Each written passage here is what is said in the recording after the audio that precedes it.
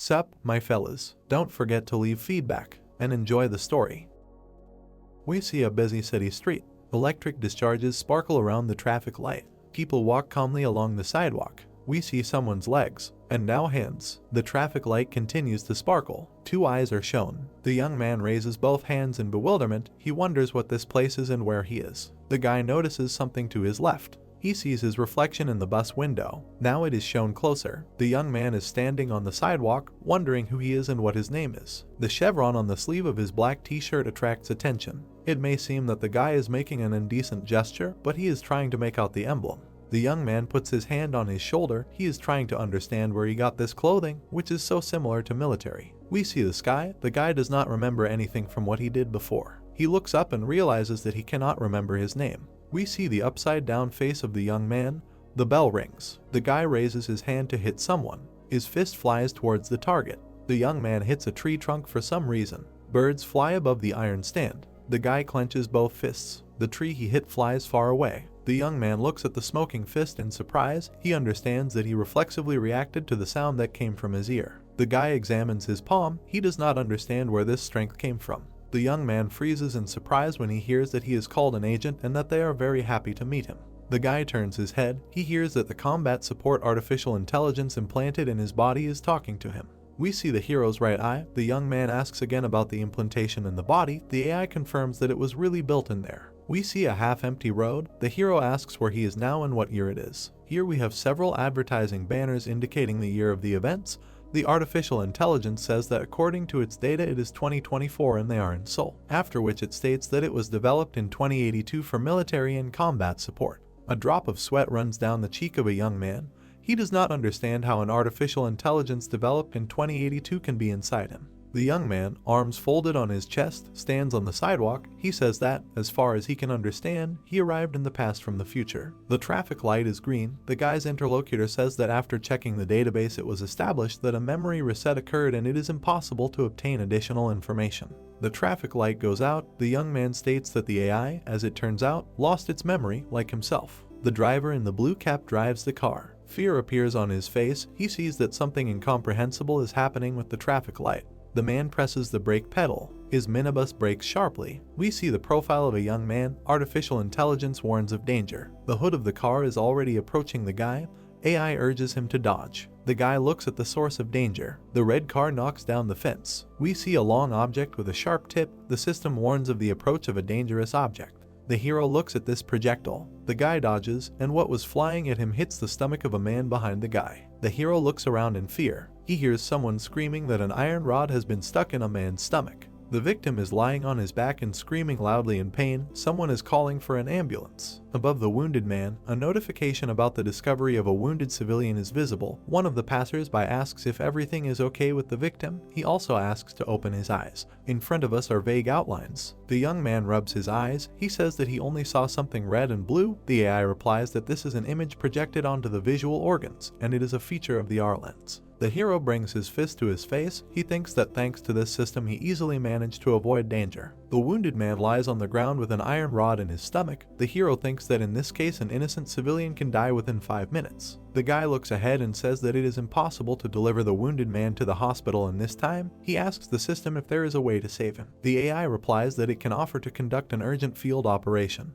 The hero says that it does not know how to do anything like that, and then hears that artificial intelligence can do this. The young man looks to his right. He asks again in surprise. The system says that first it is necessary to check the condition of the victim. The guy, clenching his fist, stands near the wounded man. He repeats the words about the condition of the victim. We see the eyes of a young man. He thinks that he has a lot of questions now, but first he needs to save the victim. The hero sits down next to the wounded man. He looks closely at the rod. The guy has anxiety on his face. He says that the victim has a deep wound and will need a serious operation. He asks the AI if it can really help him. In front of us is the hero's right eye. The guy hears that the system has identified the necessary tools. This is a needle, thread, a small knife, and a disinfectant. With their help it is quite possible to carry out a successful operation. Bending over the wounded man, the young man tells those around him that he needs a needle, thread, a small knife, and a disinfectant. Some young man looks at the guy in surprise and asks if he can really provide first aid. The hero looks up and hears that the guy offers his assistance. The hero, meanwhile, is trying to understand whether it is possible to trust artificial intelligence. He repeats the list of items he needs. The volunteer assistant loudly lists to those around what is needed to save the wounded man. There are city buildings in front of us. Someone is shouting that he has the necessary items. We see all the means needed for the operation. Someone asks in surprise if this guy is a doctor and can do what is supposed to be done. Passers-by look at the hero with excitement. It seems to them that the guy does not look like a doctor at all. The young man is kneeling on one knee. Someone behind him says that if the operation is performed in such conditions, infection may occur and the victim will definitely die. The guy looks down sullenly. He is squatting over the wounded man. The hero tells the artificial intelligence that all the necessary items are collected and asks what to do next. The system replies that if he gives temporary control over the body to it, it will be able to control him. The guy has a look of surprise on his face. He is trying to understand what this temporary control means. Blood is pouring out of the wounded man's mouth. The young man understands that every second is important now and there is no time for explanations, so he tells the AI that he allows it to use his body. In front of us is a microcircuit. It is reported that the temporary control is unlocked. The young man looks at his hands in surprise. Judging by the expression in his eyes, he feels something unusual. Now we have his hand in front of us. The guy understands that it is moving on its own. The iron rod falls to the ground. The guy has a thread in his hands. The hero's hands tie a knot. The young man understands that his fingers are moving incredibly easily and very quickly. The guy stitches up the wound. He understands that at this rate he can definitely save the victim. The hero looks up and slightly to the left. He hears a warning from the system that the lower limit of permissible blood loss has been reached, and the probability of a successful operation is decreasing. The young man looks down and mentally asks the AI if it is sure that it can save the wounded man. The system is silent. The guy tries to figure out the reasons for this silence. The hero holds a thread in his hands. Fear appears in his eyes. He understands that his hand has stopped. Blood splashes upward. The young man looks in fear at the wounded man, who is coughing up blood. The guy's face is covered in dark spots. He understands that all this is very bad. In front of us is a hospital building. Someone is shouting loudly that an emergency patient has been admitted, and they need to quickly take him to the operating room, as he has lost a lot of blood. We see a sign for the operating room. Two doctors are walking towards each other. One of them asks how everything went and what the patient's condition is. The doctor in the green coat reaches out to take a cup and says that the patient survived. His colleague praises the doctor and suggests that the wound was not as deep as it seemed at first. The doctor in the green coat rubs the back of his head. He says that everything is not like that at all. He was in shock when he examined the wound and saw what was inside. If the bleeding had not been stopped on the spot, the man would have definitely died in the ambulance. The blood loss was enormous, but they stitched up all the necessary vessels. The doctor in the white coat asks why his colleague does not look happy then. The guy, closing his eyes, answers that the vessels were sewn with ordinary thread, and to the amazed question of how this is possible. The doctor adds that it was an ordinary thread that is used for sewing clothes, but what amazed the doctor most was not even this. The guy holds a needle and thread in his hand. The doctor who performed the operation reports that the distance between the stitches and their shape were so identical that it seemed like some kind of sewing machine was working. The doctor in a white coat adjusts his glasses and asks what kind of nonsense this is. His colleague replies that he would not have believed it either if he had not seen it with his own eyes. A brunette greets the doctors. This man has a rather strange expression on his face and a bandage on his cheek. He introduces himself as Detective Park Kai-young, who is in charge of this case, after which he asks how the victim is feeling. One of the doctors says that the detective arrived just in time, since the patient's condition has stabilized. A doctor in a green coat asks if it's true that the man was operated on right on the street. The detective replies that he was also surprised by this. The hero sits in front of the wounded man and takes a knife from the girl. Park Kai-young says that the guy who provided medical assistance begged passersby for something like a scalpel, and in the end performed the operation with an ordinary stationary knife. The doctors scream in amazement, not believing their ears. Park Kai-young, scratching his chin, asks if it is impossible to provide assistance in this way. One of the doctors says that such an operation is simply impossible to perform on the street. He asks if the policeman really thinks that human flesh can be cut with an ordinary stationary knife. A patient with an oxygen mask lies on a bed. Park Kai-young says that all the witnesses' testimonies agree and he is not making anything up. A doctor in a white coat asks what kind of needle the young man used. The detective replies that it was an ordinary sewing needle that the self-proclaimed surgeon had previously bent. The guy sticks out his tongue and looks at his strange instrument. The doctors think that this is sheer madness. The guy walks away. One of the doctors asks where the young man who performed the surgery is now. Park Kai-young says that he left before the ambulance arrived. Three men stand opposite each other and are silent. In front of us is a men's restroom. The hero washes his hands. He tells the artificial intelligence that it suddenly switched off during the surgery, and the guy thought for a moment that the AI had decided to give up. The system replies that it was simply analyzing the further course of the surgery. The hero straightens up in front of the mirror and asks why the AI does not remember anything. It replies that, most likely, because of a memory reset.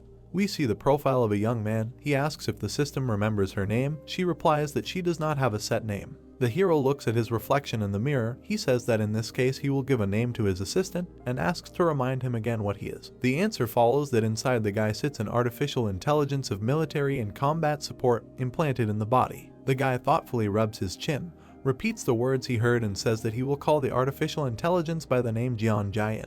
The young man adjusts his cut gloves. He says that it sounds good. The guy looks suspiciously to his right and asks why his assistant is silent again. He replies that he sets the name Jian Jian for himself. He says that if the hero wants to change it, he must immediately report it, after which the change will be made. The guy says that if the AI wants, he will call him the Fire Dragon. The system replies that she really likes the name Jian Jian.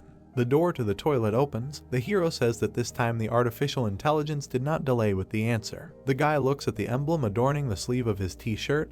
He says that it has the inscription Earth Alliance. Jian replies that this is a military uniform of the Earth Alliance Special Operations Squad. The young man says that he admits that he is an agent of the Special Forces Squad who has lost his memory. In front of us is a city street. The guy says that Jian was created in 2082.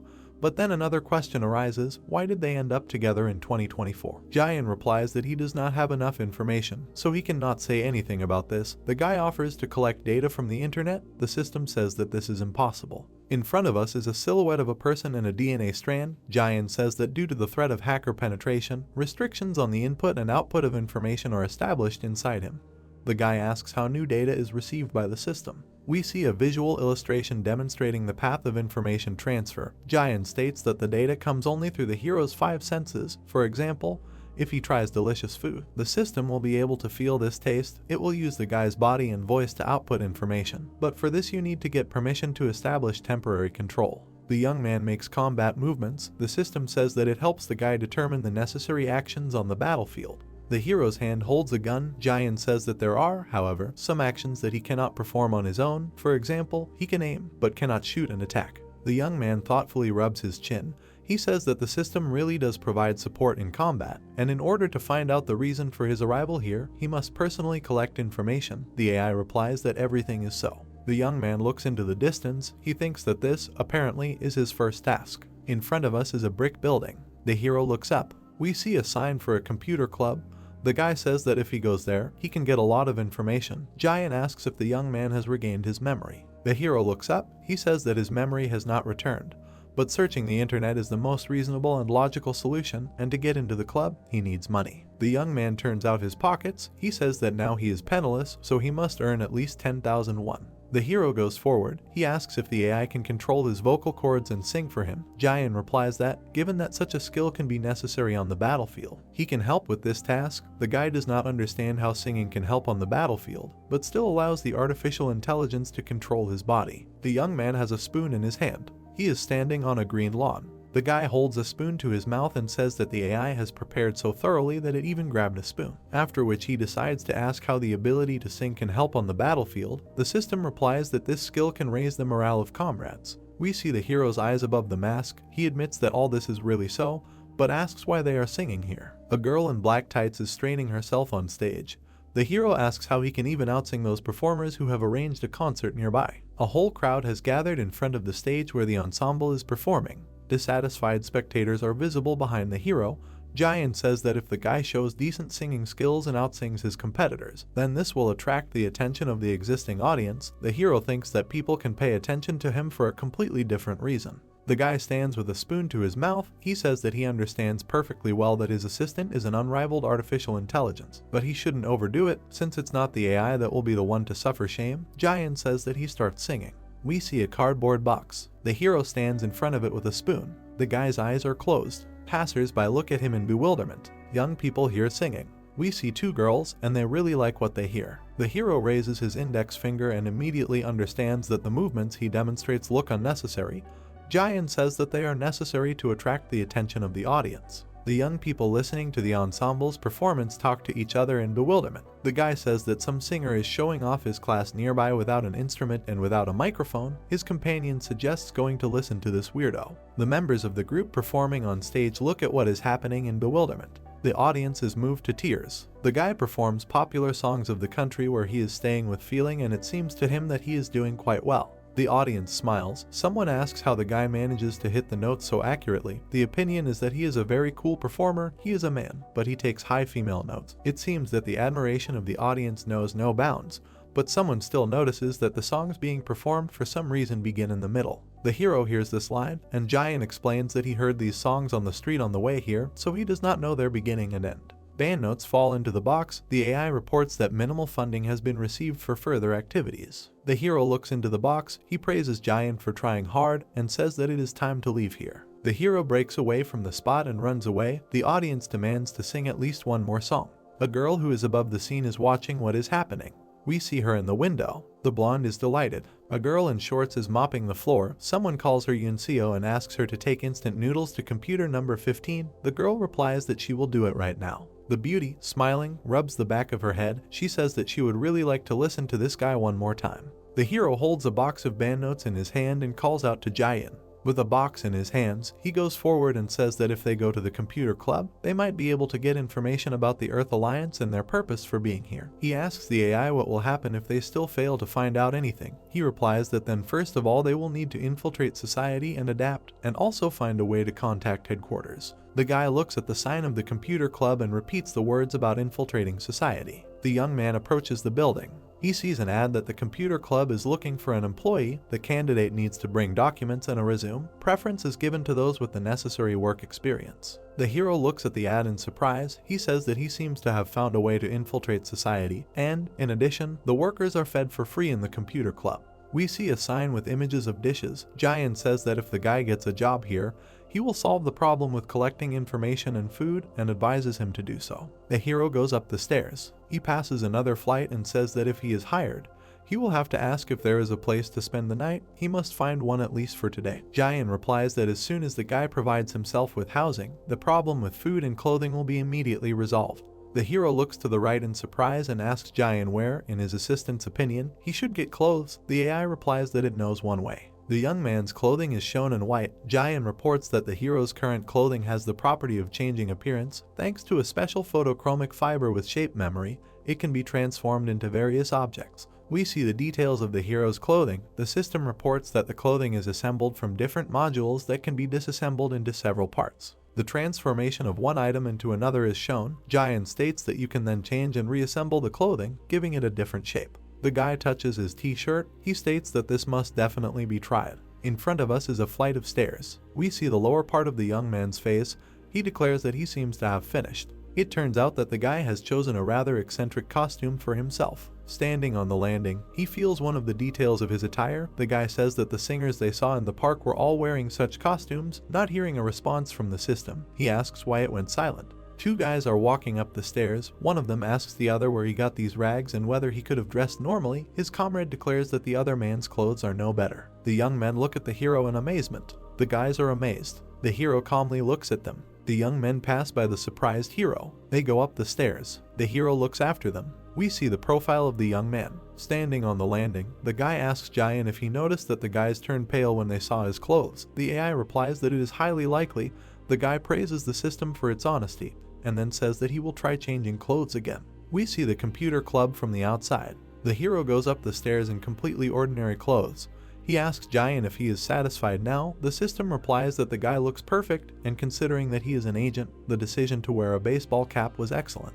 The door opens. The hero enters the computer club and looks around. The guy notices something next to him. We see the young man's eye. The AI scans the premises of the computer club. The young man is sitting in front of the computer. Giant reports that 96% of users are busy playing a game. In front of us is another client. The system reports checking the internal amenities and payment methods. The girl is standing in front of the display cases. The AI checks the condition of all the food. We see a computer and a chair in front of it. Giant is looking for a place to use as a temporary home, after which he says that, according to the analysis, this is the best place to live in the current circumstances. The hero, whose face we see, says that everything suits him. There are quite a lot of visitors in the computer club. A man in a blue shirt asks the hero if he wants to get a part-time job. The guy stands in front of the counter and says that this is exactly why he came here. The man asks why the young man did not bring his resume and documents with him. However, he notes the confident tone of the guy. Yawning, the man rubs the back of his head and says that the resume can be written here and the ID can be brought tomorrow. Folding his arms across his chest, he explains that he is the owner of this computer club, but he cannot do his business because he does not have enough workers. The man carefully examines the applicant. He thinks that he has a pretty strong guy in front of him, but he is afraid that he came here to laze around and get paid for it. The hero stands with his arms at his sides. The man thinks that he has a pretty good-looking young man in front of him, but apparently he only knows how to cook ramen. The guy stands in front of the club owner, who asks if the guy knows how to use a frying pan, because the computer club sells food and the employee must know how to cook. The hero listens to the artificial intelligence, which says that it has a field cooking skill to monitor the soldier's condition. The club owner thoughtfully rubs his chin. The guy replies that he knows how to cook. The man offers to cook fried rice. The young man readily agrees. The hero moves away from the counter. The club owner behind him tells the two young men that there are no double seats in the club. The guy looks up. Jayan evaluates the kitchen. He reports that products have been marked that can be used as ingredients for fried rice. The hero asks the system if it can cook delicious fried rice. Jayan reports that she is activating the field cooking skill and requests temporary control over the body. The young man stretches out his hand. He gives permission to use himself. In front of us are cutlery. The hero opens the refrigerator. The ingredients of the future dish appear on the table. The guy closes his eyes. He actively uses knives and understands that for some reason his body moves so easily, as if he remembers something. The owner of the club becomes wary. He sees how skillfully the young man works with a knife. The man shudders in amazement. He thought that the guy would take out a semi-finished product and just heat it up in the microwave, but he cooks fried rice like in some restaurant. In front of us are 3 plates with food. Rice flies over the plate. The dish is ready. The owner of the club thinks that the guy did it surprisingly quickly. He hands him a plate with food and says that everything is ready. The man thinks that he could not even follow the movements of the guy's hands. The owner of the establishment looks at the plate. He thinks that speed is good, but taste is, of course, more important, because if the food is not tasted, then the other advantages are of no use. The man thinks that the dish was cooked too quickly and the rice probably did not have time to fry properly. There is food in the spoon. The man thinks that there was no need to rush, but tells the guy that he will try. The owner of the club puts rice in his mouth. He chews it. The guy looks at the man with hope, trying to understand whether the rice turned out tasty, which he himself did not have time to try. The owner of the club closes his eyes. Rice falls out of his mouth. The man puts the spoon on the table and says that this is no good. A happy smile appears on his face. He shouts loudly that it would be nice to drink a bottle of soju now, but then remembers that he is at work. The man enthusiastically pats the guy on the shoulder and says that he got the impression that he was dining in a very expensive restaurant, and that is why he is so drawn to drink a glass of soju. A blonde who appears nearby calls the man uncle and asks how one can drink alcohol at noon.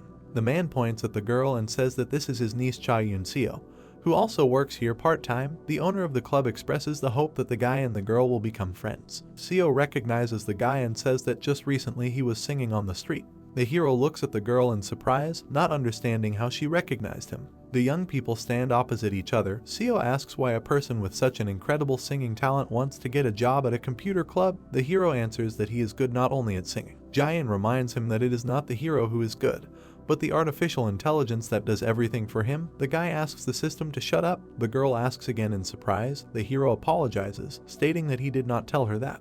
The owner of the club smiles happily. He says that he is incredibly happy about the appearance of an employee who can cook so deliciously. Then he says that Seo cooks simply disgustingly and constantly spoils the dishes. The girl indignantly asks why her uncle is telling all this. The man, smiling, looks at the hero and asks what time he would like to work, at lunchtime or in the evening. The guy, looking at the man, says that he would like to work part-time and only at certain hours, which should not be fixed. The man and the young man are standing opposite each other. The guy says that he noticed a warehouse in the computer club and asks to live there for a while. The owner of the establishment asks if he is dealing with a homeless person. The hero answers that he has a temporary difficulty. Deep doubt appears on the face of the owner of the club. He thinks that the young man sets too many conditions, but it is still a pity to miss such a talent. Before us is the face of a man. He thinks that recently the computer club in the neighboring building has become popular due to its kitchen, and recently he did not understand how not to lose the competition. The man realizes that he must take advantage of the opportunity and increase the authority of his club.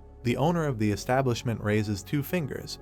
He says that he will allow the hero to sleep in the warehouse and will pay double the salary, but only if the volume of food sold increases. The young man looks at the man in surprise. He is happy with the prospect of receiving double the salary. A guy and a girl enter the club. The representative of the weaker sex suggests going somewhere to eat first. Her young man replies that this club also has food. The blonde has a very displeased expression on her face. She says that the food in computer clubs is always disgusting. The hero, judging by his eyes, is very angry. He turns to the customers and suggests trying it first. The guy is holding a kitchen tool in his hands. He says that only after tasting can we say whether the food in this establishment is tasty or not. Rice flies up in the frying pan.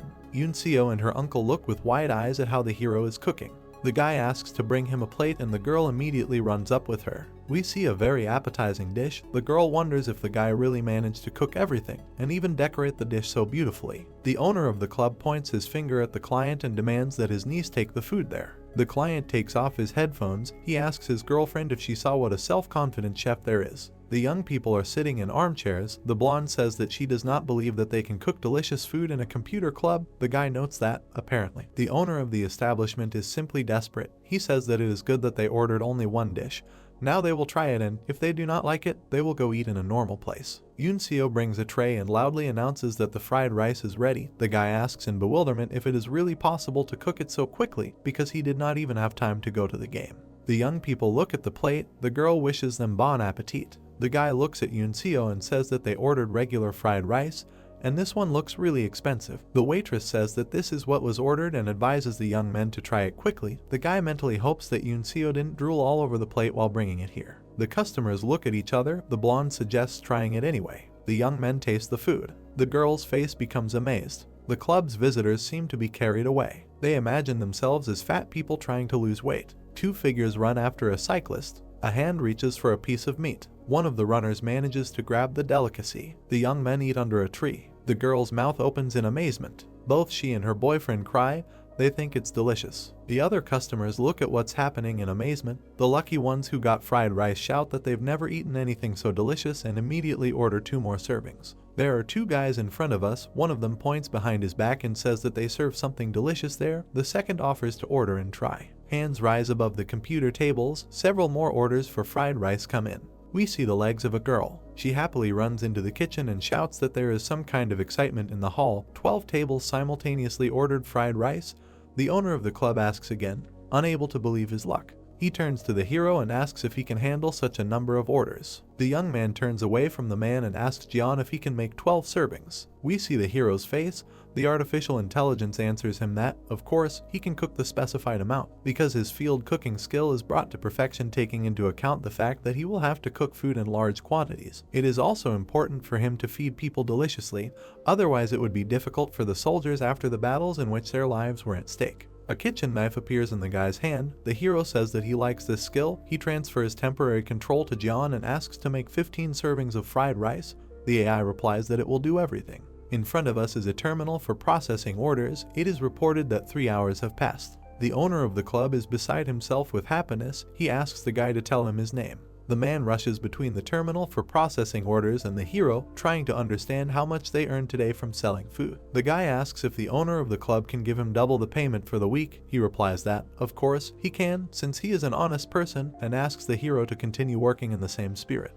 The man looks at the guy and, smiling, asks him to finally tell him his name. The young man calmly looks at the owner of the establishment and says that his name is Nakangin. The club owner and the hero are standing next to Yunseo lying on the floor. The man says that he will clean the warehouse so that the guy can stay there. He also promises to buy a lot of food so that he will be comfortable. In the end, he says that he has high hopes for the young man. In front of us is the hero's face. Jian asks if he really remembered his name. The guy mentally answers that he still does not understand why he said this name. But until he remembers his real name, he will call himself exactly that. The AI answers that he took this into account. In front of us are the windows of the computer club. Someone asks the hero if he can cook another portion of fried rice, which was just ordered. The guy says that he will do it. Kangin is sitting in front of the computer. He says that he found housing and provided himself with food. The guy sits in a chair with his arms crossed over his chest.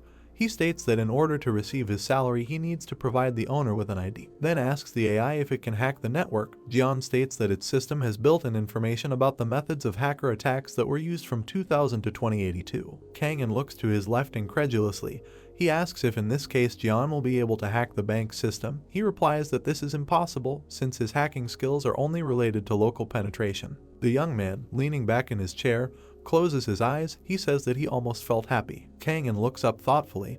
He suggests that the AI admit that he was thrown into 2024 to carry out a secret mission, then asks if Jian will be able to fake his identity in this case. The AI replies that he can and asks to transfer temporary control over his hands. The hero's upper limbs are on the keyboard. He agrees to give them under the control of the AI. After some time, Jian reports that he has completed hacking the Korean government's administrative computer network and is now looking for information about the hero. Kang-in yawns. Jian states that the guy needs to open his eyes properly so that the AI can see the information.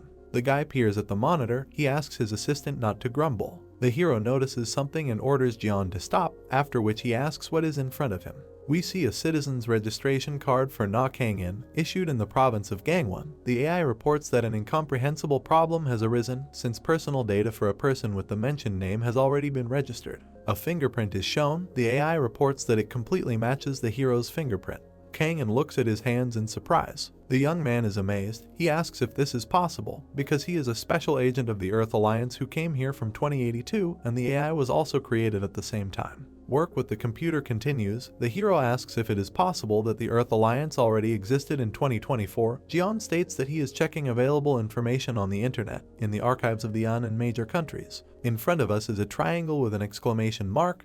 Jian reports that in 2024 the Earth Alliance did not exist. A drop of sweat runs down the hero's cheek. He asks if this means that he exists in both 2024 and 2082 at the same time. The AI replies that the available information is not enough to give an exact answer to this question. Kang-in continues to work with the computer. He looks closely at the screen and asks Jian to find out more about Na Kang-in. Perhaps additional information will provide an important clue. The AI replies that it is starting a search. In front of us is a photo of a young man. We see information about him. Name Na Kang-in. Age unknown. Graduate of an unknown university. Was in the military detachment of administrative specialization. No history of card use for the past 2 years. No activity on social networks. No records of national pension payment. Jian states that the hero is most likely unemployed. Yoon-seo approaches the young man from behind. Kang-in notices her approaching. The AI warns him about the same. The girl stands next to the young man and says that he types very quickly. Yoon-seo looks at the hero thoughtfully and asks if he is engaged in software development. Kang-in reminds her that it is a bit impolite to look at someone else's monitor. The girl apologizes embarrassedly. A plastic card appears in Yoon-seo's hands. The girl says that her uncle gave her his card so that they could go grocery shopping together. Kang-in realizes that the blonde did not notice what was on the screen. There are green lawns and trees near the houses. The girl says loudly that it is incredibly cool to break away from work and walk along the street. Yoon-seo tries to look into the guy's eyes and says that he did the shopping very quickly. The hero thinks that he took only what Jian advised him. The AI says that they chose only the best quality products, so everything took no more than 5 minutes. The hero carries a bag of groceries. The girl says in surprise that there is a heavy frying pan in there. Among other things, there are also a lot of groceries. Yoon-seo notices that the hero does not feel like he is carrying a lot of weight and asks if it is difficult for him. Kang-in answers that everything is fine. Yoon-seo feels the guy's muscles and says that he is very strong, and now it is not surprising that he held a frying pan with one hand, inside which there was rice for 15 servings. The girl adds that the guy has iron muscles. Jian asks if the young man is happy to hear this. He answers that he is not at all. Young people walk down the street. The girl says that the guy does not need to be modest. He really has very strong muscles. Kang-in says that he was not answering her at all. Yoon-seo points at one of the establishments. She says that they stocked up very quickly and suggests sitting in a coffee shop. The guy asks if the girl wants to pay with the club owner's card. She replies that he is her uncle, so everything is fine. Yoon-seo laughs and does not notice how he bumps into someone's shoulder. The blonde screams and flies away. The rude guy she bumped into says that the girl wears eyes only for beauty. In front of us are 2 guys who look very unpleasant. One of them says that he can rid Yoon-seo of her eyes if she uses them for other purposes. Kang-in looks warily at the boars. In front of us are 2 very unpleasant characters. Jian warns about the detection of hostile objects. Kang-in stares at potential opponents. The AI asks if it wants to switch to combat mode. Seo, clenching his fists, sobs and asks for forgiveness. We see that it happens near a coffee shop. The girl promises to be more careful next time, and one of the guys tells the second that he scared an innocent beauty. The young man standing behind the angry thug says that his brother lost in a computer game and is now in a bad mood. He says that everything is fine and they can go. The girl, bursting into tears, thanks him. Kang-in looks after the guys leaving. The AI reports that the objects are moving away and the situation has stabilized. The hero looks into the distance. The elevator goes up to the 4th floor. Seo and Kang get out of the cabin. The guy asks if everything is okay with the girl. She says that she was very scared and could not hold back her tears. Someone loudly calls her. The owner of the establishment runs up to the young people. He asks his niece why she does not pick up the phone and says that they have huge problems. The girl asks what happened. The man clutches his head. He explains that the internet suddenly turned off and now the cafe is in a terrible mess. He has already contacted the master, but he will be here only in an hour. The girl says that this is just terrible and asks what to do. Kang looks closely at the owner of the establishment. He looks over his shoulder and reminds Jian that he recently used the government network, after which he asks if they could not be tracked because of this. The AI says that he uses the 2020 security system, so no one can detect them. The young man says that all this needs to be checked. Jian says that then first they need to check the main servers. The hero asks the owner of the establishment where the server is. He replies that it is near the counter. A smile appears on the guy's face. When asked what he is going to do, the hero replies that he wants to try to figure it out. Kang is sitting at the computer. The AI says that it did not detect any attempts to track them down, but did notice an attempt to hack. We see the back of the young man's head. He asks if the AI is sure of its assessment. Why would anyone do this? It's just a regular computer club. The file name is indicated under the icon. Jian reports that a phishing program has been detected, which was activated along with the security system, which led to the internet being disconnected. A drop of sweat runs down the hero's cheek. He hears that the server of this computer club could have been used as a test server. The guy asks the AI to find out who this hacker was. The guy's hands quickly work with the keyboard. We see 2 maps of the planet Earth. Jian reports that the hacker's location has been detected. In order to avoid surveillance, he used 7 servers, 6 of which are abroad, and the last one is somewhere nearby. The hero looks at the monitor and states that the hacker chose a computer club that is nearby, apparently. Distance plays a role. He asks if the hacker came in person to install this program. The AI confirms this assumption. The hero remembers the unpleasant guys he met a little earlier. He tries to understand if it was them. An angry customer approaches the counter where Seo is standing. He says that he was fighting for promotion within the league, and at that moment the internet went out. The girl assures the guy that the club will extend his playing time. He shouts that it goes without saying, but he was winning the battle and could have increased his rating. Seo apologizes. We see the face of an angry customer. Kang says that the visitors were angry at a joke and asks the AI how to resolve this situation. Jian says that you can provide the visitors with food because it always helps to calm down an angry person. Several icons appear in front of the guy. Jian says that the young man sees a list of the most popular dishes. The hero chooses the 3rd option, to which the AI says that the cheapest snack to prepare has been chosen, and this is an excellent option. Kang says that the AI is prone to saving and probably loves money. Jian says that he does not understand what the hero is talking about. The guy rolls up his sleeves. Standing at the kitchen table, he asks the AI to ignore what he said. Seo, sobbing, apologizes to the angry customers. Kang appears behind her. He apologizes for the inconvenience. The young man has a glass of popcorn in his hand. He says that the establishment has managed to stabilize the server and the internet will not be disconnected anymore, after which he offers the client to take a compliment from the establishment. The visitor angrily asks if the hero thinks that some food will return his place in the rating, but grabs the glass and shouts that if it is not tasty, the chef will be in trouble. The guy puts popcorn in his mouth. His eyes widen in surprise. The young man chooses food. Seo and Kang look at the customer, who screams loudly in delight. The guy jumps excitedly, declaring that everything is so delicious that he is again full of desire to rise in the Silver League rating. He asks to give him another cup of popcorn. Having received what he wanted, the client runs away, sincerely thanking the hero. The girl feels the popcorn with her fingers. She asks the guy when he managed to cook this. It seems that he just conjured this snack. Then the girl asks how delicious it must be for the client to immediately disappear from anger. Seo tries the popcorn. Her eyes widen in admiration. The girl also starts jumping on the spot. She screams that the popcorn is a little spicy, but at the same time very sweet. Seo asks how the guy managed to do this. He answers that he cooked everything from the products that were in the warehouse. Kang hands the girl a glass and says that he needs to go out for a while to solve the problem with the internet. Then he asks Seo to hand out popcorn to the disgruntled guests. There is still plenty in the kitchen, so she can eat it with the owner of the establishment. Seo looks after the young man in amazement as he leaves. She says that if there are heroes at this time, they probably look exactly like this. In front of us is a city street.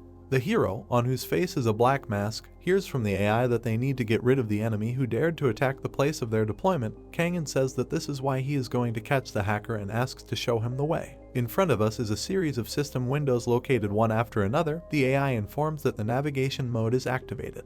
We see hieroglyphs and numbers. Jian reports that there are no CCTV cameras, security and tactical detection equipment around. Kang looks up. He says that the hacker apparently tried to hide and suggests going inside. A young man walks up the stairs. He looks around the corner and reports hearing some sounds. The AI amplifies the voices coming from behind the closed door. Gray streams swirl around the young man's ear. Jian reports using the voice extraction, noise reduction, sound quality enhancement, and sound amplification functions. Kang hears someone being called a bastard and being told to do a good job, threatening to smear him on the wall if he doesn't. Standing around the corner, the guy listens to the conversation continue. He hears that the testing stage is ongoing. The system is unstable, and if a bug is found, then someone interrupts the speaker and says that he needs to try hard. He will be paid good money and sent home, and finally there is a threat of beating. The victim asks for forgiveness and states that she did not suspect that the request would be of such a nature, after which she asks not to be beaten. The hero's eyes light up with an unkind light. Jian reports that an analysis of what he heard suggests that the threats are directed at a civilian. The peak of his cap covers the hero's face. Kang declares that he thinks so too and that this civilian needs help. 3 thugs stand over a beaten young man. One of them asks why the victim burst into tears and says that he should get down to business. The guy swears to do everything in his power. We see a leg raised to strike. The hero bursts into the room with his leg raised high. Those present look at his spectacular appearance in surprise. Under the hood and cap, the young man's face is not visible. He stands in the doorway with his fists raised. The guy in glasses, who was beaten here, looks at the hero with tears in his eyes. Bursting into tears, the guy screams that there is another madman in this gang. The bald leader turns to his subordinates and asks why the door is not locked. They answer that it was closed. The bastard looks menacingly at the hero and asks where the uninvited guest came from then. One of the bandits says that he will deal with the guy, but then receives a powerful blow to the jaw. Streams of blood spurt from the bandit's nose. White streams swirl around Kang's fists. Judging by his look, the hero is very determined. The guy in the checkered shirt rubs the back of his head. His name is On Seong H1, and he is a first-year student at Korea University. The guy is sitting at the computer. He has been interested in hacking since childhood, and at the moment many workers, even those with significant experience, come to him with their questions. The guy smiles. He thinks that he has become a talented white hat hacker and was looking for a part-time job because of his student loan. In front of us is a letter with a job offer. The guy opens his mouth in amazement and asks himself if he was really offered to check the company's security system. The work there is only for 3 minutes 4 days, and they will pay almost as much as for a month of regular work. H1 happily throws up his hands and shouts that he agrees to this job. He is very happy that he found a job in a field in which he feels very confident. In front of us are bandits. The guy remembers that, as it turned out, the letter was sent by scammers, and he found himself in a very strange place. 2 scoundrels beat up the guy. H1 thinks that he has not yet managed to do a lot in this life and could not imagine that such a miserable end awaits him. The guy is already saying goodbye to life. H1 covers his head with his hand. The hero knocks out one of the bandits. Kang, throwing his fist forward, resolutely looks at his enemies. H1 thinks that at the very moment when he was ready to die, this hero suddenly appeared in front of him. The knocked out bandit lies in the middle of the room. Kang examines his fists. He tells the AI that the blow was spontaneous and asks if the person he hit is okay. Jian replies that they are currently on an infiltration mission and the enemies that are interfering with it need to be eliminated. Kang shakes his right hand. He says that he didn't even think that his hands were so strong. He knocked out a huge thug with 1 punch. Jian asks the guy to be careful, since the remaining enemies have weapons that can cause trouble. In front of us are 2 bandits. The system indicates where their weapons are. One of the villains asks where the hero came from and who he is. Kang looks at the opponents over his black mask. He asks the AI if he cannot fear for his life. The system replies that the hero is an agent of the special forces. He has a well-trained body. In addition, Jian promises to support him. Together this gives a 100% probability of victory. Kang extends his index finger forward. He looks angrily at the bandits and says that while passing by, he heard someone being beaten, could not stay away and decided to intervene. The guy says that attacking a crowd on one is very bad and calls the leader a vile octopus. The eyes of the scoundrels turn white with rage. They ask if the impudent man in front of them really called the bald bandit an octopus. Jian tells the guy that he once again provoked the opponents and their hostility increased. A knife appears in the hand of one of the bandits. He rushes at the hero, calling him a runt. Kang calmly looks at the enemy and tells his assistant that since he can defeat the bandits physically, he decided to deal them a psychological blow. The scoundrel who rushed at the guy asks what he is muttering under his breath and threatens the hero with death. Kang delivers a powerful kick and cuts off this useless speech. The bastard's head breaks through something. It turns out that it is the ceiling of the room. The bald bandit holds a knife in front of him and calls the guy a small parasite.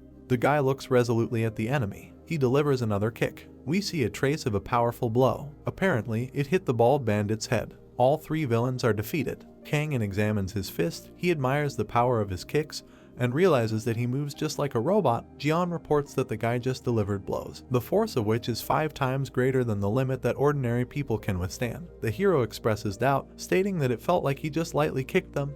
The AI says that the muscle strength of the young man began to increase. Kangin raises his right hand. He asks the AI if it's all about steroids. He replies that such ineffective and harmful drugs were not used to increase the guy's muscle strength. The hero says that Jian knows a suspicious amount about him. H-Wan trembles with horror. He thinks that the young man in front of him is talking to himself and is most likely some kind of psycho. We see the guy's face up close. He has an assumption that this is a policeman talking through a headset or a government agent who was sent to catch a hacker. H-Wan thinks that he always seemed to be doing honest business, although, if you think about it, he has a lot of sins on his conscience. H-Wan grabs his head, remembering how he hacked adult sites to order, how he stole passwords from pages on social networks. He understands that now he can no longer be called a crystal clear character. Kangin looks sternly at H-Wan, who starts making loud excuses and says that he did nothing wrong. The guy points to the side and says that he only did what these bandits ordered him to do, and that he himself is a wonderful, cheerful, kind person. H-Wan asks to let him go. Kangin thinks to himself that he never intended to keep him here.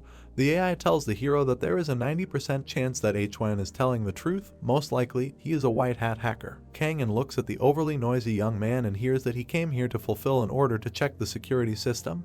The hero asks Jian if he can recognize whether the young man is telling the truth. H-Wan screams shrilly that he is not lying and asks who the hero is listening to, him or the one he is talking to using a headset. Here we see H-Wan, whose face the system analyzes by the trembling of the eyes and lips, the enlargement of the wings of the nose, and the spasms of the facial muscles. Jian says that he has the skill to analyze facial expressions and behavior to determine the reliability of the prisoner, and the more he is afraid, the higher the veracity of his testimony. The hero asks if H-Wan is lying. The AI answers that the analysis with a probability of 90% indicates that H-Wan is telling the truth. The hero looks closely at the guy and says that the probability that he is lying is 10%. H-Wan admires the intuition of the young man.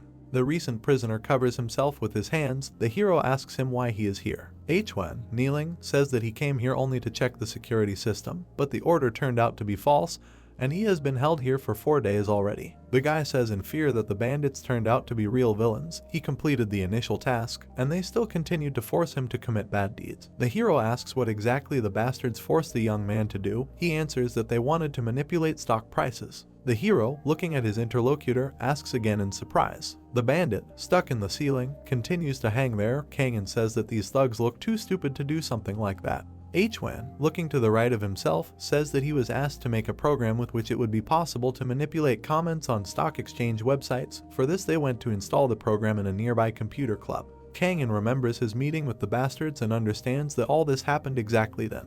The hero thoughtfully looks away.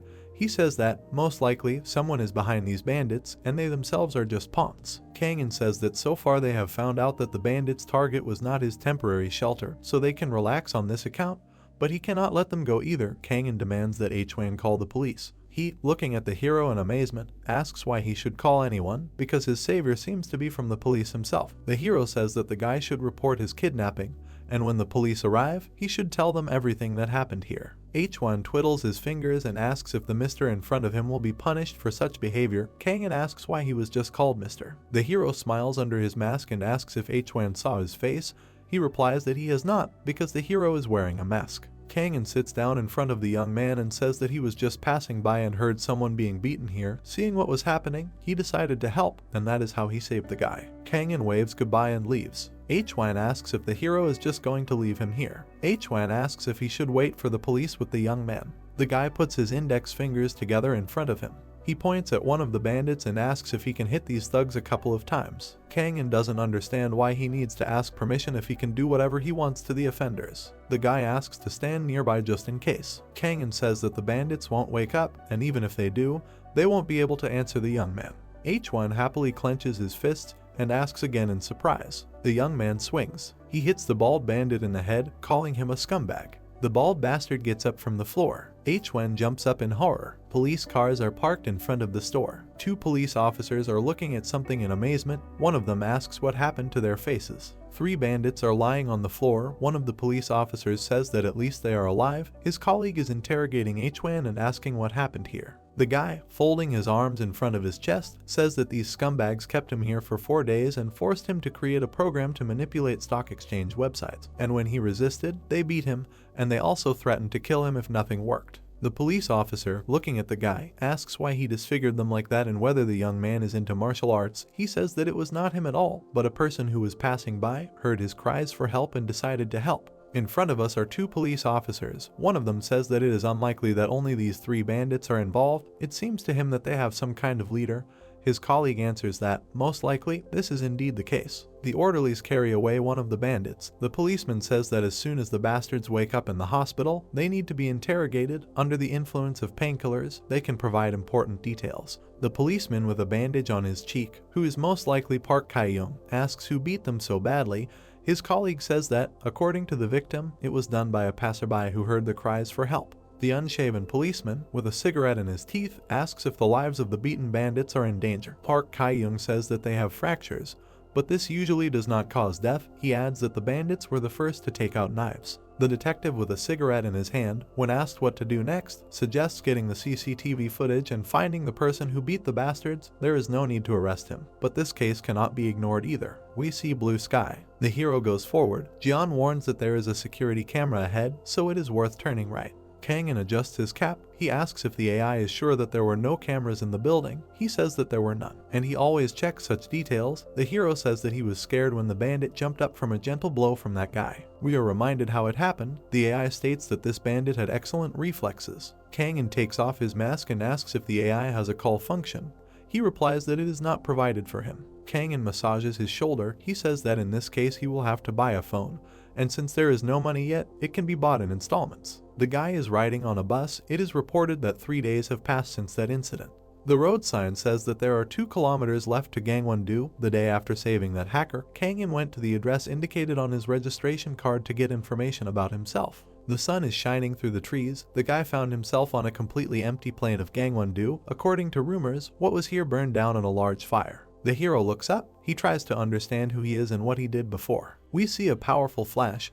The guy cannot understand whether he really maintained contact with the future or whether he himself came from the future. We see the back of a young man. He thinks that since there was nowhere to collect information, he had to return with nothing. We see a sign for a computer club. There is not a single free seat in the hall. The business of the computer club was going well. Besides, its income has increased greatly. In front of us is a phone screen. Seo told the hero that thanks to one of the influencers, their computer club became famous for its delicious food. Kang-in is using kitchen utensils. It is reported that the special menu was only served during his shift, and when he left to gather as much information as possible, food was not sold. A young man is walking between the rows. The hero thinks that this random sales method led to an unexpected result, and there were a lot of people in the computer club regardless of whether the hero was there or not. The young man is playing on the computer. It is reported that some customers came to the club only to eat, and others sat down to play for several hours, because it is a computer club after all. The owner of the establishment attracts the attention of visitors. The hero thinks that the owner of the club, Cha Dong-seok, decided to hire another employee since there were many more customers. Kang-in looks at the guy in the checkered shirt in surprise. Dong-seok introduces him to the new employee and asks what his name is. The hero's face is surprised. The guy expresses hope that Kang-in will help him. We see the face of this young man and recognize him. He introduces himself as On Seong H-Wan. Jian says that this is the same civilian they saved 3 days ago. The hero says that he already figured it out. Dong-seok looks at the guy's resume in surprise. He asks if he really studies computer engineering. The young man answers that this is indeed so, and he is good at working with computers, so he will be able to service all the devices that are in the club. H-Wan bows and expresses hope for everyone's support. Dong-seok says that he is incredibly happy that he now has 2 reliable workers. Seo says with resentment that his uncle forgot to count her. H-Wan looks down sadly. He thinks that the real reason he decided to get a job here is a feeling of guilt because this computer club suffered losses because of him. Dong-seok and H-Wan smile at each other. The guy thinks that he initially did not want to get such a job, but he will do his best to pay off the debt. The owner of the establishment points his hand at the hero and says that this is their cook Na Kang-in.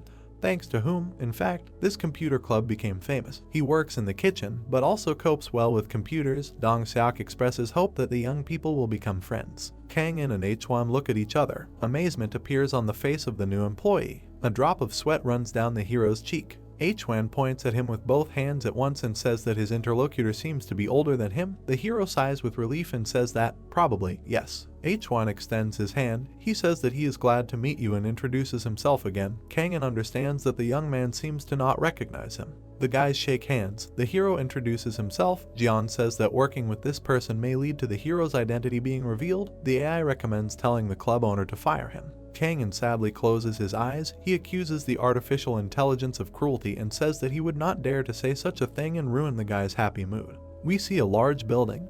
The AI says that it is rechecking the shopping list for today. We see that it includes sriracha sauce, cutlet sauce, ketchup, mayonnaise, chili sauce, oyster sauce, and tomato sauce. The guy walks down the street with a bag in his hands. The AI says that the purchases are made according to the list and the receipts are in the bag. The hero closes his eyes. He says that Jian seems to be becoming more and more materialistic. The AI replies that this is nothing more than financial literacy. That is, the basics that help lead a prosperous and reasonable life. Besides, it is an important task when performing duties. The AI states that it does not only look at the cost of products, but also wants them to benefit the hero, since it will be problematic if he gets poisoned and his physical condition worsens. Kang-in sadly says that it seems that Jian's system sometimes has bugs. The hero walks down the street. He says that he does not mind at all if the AI monitors his finances and health, but still, sometimes you just need to enjoy the food, and Jian makes a real problem because of the choice of sauce. Kang-in carefully looks at something. A second before that, the AI warned him about the detection of a fire hazard. In front of us is a half-empty street. The hero looks to his right and accuses the AI of not being able to give normal arguments, so it comes up with all sorts of nonsense to confuse it. Jian says that this is not true at all. The guy asks the system not to lie, since there is no fire nearby. A multi-story building is burning. The hero looks at the fire in amazement. Passers-by notice the fire and start screaming loudly. The top floor of a tall building is burning. The hero thinks that a fire really broke out there. The guy's hand is holding a bag. He thinks that an artificial intelligence of combat support is implanted in his body. In front of us is the hero's left eye. The guy knows that an augmented reality system is built into his visual organs. In front of us is the ear of a young man, in which, according to him, there is an auxiliary module. The fire is visible not far from the young man. The guy thinks that in addition to everything, all his muscles are brought to perfection. Kang-in clenches his fist. He thinks that he can definitely put out a fire of this level. The guy folds his hands in a special way. He throws one of his hands forward and calls a fire extinguishing beam. A boy passing by looks at the strange young man in surprise. The AI asks if Agent Kang-in has gone crazy. Kang-in examines his hand and says that he thought he had a superpower of freezing. Jian suggests that the guy has read too many comics. The fire is blazing. The hero asks how he can put it out in this case. The AI answers that the best solution is to call the fire department. Kang-in states that he is completely powerless in this case. The young man notices something. On the roof of the burning building, a girl is screaming loudly, begging for help. Passers-by pay attention to her. Kang-in takes out a black mask. He asks the AI when the firefighters will arrive. The answer is that, given the current traffic situation, then in about 4 minutes. But during this time the fire will reach the roof of the building. The girl is crying, clenching her fists. Jian says that if she is not helped, the probability of her death is 99%.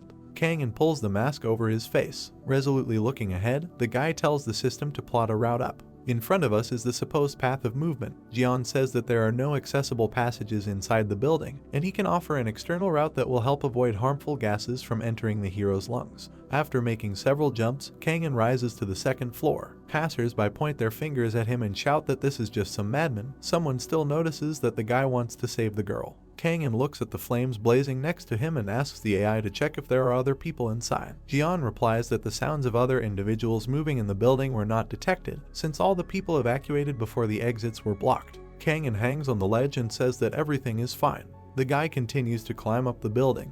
A child asks his mother who this Spider-Man is, and someone else suspects that a professional climber has unexpectedly appeared at the scene. Kang-in looks up with concern. The AI warns him that an explosion hazard has been detected. The heroes see that the window next to him is shaking. Fire is visible behind the young man's body. Kang-in barely holds onto the ledge. He manages to put his foot on the window ledge. The guy says that his muscles, brought to perfection, saved him. The AI says that he also participated in saving the young man. He asks again, not understanding what Jian is hinting at. Kang-in makes several jumps. He sees a sobbing girl in front of him and declares that he finally got there. The girl looks at the guy with tears in her eyes. He extends his hand to her. The girl calls the hero her guardian angel. Behind the young people, a flame is blazing. Jian says that it is dangerous to be on the roof, and the fire is spreading faster than expected, which is why the chances of survival are decreasing.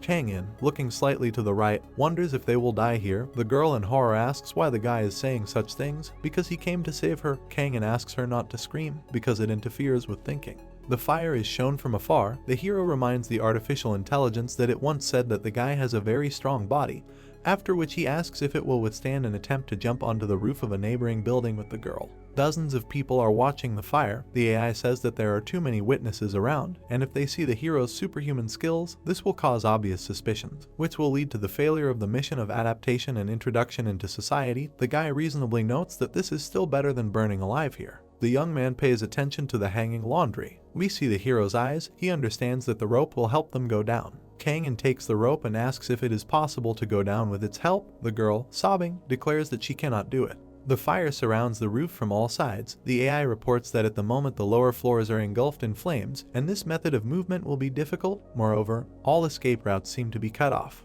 The hero throws off the drying laundry. He says that this is, of course, madness, but if this is the only way to escape, then it must be tried. Kang-in wraps the rope around his hand and says that it must be thrown to the neighboring building, and then go there. The AI answers that this is quite possible. The girl from behind screams that she cannot do this. We see the place where the young people are supposed to be. The girl asks if the guy has gone crazy and how he is going to walk along the rope at such a height. The hero, ignoring her, asks the AI to help him. Jian replies that he understands everything, and as soon as the young man steps on the rope, it will help maintain balance. Kang-in is preparing to attach a carabiner to the rope. The AI says that as soon as the hero throws the rope to the neighboring building, it will begin to correct small movements necessary for an accurate hit. The guy asks if Jian can throw it himself to make everything more reliable. The hero hooks the carabiner to the eye. Jian says that throwing is, in essence, an attack, so he cannot control it. Kang-in reproaches his assistant for the fact that he knows how to cook food, but is not able to attack. Jian replies that everything is exactly so, but the guy must throw the rope himself. Kang-in holds a carbine in his hands. He says that it's all too confusing for him. The hero spins the rope over his head and shouts for the AI to help him adjust his movements. The rope flies onto the neighboring roof. The carbine catches on the fire escape. It becomes clear that the path for movement is ready. The hero says that this is just great. The girl screams that she will not be able to walk along the rope. Kang-in takes her in his arms. The girl screams shrilly that this maniac wants to kill her along with himself. The guy asks her to be quieter. Passers-by, watching this circus trick from the street, ask in bewilderment if the guy is really going to go to the neighboring building. Someone suggests putting something underneath, since they will definitely fall. Kang-in walks along the rope with the girl in his arms. She loudly calls for her mother and screams that they want to kill her. We see the guy's legs on the rope. He demands that the girl stop twitching, as she is only making it harder to walk. Kang-in is already halfway there. He asks if he is maintaining a normal speed. The girl asks him to go faster, then slower, as she is scared. The AI, in turn, replies that everything is fine. There is a flash of fire. Jian warns of an unforeseen situation. According to his data, the rope will not withstand, as it has started to burn. Kang-in asks how much time he has left. We see the burning rope. The AI says that if the guy continues to walk at the same speed, it will break before they find themselves on the neighboring roof. It becomes clear that only a few strands can withstand the load. Horror appears on the hero's face. Fire licks his legs. Kang-in throws the girl onto the roof with a sharp movement. She screams in horror. The brunette falls on her back and cries out in pain. The AI notices a rope that is about to break. The rope breaks. The heroes fall head down, screaming loudly in horror. Kang-in falls head down, mentally forcing himself to find a way out of the situation. The guy looks up. In front of him is a rope hanging from the ladder. The guy grabs it. The hero manages to grab the rope and stop the fall. He climbs onto the roof. Kang-in rushes forward. The guy makes several jumps along the top floor of the building. Passers-by below do not understand how he managed to survive. They are also surprised that this character is running along the wall of the building. Kang-in is visible in the air above the roof. He lands. The guy is breathing heavily and thinks that he has already managed to say goodbye to life. The girl he saved loudly wails, holding her head. The young man asks if everything is okay with her. The girl covers her face with her hands and, turning to God, screams that she sees a ghost. Kang-in replies that he is quite alive. The girl goes up the stairs. She asks how the young man managed to survive the fall. The saved one asks if the young man has superpowers. He replies that he does. The young people stand opposite each other. The girl asks why the guy is talking to her in such an informal style. Kang-in replies that he does so because she looks younger. The girl assumes that she is her fan. Kang-in asks who she is for him to be her fan. The hero turns away from the girl and makes a remark to the AI about how it often makes mistakes, although it convinced the guy that he can trust it. Jian replies that he did not know that flammable materials were used on the outer walls of the building. Kang-in says that he almost died because of this. The girl approaches the guy. Putting her hand to her face, she asks if she is the cook from the computer club. Kang-in looks at her in amazement, wondering how she could recognize him. A fire truck is putting out a burning building. Someone is looking at a phone screen where the moment of rescue is visible. People standing below are discussing the video. One of them is perplexed how the guy was able to throw a rope to the neighboring building and then walk along it, carrying another person in his arms. It turns out that the interlocutors are Park Kai-young and another detective. The first of them assumes that the rescue is the work of some kind of rock climber or, at worst, a tightrope walker. The second law enforcement officer asks if anyone recognized this young man. Kai-young answers that he was not identified. The policeman is holding a black bag in his hands. He says that, nevertheless, they have one clue. His colleague asks if this bag can really help find the guy. 4 law enforcement officers look thoughtfully at the bag lying on the ground. Kai-young says that the guy needed all his limbs to save the man. A black silhouette runs away from the bag with groceries. One of the police officers asks if this means that it belongs to the tightrope walker. Kai-young answers that the probability of this is very high. The law enforcement officers look inside the bag. One of them says that there are different sauces inside, and a receipt was also found there, but it is very wet and difficult to make out anything from it. The young police officer looks at the receipt and says that the name of the store is written on it. Then he asks if it would be reasonable to get the CCTV footage of this establishment. Kai-young asks why they would do this if the guy did not commit any crime, and if the fire was caused by a short circuit or gas fire, then it does not concern them at all. Kai-young looks at the phone screen, which received a call from the captain. Kai-young casually asks his boss what he wants while smoking a cigarette, who asks how his subordinate dares to be so rude to his captain. 2 police officers are standing on the sidewalk. Kai-young explains that he is being rude because his vacation was cut short.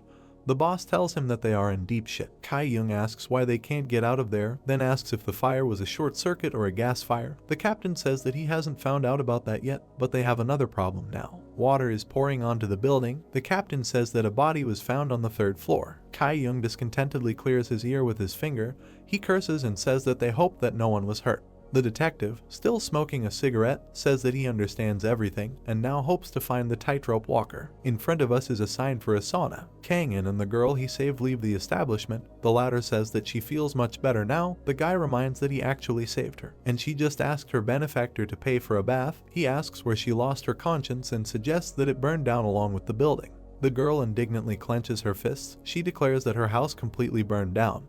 And the guy does not even try to pity her. She has no parents, and she is completely alone. And now she does not even have a clue where she will spend the night. Kang-in says that he actually does not have parents either. The girl accuses him of being callous. The brunette looks very sad. She says that she really is completely alone in this world. She entered the university, taking out a student loan, so she wanted to get a part-time job to somehow survive. The girl throws up her hands and throws a tantrum, not understanding how she can live on. The guy says that she can still get a job. The girl asks with tears in her eyes where she can find a job right now. The guy leaves. The girl asks him if the computer club where he works needs a worker. The guy says goodbye rather rudely. The brunette asks him to take her with him, since this place probably needs assistance. The girl tries to stop the guy and tearfully begs him to help her.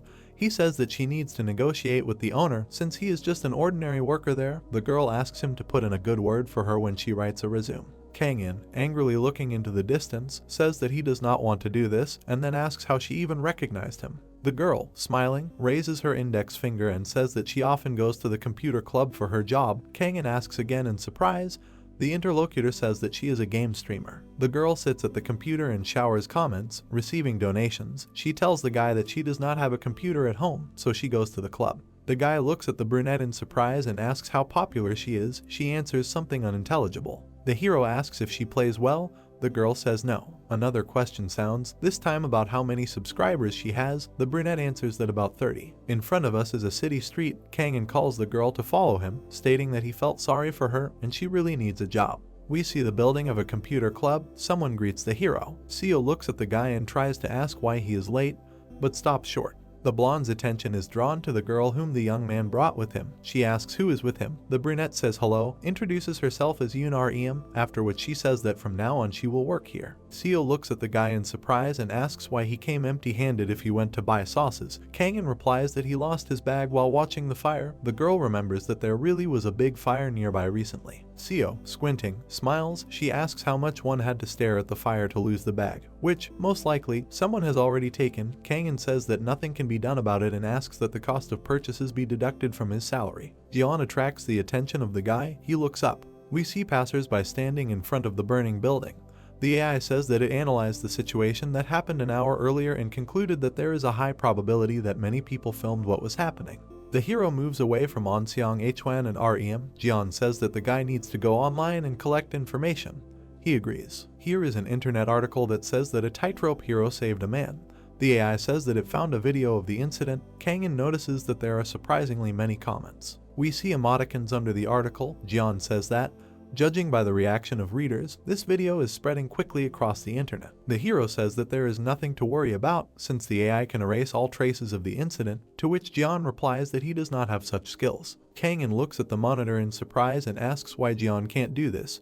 He replies that he is an artificial intelligence for combat support. The guy reminds that the AI hacked the government system last time. Here is Na Kangin's citizen registration card. Jeon says that it has the functions of manipulating personal data. Kangin replies that this function was not needed in that particular case. We see the hero sitting in front of the computer. From above, the AI tells him that the system has military hacking skills, but at the moment, due to the lack of an attack from other hackers, he cannot demonstrate this ability. Kangin asks if this means that all these videos will remain on the internet. Jeon confirms this assumption. The guy ironically answers that this is just great. In front of us is the back of the head of a man standing in front of a computer club. This is Park Kyung with a phone in his hand, who says that, apparently, this is where that tightrope walker works. In front of us is the building of the computer club. On the computer monitor there is a note informing that this device is intended only for employees. Jeon reports that even today they could not find information about the Earth Alliance and the Special Forces unit. Kangin is lying on the bed. He asks if there is really no one who is connected to 2082, like himself. The AI replies that even if there is, then most likely he is hiding, like the hero and his assistant. The guy says that Jeon is right. He says that he checked all the claims regarding the alleged arrival from the future. In front of us is a phone screen, which shows a discussion of the journey of some weirdo from 2074.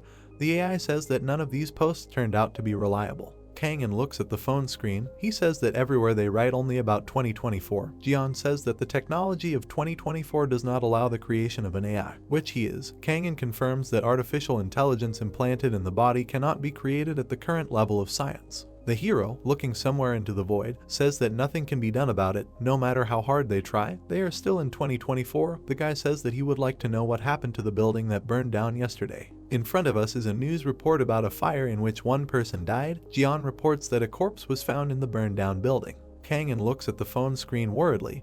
He asks if they didn't notice the dead person. The AI replies that this is not true. The hero is hanging on the ledge. Jeon reports that the dead person was found in the room they were passing on their way up. Kangin asks if the AI didn't see the corpse, because it should have infrared vision. The hero looks over the phone. He hears that our lenses are an augmented reality device, not infrared vision. The guy says that if Jeon were a human, he would be considered a real boar. Boxes and plastic crates are visible in front of the young man. He says that there was no human presence in that room. The AI reports that during the rout it was unable to detect movements and sounds made by living people. Judging by the bright flash, an idea comes to the hero's head. He asks if this means that the deceased was dead before the fire started. Behind the door of the storage room where the hero is sitting, someone is greeting someone. Kangin continues to communicate with the AI and says that if this is not just an accidental fire, then someone deliberately started it.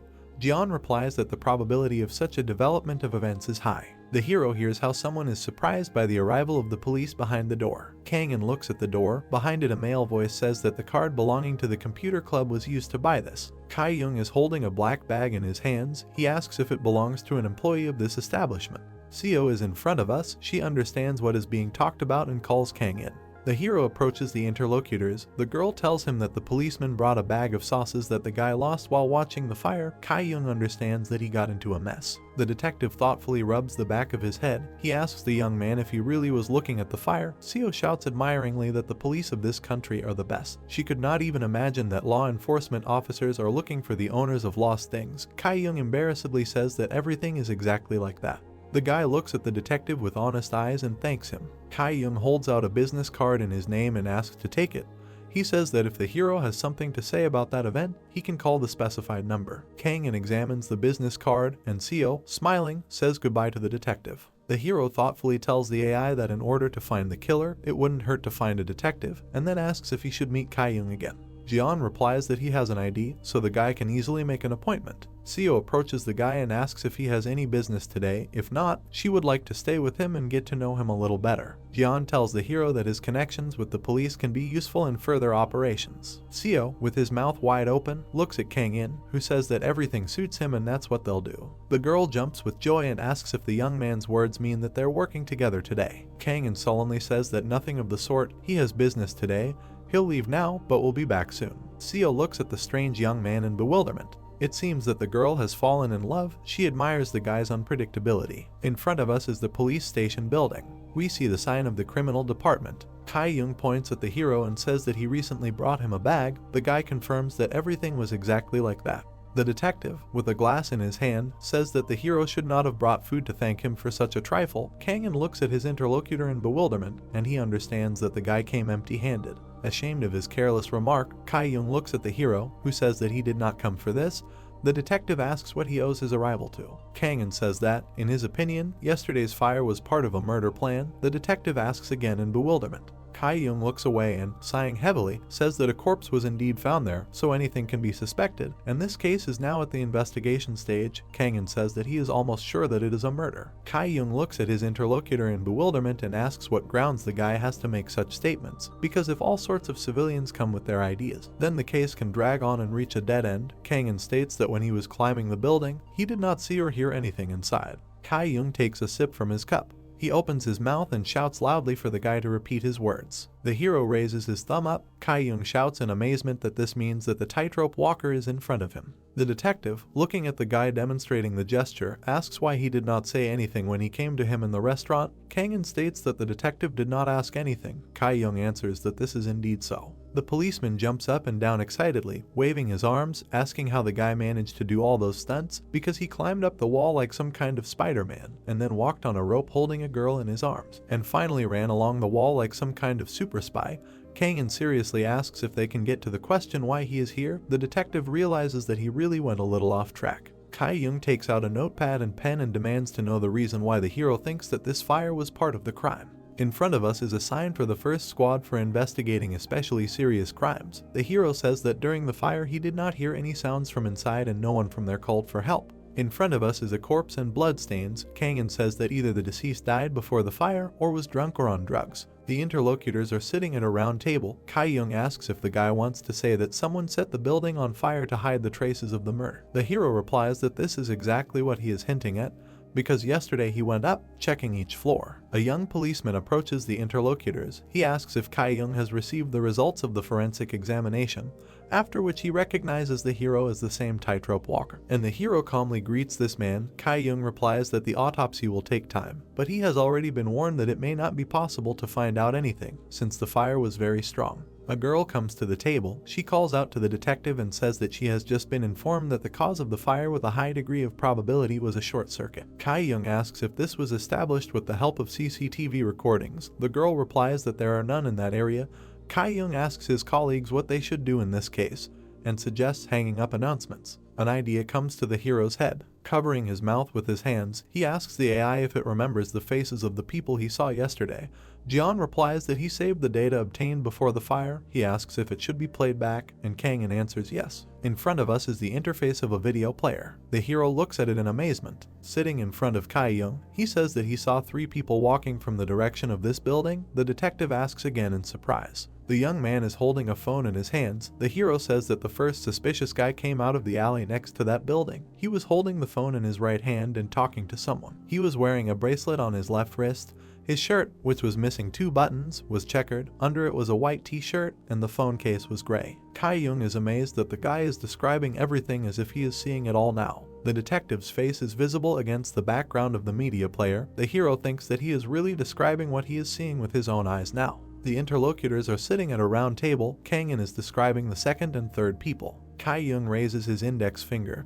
He says that all this is just wonderful and offers to help make photo fits of these people. This needs to be done as soon as possible, until the guy forgets anything. Kang-in gets up and takes paper from the printer. A second before that he heard that the photo fit maker is not there now, so he needs to wait a little. The guy says that he can draw everything himself. The detective asks again in surprise. Kang-in looks at the piece of paper. Kai-young says that the guy apparently draws well. He confirms this assumption, although he understands that he is not the artist, but Jeon. The hero presses the pen button.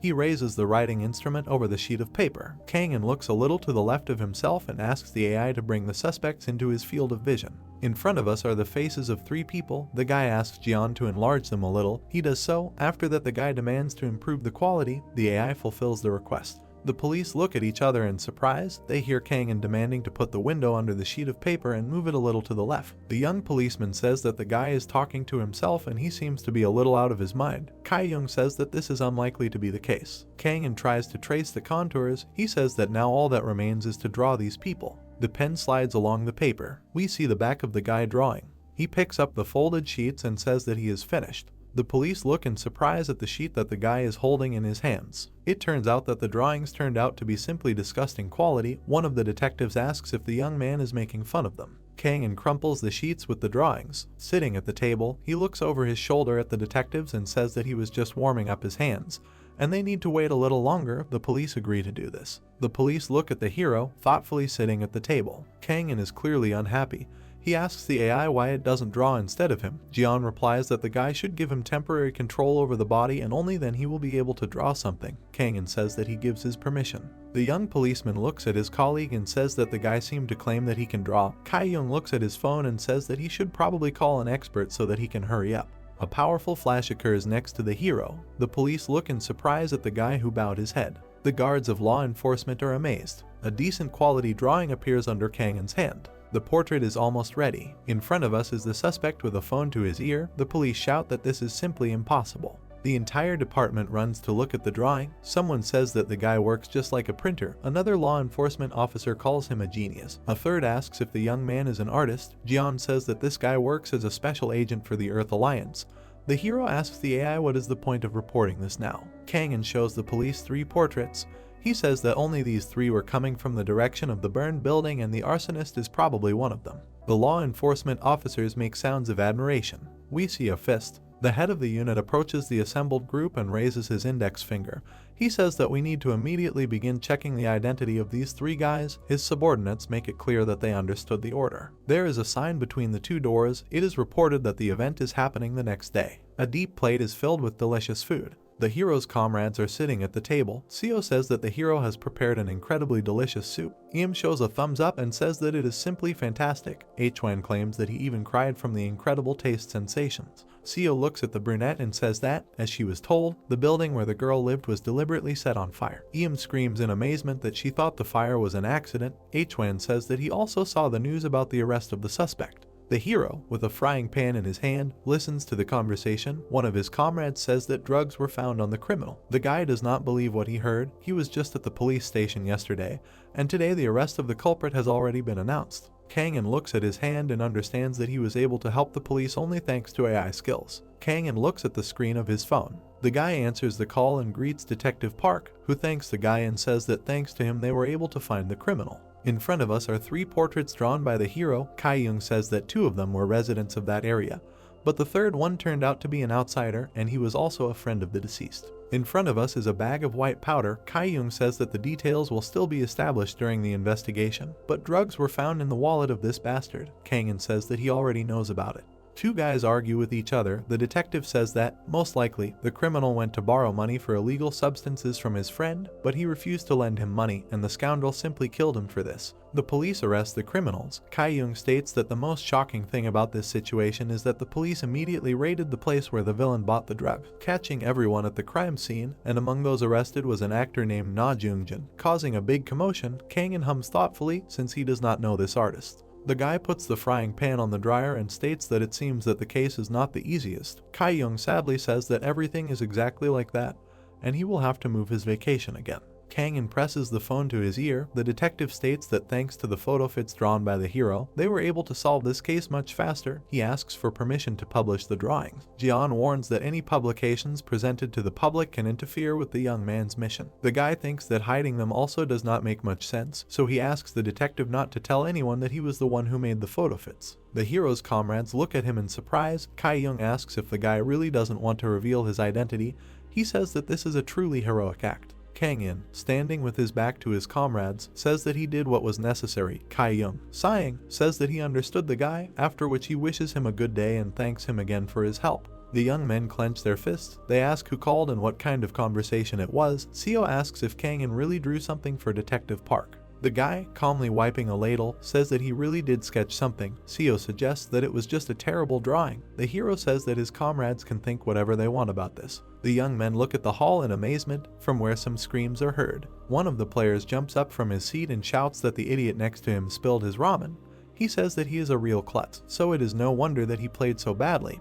The offender replies that it is all because his friend constantly nags at him. Seo, looking at the audience with hostility, says that someone spilled the soup. Hwan points at Em and says that it is her turn now. The girl says that she will quickly clean everything up. The girl is holding a mop in her hands, thinking about asking the owner to pay her extra for this job. Em bumps into one of the customers. He falls to the floor. She looks at the young man with concern, apologizes and asks if everything is okay. The guy says that his wrist hurts. The visitor holds his hand. He tells the girl that she needs to be more careful and asks where she is looking when she runs out into the hall. Em apologizes and asks if the young man's arm hurts a lot. He replies that he seems to have a fracture. Em begins to panic. She asks those around her what the ambulance number is. Without finding it out, she asks if she needs to run for a doctor herself. Kang-in looks at the young man in surprise and asks if he really broke his arm. Jian replies that, judging by the external condition of the limb, there is a possibility of a crack in the bone. The guy, holding his hand, gets to his feet. The AI says that in order to check his condition, it is necessary to palpate his arm and look at the reaction. Kang-in asks the system to check the young man's arm. The AI agrees. The hero approaches the guy and asks permission to look at his arm. The young man recognizes his interlocutor. Kang-in palpates the client's hand. He says that it hurts. Jian says that he checked the condition of the muscles, ligaments, and joint, as a result of which it became clear that the bone is not damaged, but the wrist is dislocated. Kang-in examines the young man's hand and reports the diagnosis made by artificial intelligence.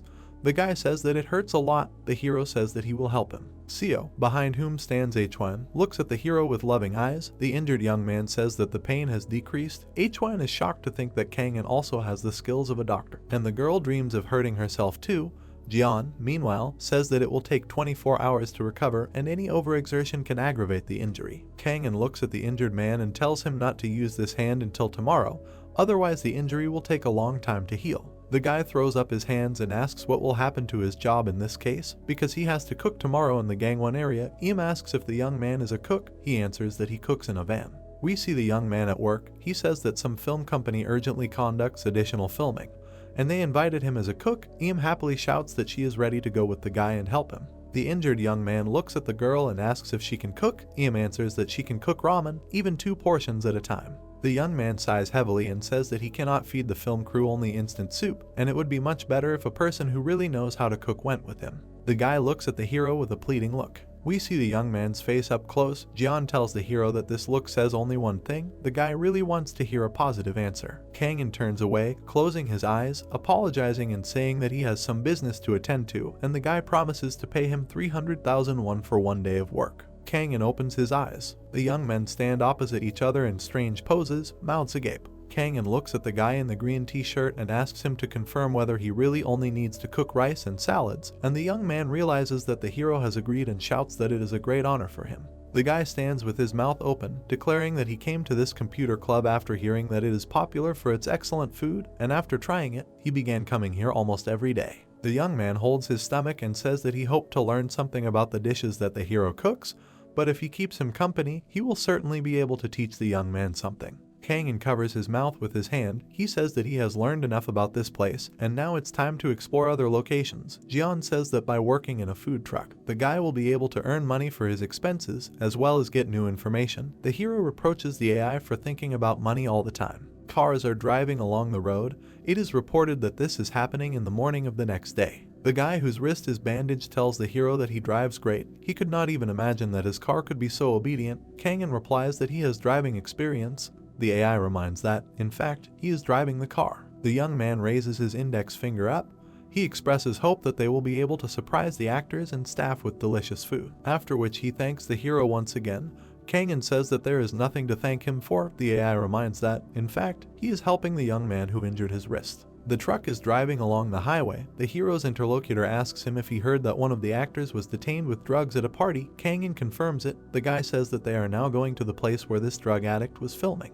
The young man rubs his chin. He says that there is only a week left until the premiere. Kangin asks if the company is really going to release this film. He shakes his head and says that no one will show the audience a film in which a drug addict played, and that is why the authors are now reshooting scenes with his participation. The hero glances at his interlocutor. He says that he was lucky and got a good job, but the film crew is in complete chaos. The hero's hand is on the steering wheel. He says that the filmmakers could have moved the premiere date. The young man says that, according to rumors, this is impossible due to certain circumstances. The screening was scheduled in many large cinemas, and if the date is moved, the damage will be not only to the film company, but to all cinemas, and this will definitely lead to the collapse of the film studio that filmed this film. The AI says that the director is very unlucky. The guy with a sprained wrist holds up 3 fingers. He says that the director's name is Sun Tae-mun, and he is one of the top 3 directors in the country in the melodrama genre, so he can handle it. The man in glasses takes a drag on his cigarette and curses. We see a man in a cap. It is reported that this is the film director Sun Tae-mun.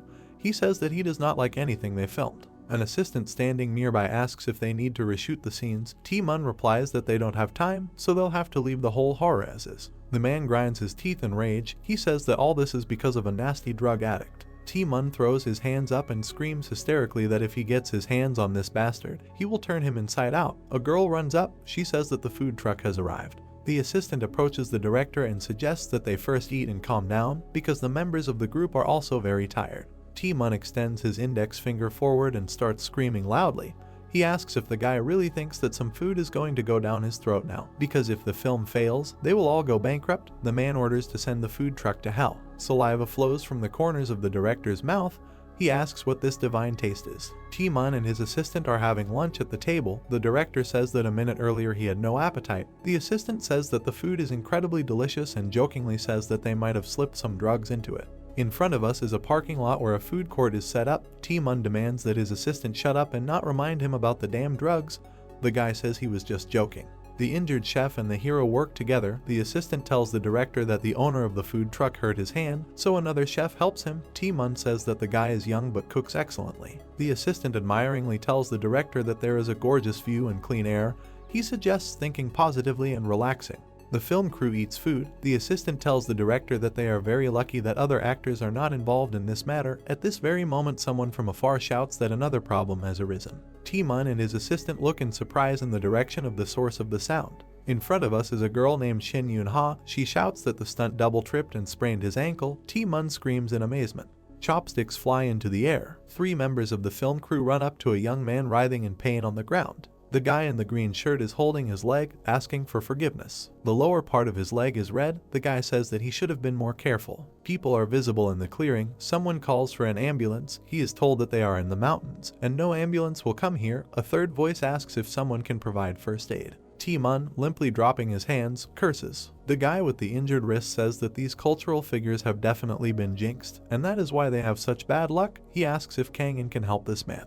The hero looks at his partner in surprise, who reminds him that Kangin recently helped him relieve the pain in his wrist. Jeon says that immobilizing the ankle joint as an emergency aid in the field will ease the pain and speed up recovery. We see the hero's left eye. He remembers that the girl said about a sprained ankle. The stunt double is sitting on the ground, holding his leg. Kangin approaches him and asks permission to look at his leg. The guy recognizes the cook from the food truck. Kangin looks at Tae-mun and says that he will only provide first aid to the young man, and after that he should immediately be sent to the hospital. The director asks to at least help the victim first. Kangin looks at Yoon-ha and asks if she is one of the service personnel. The girl points at herself in amazement. Amazement appears on her face when the hero asks to bring him compression bandages. The director, without letting the girl say anything, sends her to get bandages. Yoon-ha walks around the set, trying to figure out what the hell that was. We see the girl's face. It is reported that the supporting actress Shin Yoon-ha is in front of us. She is perplexed why they called her one of the service personnel. The girl brings bandages and hands them to the hero, then thanks her for her help. Yoonha stands offended near the young man who is helping the stunt double. A loud crunch is heard. The girl looks at the hero in amazement. Kang bandages the victim's leg. Jeon reports that the victim has a severe sprain of the ankle, but it is not a dislocation. Yoonha looks at the victim in surprise and asks if everything is okay with him. He answers that it seems so. The guy holds his leg in disbelief and says that at first it hurt like hell, but now it seems that the bone has returned to its rightful place and now he can move with ease. Taemun screams with joy. Kang looks at the director and says that further filming is contraindicated for this man.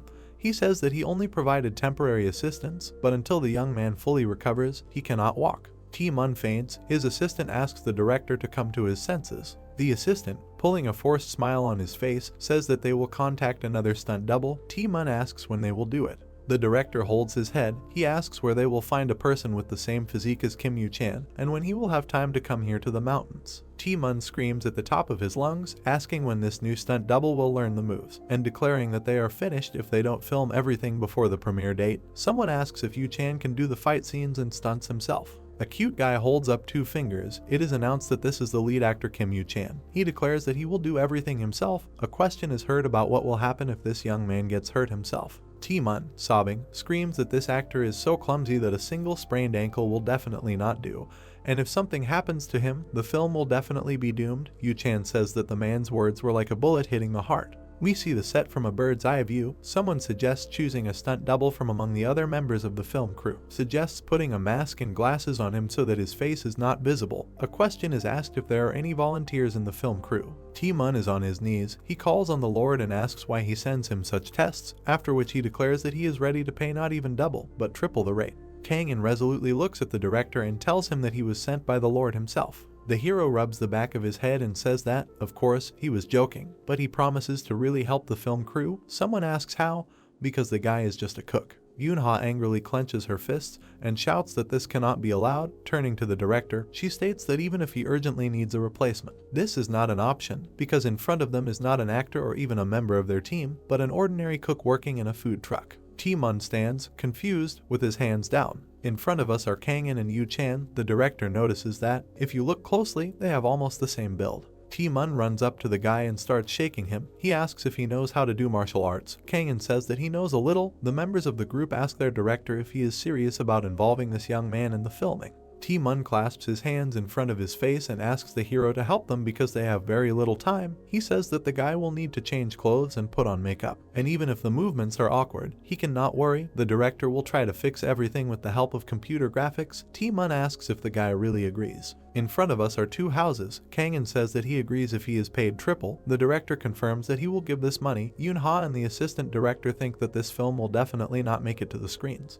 In front of us is a film set. Taemun explains to the hero what the film is about. We see 5 caricature characters. Yu-chan plays the main male role, and in this scene he saves the supporting heroine, played by actress Shin Yoon-ha. The girl internally protests. In her opinion, it was absolutely not necessary to focus on the fact that she does not play the main role. We see the scene of the drug addict being arrested again. Taemun tells us that the villain in this movie was played by a drug addict who was recently arrested, so they have to urgently reshoot all the scenes where he appeared, even though it looks like a nightmare. The director gives a thumbs up and says that he's going to go smoke while the equipment is being set up, and the guy can rehearse and ask the other actors what and how to do. Kangin agrees. The finger points to the lines of the script. Its owner explains at what point he should swing, and where he should hit the chin or attack with the knee. Kangin and Yu-chan are faced with supporting actors. The hero says that in his opinion, if he does exactly as written in the script, everything will look unnatural. One of the actors says that this is true, but these are the simplest movements. Yu-chan explains that all the movements are rehearsed in this order and there is no time to come up with something else. Kangin listens to Jeon, who says that filming shouldn't be done like this. The AI says that he has the skill to create training videos for recruits. The hero asks how many skills his assistant has in total. He answers that this particular skill is needed to effectively train soldiers. The supporting actors ask in bewilderment when the hero suggests that they attack him for real. Kangin, standing in front of them, explains that they should attack him as if he were their real enemy,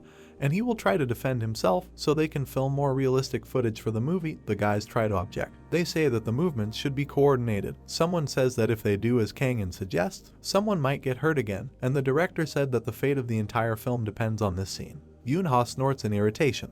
With a disdainful expression on her face, she says that the cook doesn't know anything about filming and is just showing off. The girl is still offended because the hero didn't recognize her. Kang-in, who is now wearing a green shirt, approaches Tae-mun and his assistant.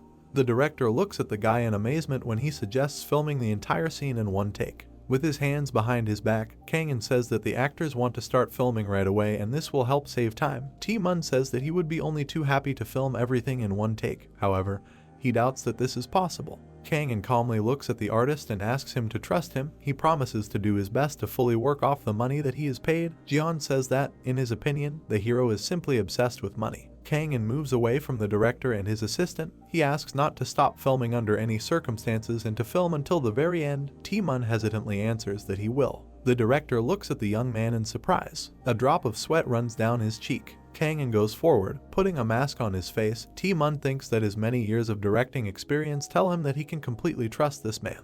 The command's camera and action sound. Yoon-ha screams loudly. The supporting actors approach her. The girl shrilly calls for help. The guys look threateningly at the actress and say that they will not let her go so easily. One of them says that she can scream as much as she wants, but no one will hear her anyway. A demand is heard to give up all the jewelry. Disgustingly giggling, one of the guys says that the girl should not be afraid, since no one will hurt her. Kang-in opens the door with a powerful kick. He jumps from the second floor and finds himself in front of the villains. One of them asks what this is all about and how this bastard found them. The guys are mentally surprised at how easily the hero jumped from the height and think that hitting him for real, as he asked, is still a little dangerous. The young man in brown clothes puts his finger forward and demands that the other two guys grab the hero. The actor with the lush hair rushes to attack. The hero looks at him from under his straw hat. Jeon promises to show the trajectory of the opponent's movements. Kang-in sees the path along which his current opponent's fist will fly. The hero dodges, and the guy with the lush hair misses. The AI says that the next blow will be from the left.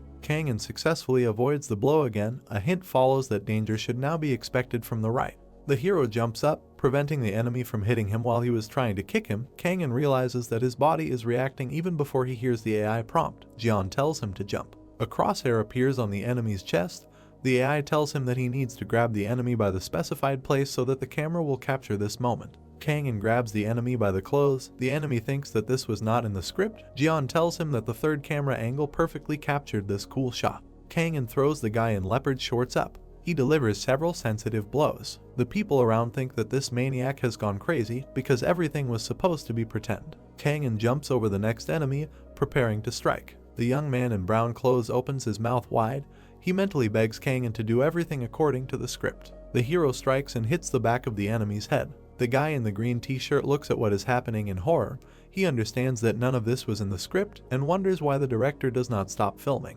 The guy grinds his teeth in rage and decides to continue the fight. Screaming piercingly, he rushes to the attack. The young man strikes, but the hero ducks. We see the guy's pumped up abs. The hero's chin is shown from the area of his own shorts. Sharply straightening up, Kang-in hits his opponent with his forehead. The unfortunate supporting actor flies up after a knee strike. The hero grabs a stick. He hits the guy in the green t-shirt with it like a baseball bat. Tae-mun and his assistant scream in horror. Yoon-ha does the same. Yu-chan smiles stupidly. We see two knocked out actors. The hero wipes sweat from his forehead. Yoon-ha thinks that she is a real psychopath. The hero approaches the frightened girl. The cameraman films him saying he came to save her. Kang-in, wearing a mask, hears the girl's inarticulate answers. Looking at the guy in horror, Yoon-ha asks if he's going to beat her up too. Kang-in realizes that there are no such words in the script. The assistant slams the clapperboard, announcing that the scene is filmed. The worried members of the crew run up to the set. One of them shouts that the guy was supposed to be beating her for real. Not for real. A second voice expresses fear that all the actors have been killed. A third claims that this time the film is finished once and for all. Tae-mun clutches his head. He says that, in despair, he has stopped thinking rationally and curses himself for what he did and did not stop filming. The guy in leopard shorts gets up from the ground and calls the hero. Tae-mun looks at the young man in bewilderment. The stuntmen stand in front of the hero who is stretching his arms. One of them asks how he managed to do it. The second says that he has never felt pain from the blows. The third confirms that he has never had it so easy in his entire career in cinema. The director looks at the communication of the participants of the recent fight in amazement. The guy in the brown robe says that it seemed to him that the hero was hitting for real and he almost shit his pants. The guy asks how Kang-in did it. Tae-mun looks at the actors in bewilderment. He cannot understand what they are talking about, because the beaten one should have at least been lying on the ground with multiple injuries. An assistant comes up from behind, loudly calling for Mr. Stunt Double. The assistant puts up his index finger and asks why the hero beat up the actors, because he was asked to pretend to fight and not beat people up for real. He points his hand at the stuntmen and asks the guy to look at what he did to them. They say in bewilderment that everything is fine with them. The assistant director repeats the same phrase. Realizing that something is wrong here, the assistant falls silent. Looking at the stuntmen in bewilderment, he asks why they are standing as if nothing happened to them. They answer that they themselves do not know. The guy in the brown robe looks at his hands in surprise. He says that he got the feeling that they were as if they were hit with something soft. The hero's fist seemed to fly into them, but slipped just in time. The assistant looks at the stuntmen in bewilderment and asks how this is even possible. The hero says that he can explain everything. A skier is visible behind the guy. Kangen explains that it is similar to a roll when sliding to the side while skiing. The assistant director thinks that the guy is talking nonsense. The assistant points at the guy in the green t-shirt and says that he was hit with a knee and he flew into the air like some kind of butterfly. He asks if it didn't hurt. The young man, smiling, rubs the back of his head. He says that the hero didn't hit him, but simply pushed him up and even supported him when he was falling back down. The assistant director tries to understand when Kangen managed to do all this. The assistant shouts loudly that when he looked at it on the monitor, it seemed to him that they were really badly beaten, and he can't believe that nothing hurts anywhere. A hand falls on the assistant's shoulder. T-mun, smiling, asks him to stop sorting things out. The director folds his arms across his chest, laughs, and declares that he didn't even doubt this guy. He knew everything and that's why he didn't stop filming. The assistant mentally calls his boss a liar. In front of us is the ceiling of the pavilion. The director says that we should go and see what they have filmed. His assistant agrees. The members of the film crew are sitting in front of the monitors. One of them says that everything was filmed just great, and the shot where the hero grabbed the enemy by the collar turned out really cool. Yu Chan looks at the cameraman with admiration and says that everything was filmed incredibly realistically, and he did not expect anything else from this professional. The latter modestly says that he does not see any merit in this. The cameraman, folding his arms on his chest, perplexedly says that this actor calculated the location of the cameras in advance and moved with maximum precision. Someone asks him again in bewilderment. In front of us is a monitor. The cameraman says that he simply held the camera and followed the movement of the actors, but other cameras also filmed excellent shots. Kangen raises his hat. Someone says that this is simply impossible, because it turns out that the guy moved knowing the location of all the cameras on the set. The hero looks over his shoulder at the conversation. He approaches the director and asks if the work is finished. He confirms this and declares that the guy was simply incredible. T-mun folds his hands in front of his face and declares that thanks to the hero, their film will not be inferior in quality to Hollywood films. The stuntmen confirm that the guy was indeed great. T-mun steps aside. He tells the actors to learn from Kangen how to act, after which he calls everyone to move on to filming the next scene. The director asks Yu Chan if he is ready. He answers that he is. Yu Chan approaches Kangen and says that he has incredible acting talent. He asks where the guy works. For some reason, the AI says that the hero is a member of a special forces unit. Kangen himself reminds the actor that he works in a food truck. He asks again in bewilderment. Yoon-ha, gritting her teeth in anger, clenches her fists. She does not understand why Yu Chan praises the acting talent of the young man. We see stuntmen crying with happiness. The girl thinks that most likely the three are just pretending that they are not in pain, so as not to reshoot everything again, because it was obvious that Kangen beat them up badly. The hero looks at the girl. She is shaking with fear and thinks that if the script had written to beat her, then this scoundrel would have done it without a doubt. Kangen stares at the girl. She cries out to God. Clenching her fists in fear, she wonders why the hero is looking at her like that. It seems to her that the guy is reading her thoughts. Strange sounds are heard behind the girl. The AI calls out to the guy. Kangen and Yu Chan look in the direction of Yoon-ha, shaking with fear. Jian reports that a strange sound is coming from one of the walls. Kangen looks up. His attention is drawn to one of the structures on the ceiling. The AI reports that the cause has been found, and in a few seconds the ceiling will begin to collapse, and as soon as this happens, people will be struck by debris. We see the structure up close. The hero thinks that it will fly down now. Jian reports that there are 5 seconds left before the collapse. We see the eyes of a young man. He grabs Yu Chan by the collar. He asks what happened. The AI reports that there are 4 seconds left before the disaster. Kangen throws the leading actor far to the side. He screams in bewilderment why the guy is doing this to him. There are 3 seconds left before the collapse. Yoon-ha grabs his head and screams loudly. Kangen picks her up on his shoulder. The girl asks not to kill her. The AI reports that there are 2 seconds left. The hero grabs a stick and starts to beat off the falling debris. Jian brings the report to 1 second. A ceiling beam falls down. The crew members scream loudly, trying to understand what is happening. Someone notices that the far part of the set is falling apart. Kangen, not letting go of the girl, bats away the falling debris with one hand. Yoon-ha screams shrilly. Holding her hat, she screams that she is about to die. and it is still too early for her to die. Kang-in thinks that the girl is very noisy and fussy. The guy continues to bat away the debris. He becomes wary when he hears another warning from Jian, this time about a large structure falling. Something very large falls to the floor of the pavilion. Dust rises above the set.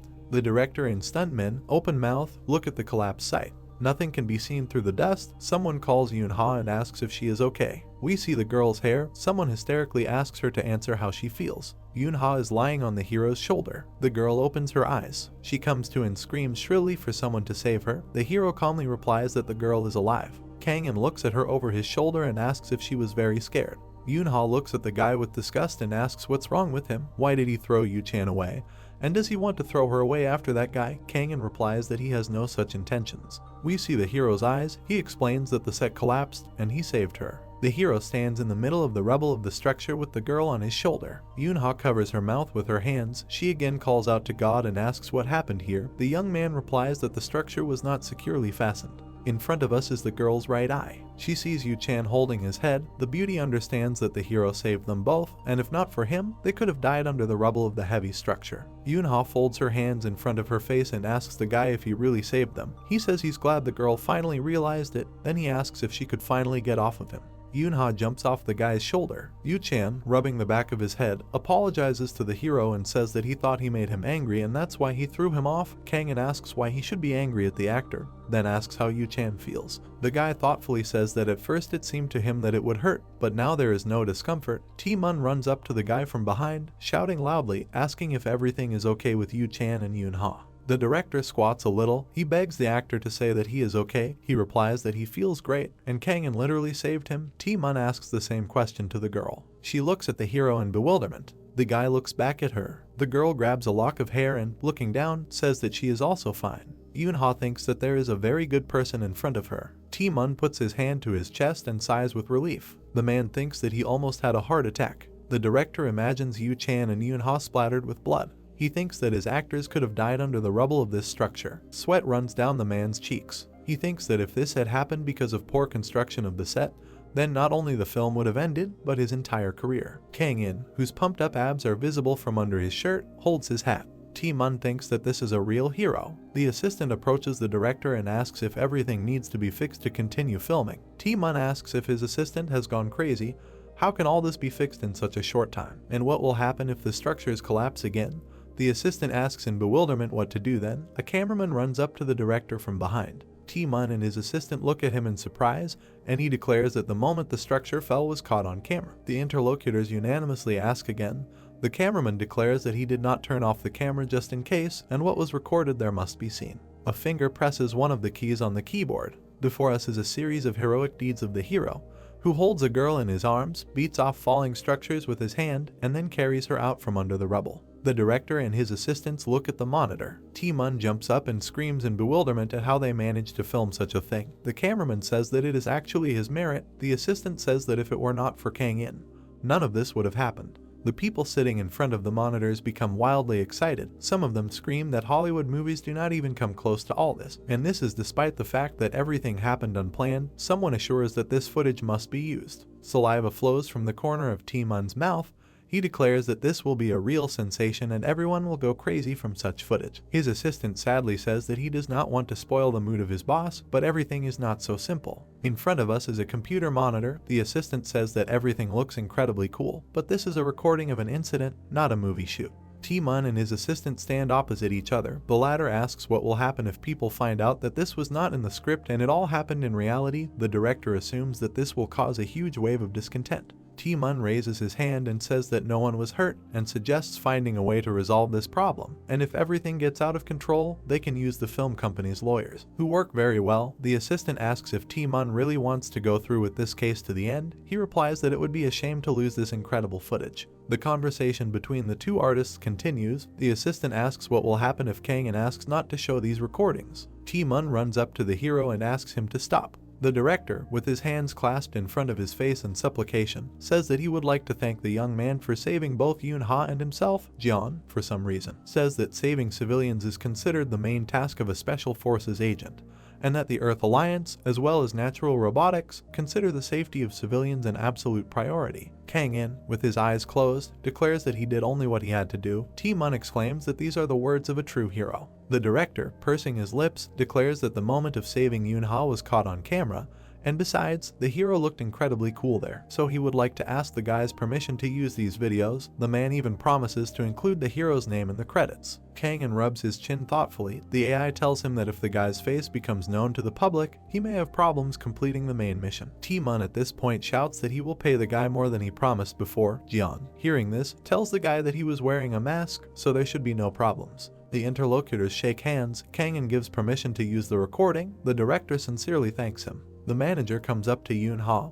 He asks if everything is okay with her, and if she is very scared. The girl says that everything is fine. Yoon-ha looks to her left. In front of her is the hero's back, who is talking to the director. The girl notices that the shirt on the hero's back is torn. Yoon-ha comes up to the guy, says that his shirt is torn, and asks if he is hurt. Kang-in says that he is okay. Yoon-ha folds her arms across her chest. What happened seems unthinkable to her, because the guy saved her and Yu-chan when the ceiling of the pavilion fell on them, and at the same time he remained absolutely unharmed. Kang-in looks at the girl. She thinks that he is a very cool guy. Embarrassedly closing her eyes, the beauty thanks the guy for what he did. He replies that he could not leave her just because she is an ordinary member of the film crew. Yoon-ha indignantly shouts that she is actually an actress. Kang-in replies that he was just joking. The girl thinks that the joke is not funny at all, and it just pissed her off. Kang-in puts a straw hat on his head.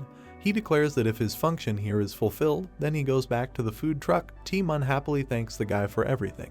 The hero leaves. The director thinks that the guy works as a cook and cooks excellent food. He is so young, but already has an innumerable number of talents. Yoon-ha approaches the director and asks where this young man works. The assistant says that he works in a computer club. Tae-mun accuses him of lying.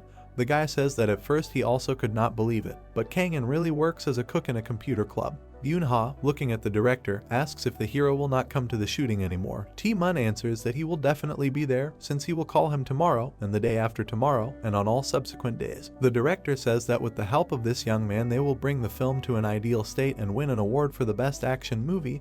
He advises the girl to also get ready to receive some kind of prize. Yoon-ha joyfully claps her hands, says that she is in anticipation, but reminds that the genre of the film they are shooting is a comedy melodrama. In front of us is the cover of the script. We see the script cover again. Tae-mun says that the genre doesn't matter at all. The director has a crazy smile on his face.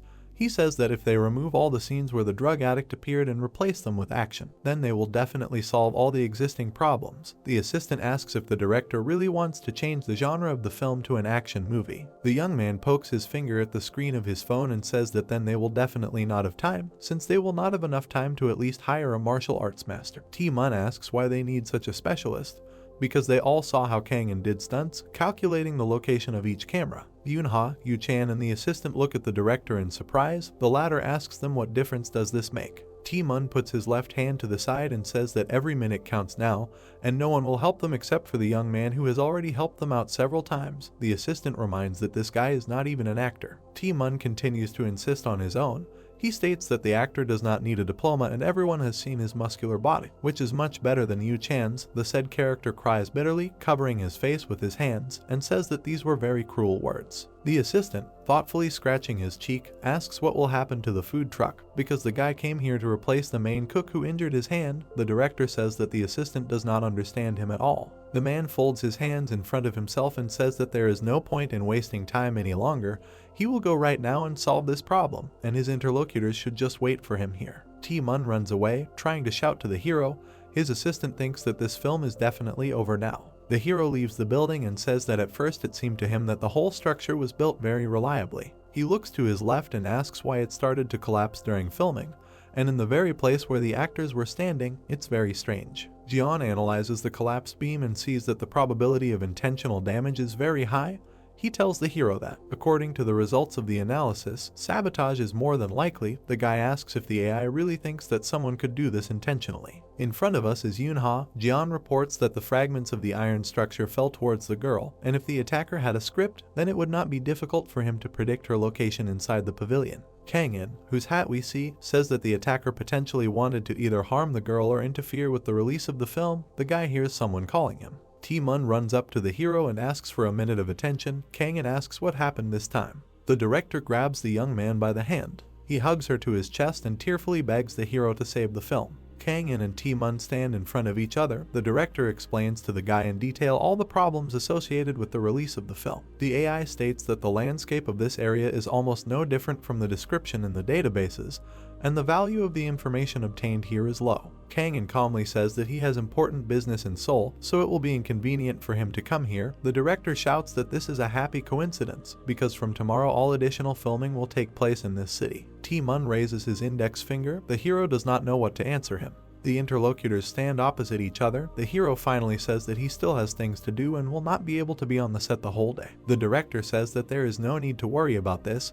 He will only need to devote a little time, after which the guy will be able to leave right away, and if he can do all the stunts at once, like today, then there will be no problems at all. Jian reminds the guy that he cannot agree to this, since he must spend more time in the computer club and collect information. Tae-mun covers his mouth with his hand and whispers to the guy that he also does not need to worry about the payment. The company is not in a position to think about saving now.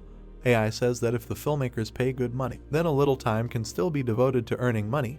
Kang-in thinks that Jian, when he said the last phrase, even the voice became a little softer. The guy asks the director to show him the filming schedule. In front of us is a brick building. Tae-mun thanks the guy and promises to edit the script all night. It is reported that the interlocutors eventually came to an agreement with each other. The assistant is talking on the phone behind the director's back. It is reported that Tae-mun, being in a desperate situation, immediately pulled himself together and, having secured the consent of the hero, began working at an accelerated pace. In front of us is a film set. Additional filming in this location was cancelled, and instead another script was invented, which was much better than the original one.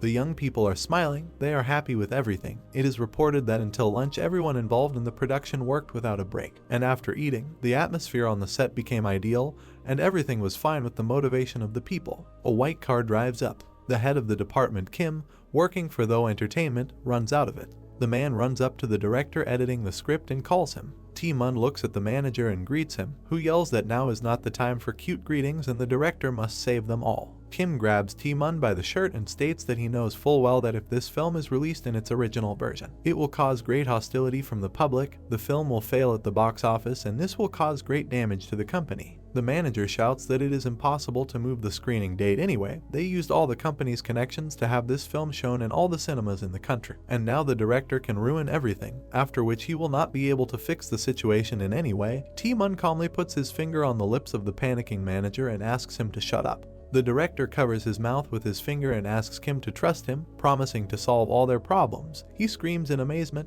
Has Tae-mun gone crazy? And asks where he gets such composure. Kim demands to tell him about all the plans so that he has at least something to tell the management.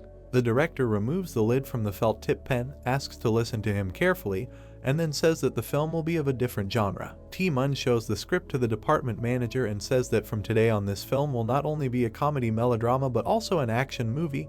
Kim asks what kind of nonsense is this. Raising his right hand, the man shouts that the director is out of his mind. They only have a week left to do additional filming and edit everything, and his interlocutor decided to change the genre of the film. He asks the manager to calm down and says that he is filming now and has no time to argue, but during lunch he will show and tell everything. We see a hand on the door. Someone is shouting very loudly. Tae-mun and Kim look towards the door in surprise.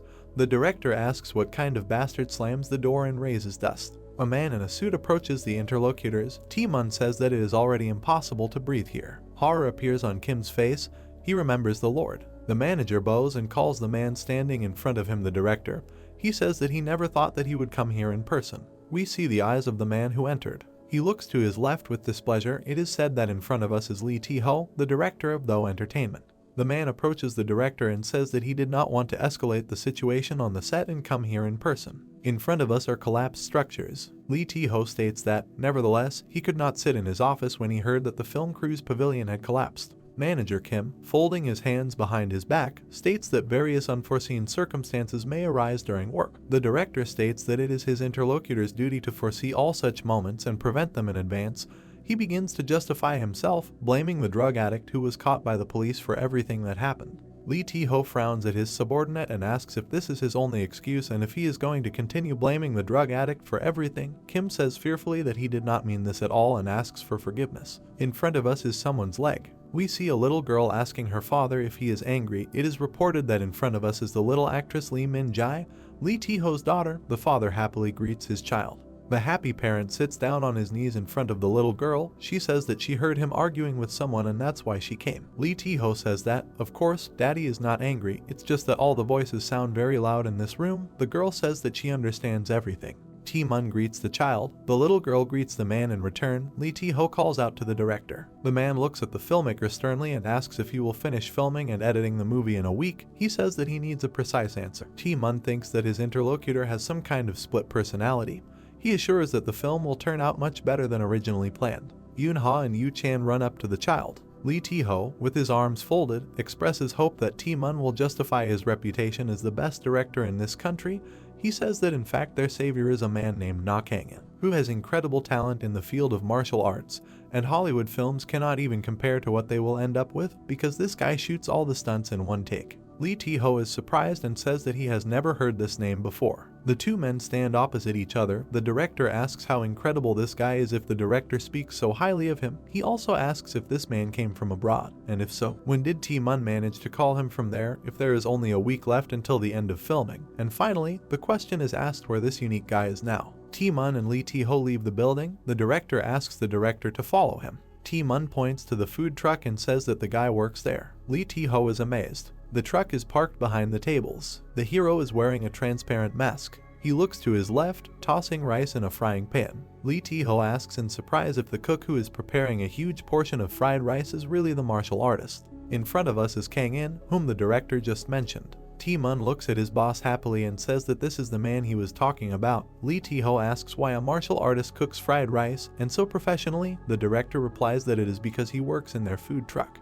The director of the film studio looks at Tae-mun in surprise and asks how this is possible. Lee Tae-ho thoughtfully asks if the director really wants to tell him that they hired this chef as a martial artist, and he is also Yoo-chan's stunt double in the fight scenes. Tae-mun happily opens his mouth and says that the guys are very similar in build. The director asks if the director is making fun of him now. Tae-mun looks at Lee Tae-ho in amazement. He says that they are already on a tight deadline, and they decided to hire an amateur in order to appropriate part of the budget.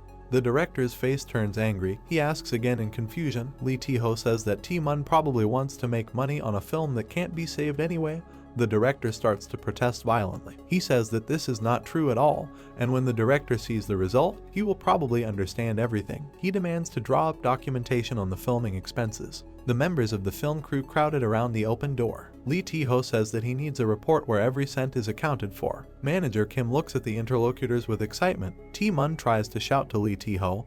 He says that there was a misunderstanding. The director orders his deputy to take the financial statements and check if everything matches. We see the roof of the food truck. Someone says that it is very tasty here. Delighted Min-jae holds a cup with a delicacy. She asks what kind of snack it is. Kang-in, who is standing in front of the stove, replies that it is called a mixie. The girl says that this is a strange name, but the snack is incredibly delicious. The hero, smiling, says that he made it in large quantities to give to the group members, so the girl can eat as much as she wants. Min-jae puts another piece in her mouth and says that she can't eat a lot, since her mother told her that she can get fat if she eats a lot of sweets. The guy replies that, in his opinion, the girl would do well to gain some weight. Min-jae fixes her hair. She says that, in fact, she is the main character in this film, so she needs to watch herself. Kang-in asks again in surprise. The girl explains that she plays the main child role, but there is no difference in this since the role is still the main one. The injured cook sits at the table. He thinks that the little girl is absolutely right, but only if her real name is indicated in the credits. Min-jae spreads her arms wide. She asks the hero if he can cook her this dish some other time. Kang-in replies that he is very sorry, but from tomorrow the filming will take place in Seoul, so the food truck will no longer work. The girl sighs in disappointment.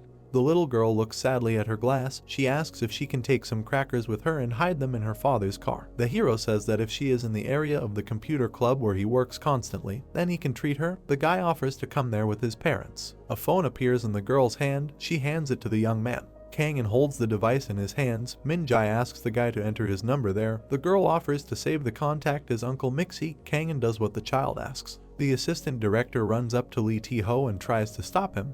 He offers to take a look at what they got, at least with one eye. Raising his hands, the young man declares that the studio director knows very well what kind of person son Tae-mun is. He is a real perfectionist, and if the result was not good enough, he would definitely not be satisfied. The assistant suggests paying attention to the fact that the director starts dancing when Kang-in's name is mentioned, and this says it all without further ado. We see the back of the head of the Though Entertainment director. It seems he understands that there is logic in the assistant's words. He turns to the young man and says that, well, he will take a look at what they have done if the guy insists so much, and then asks what this Kang-in did. Lee Tae-ho looks at the monitor. Astonishment appears on the face of manager Kim, who is sitting on a chair. Lee Tae-ho points his finger at the screen and asks when the film crew managed to add computer graphics. The studio director's face is filled with amazement. He asks when they had time to rehearse all these movements, and how is this even possible? Tae-mun asks what computer graphics were just mentioned. The director adjusts his glasses and asks Lee Tae-ho if he really thinks they had time to do this. The video he is watching is original, and no graphics program has had time to touch it, and it is not his merit, nor even the cameraman's. We see the hero jumping. Tae-mun says that the guy moved himself, calculating the location and angle of each camera. Lee Tae-ho shouts in bewilderment if that same chef really did this, to which the affirmative answer follows. The man's face is filled with amazement. He asks how some chef could do this in one take, then he comes to the conclusion that the hero had no idea where the whole structure would fall. Tae-mun, whose back of his head we can see, says that the structures really did collapse on their own, and Kang-in saved them all from a huge disaster. Lee Tae-ho clutches his head. He says that he shouldn't have yelled at the director. The director looks at Tae-mun apologetically and apologizes for misunderstanding him initially. The director, smiling, says that the main thing is that Lee Tae-ho understands everything now. If he had been stubborn even after watching the video, he would have definitely called his boss a stubborn goat.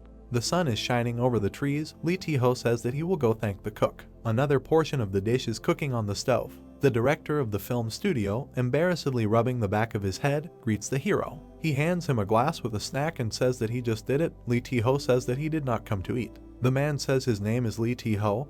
He is the CEO of Though Entertainment and is sponsoring this movie, and that is why he came to thank the guy for saving both the people and this whole project. Kang-in says that he only did what he had to do. Lee Tae-ho stands in front of the counter. He says that he noticed the young man has outstanding martial arts skills. Then he asks what kind of snack he just got. The hero says that it is something between popcorn and crackers and offers to try it.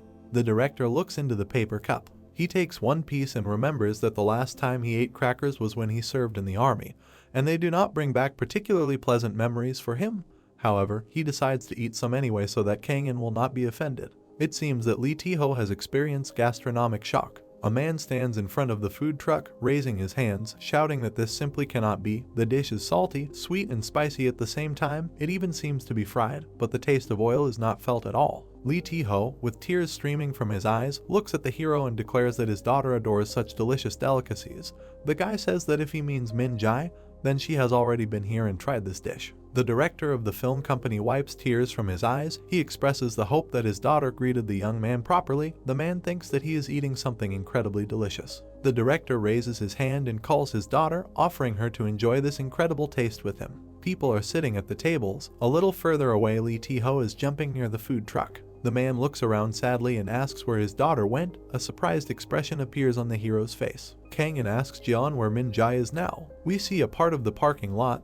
The AI reports that it did not detect the girl in the young man's field of vision. The hero leaves his seat and starts looking around. He asks Jeon if the girl could be inside the building. The AI reports that there are no signs of the baby nearby. A phone appears in the hero's hand and Min Jae calls him. Kang-in tells the child's father standing behind him that this is his daughter, who asks how he knows this number. The guy says that they exchanged contacts so that she could come for this snack. The hero brings the phone to his ear and answers the call. We see the edge of the hero's mouth. Lee Tae-ho looks at the young man in surprise and calls out to him. Kang-in is very worried. The company director asks why he has such an expression on his face. Kang-in looks at the screen of his phone. He turns to Jeon and asks what the probability is that Min Jae dropped the phone and broke it. The AI replies that it is low. Besides, the nature of the sound was completely different. The hero asks to analyze the sound he heard. The device's screen shows Min Jae's name. Jeon says he's playing a recording.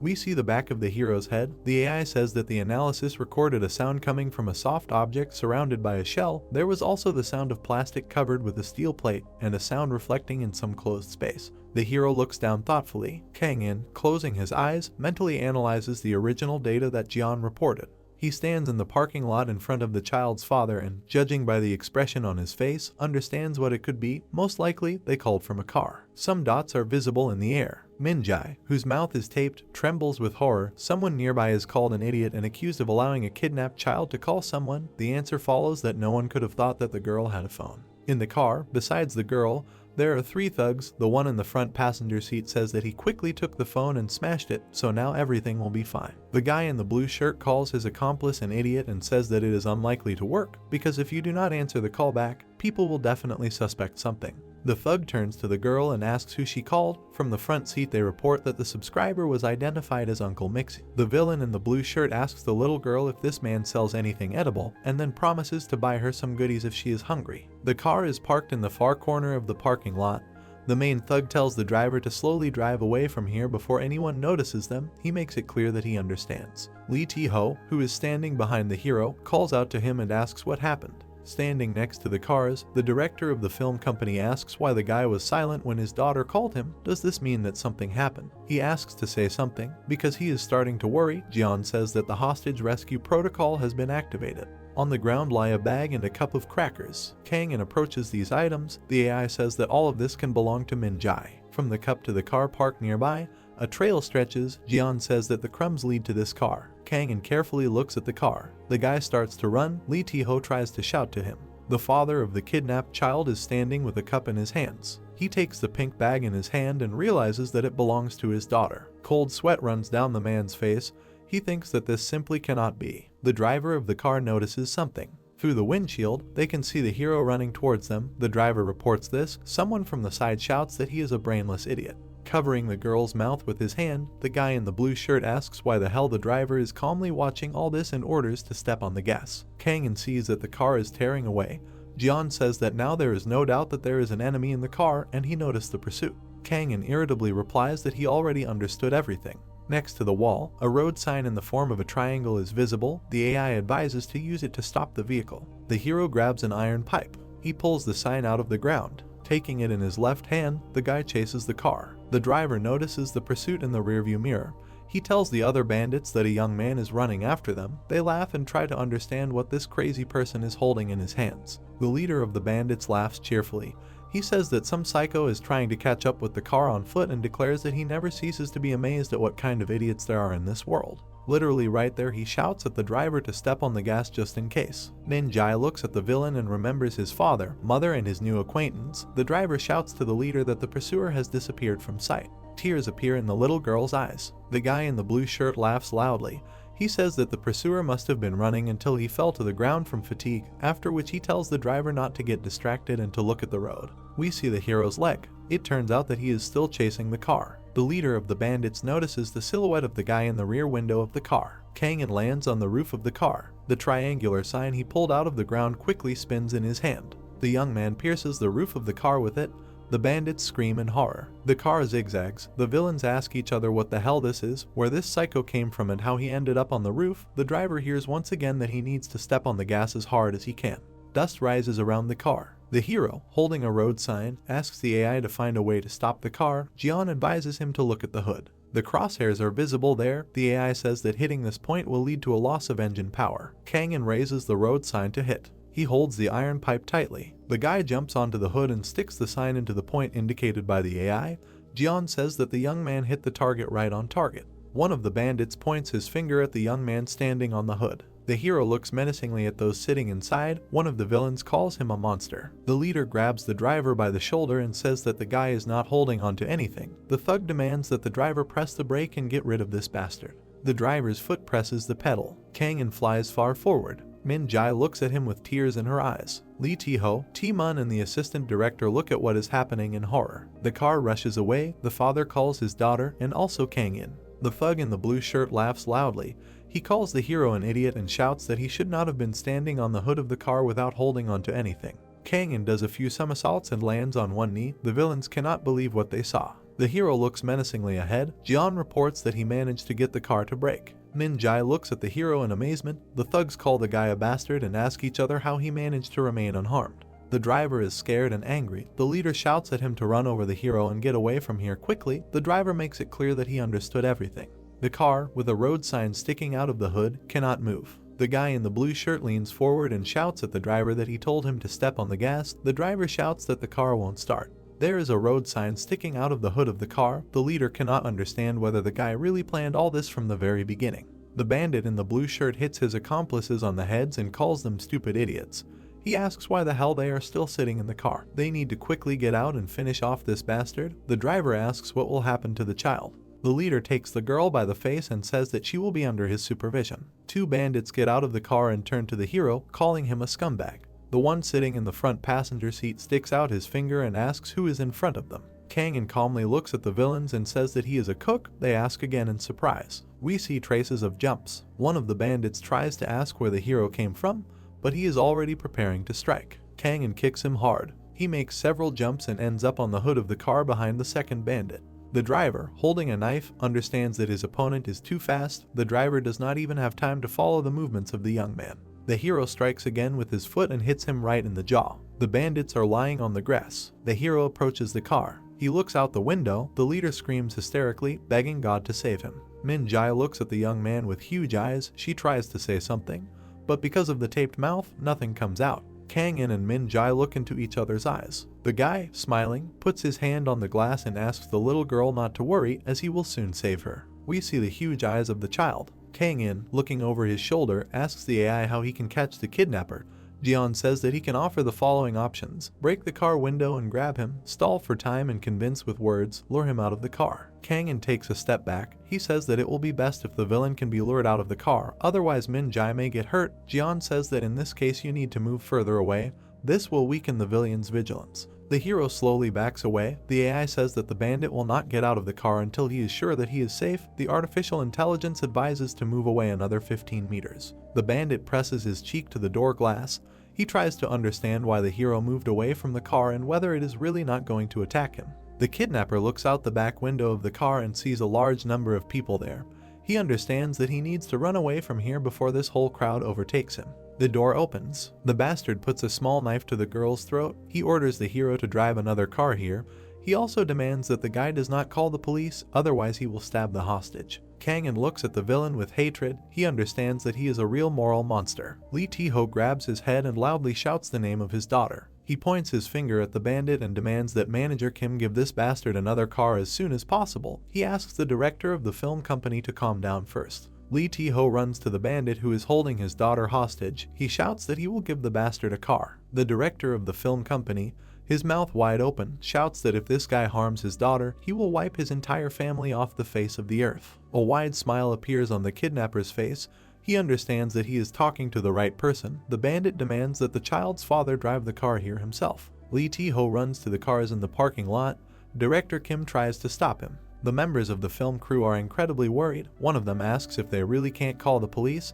The second says that they can do it discreetly. An objection follows that they are now in the mountains, and if the law enforcement officers get here, it will be a very long time. Lee Tae-ho gets behind the wheel of the car. Grinding his teeth with rage, he looks out the window. The man calls his daughter's name and asks her to wait a little since daddy will arrive soon. The car approaches the bandit. Jian tells the hero that if you provide the enemy with transport, then with a high degree of probability he will escape with the hostage. Kang-in says that he is well aware of this. Lee Tae-ho comes out and shouts to the bandit that he has brought him a car. The unfortunate father has tears in his eyes. He shouts that the scoundrel should not touch his daughter. The girl looks at her father with pleading eyes. The scoundrel holds out a knife. He demands that she raise her hands and move away from the car. The scoundrel holds the girl with one hand. The bandit approaches the car with the hostage. The eyes of the film studio director become round. He quickly runs to the bandit. Lee Tae-ho holds out his hand with spread fingers and shouts loudly that he will save his little girl. The scoundrel points the knife at the girl and shouts for the father to stay back, otherwise he will rip the child's guts out. Kang-in looks at what is happening in front of his eyes in fear. Blood spurts upward. Splashes are visible in front of Lee Tae-ho's face. Min-jae looks at something in shock. The villain in the blue shirt falls face down. It looks like the hero just threw something. Kang-in straightens up after throwing. He managed to hit the target accurately. A stone is visible next to the villain's bloody head. Jian says that the hero hit the enemy using a long-range throwing weapon. Lee Tae-ho hugs his daughter. The man tears off the duct tape from the girl's mouth. Police cars are visible at the scene. The kidnappers are lying on the ground. Someone says that they are in pretty bad shape. One has broken ribs, another has a bruised jaw, the one in the middle clearly has a head injury. In front of us are two policemen. One of them, with his arms folded across his chest, says that the criminals are very badly hurt. The bandit in the blue shirt has his head smashed in.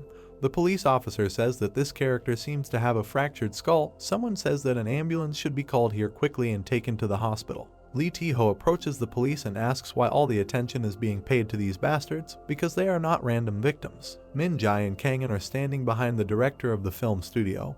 He says that first of all they need to take care of his daughter, who was almost kidnapped. The policeman replies that in order to avoid certain problems they need to first provide medical assistance to the kidnappers, who have very serious injuries, the treatment of which will take at least 3 weeks. Lee Tae-ho looks very unhappy. Min Jae, who is standing behind him, asks if the hero will be sent to prison. Kang-in puts his hand on the girl's head. She asks if he will really go to jail because of her. The guy sits down in front of the little girl and calms her down, saying that her father saved the girl, and he will probably save him too.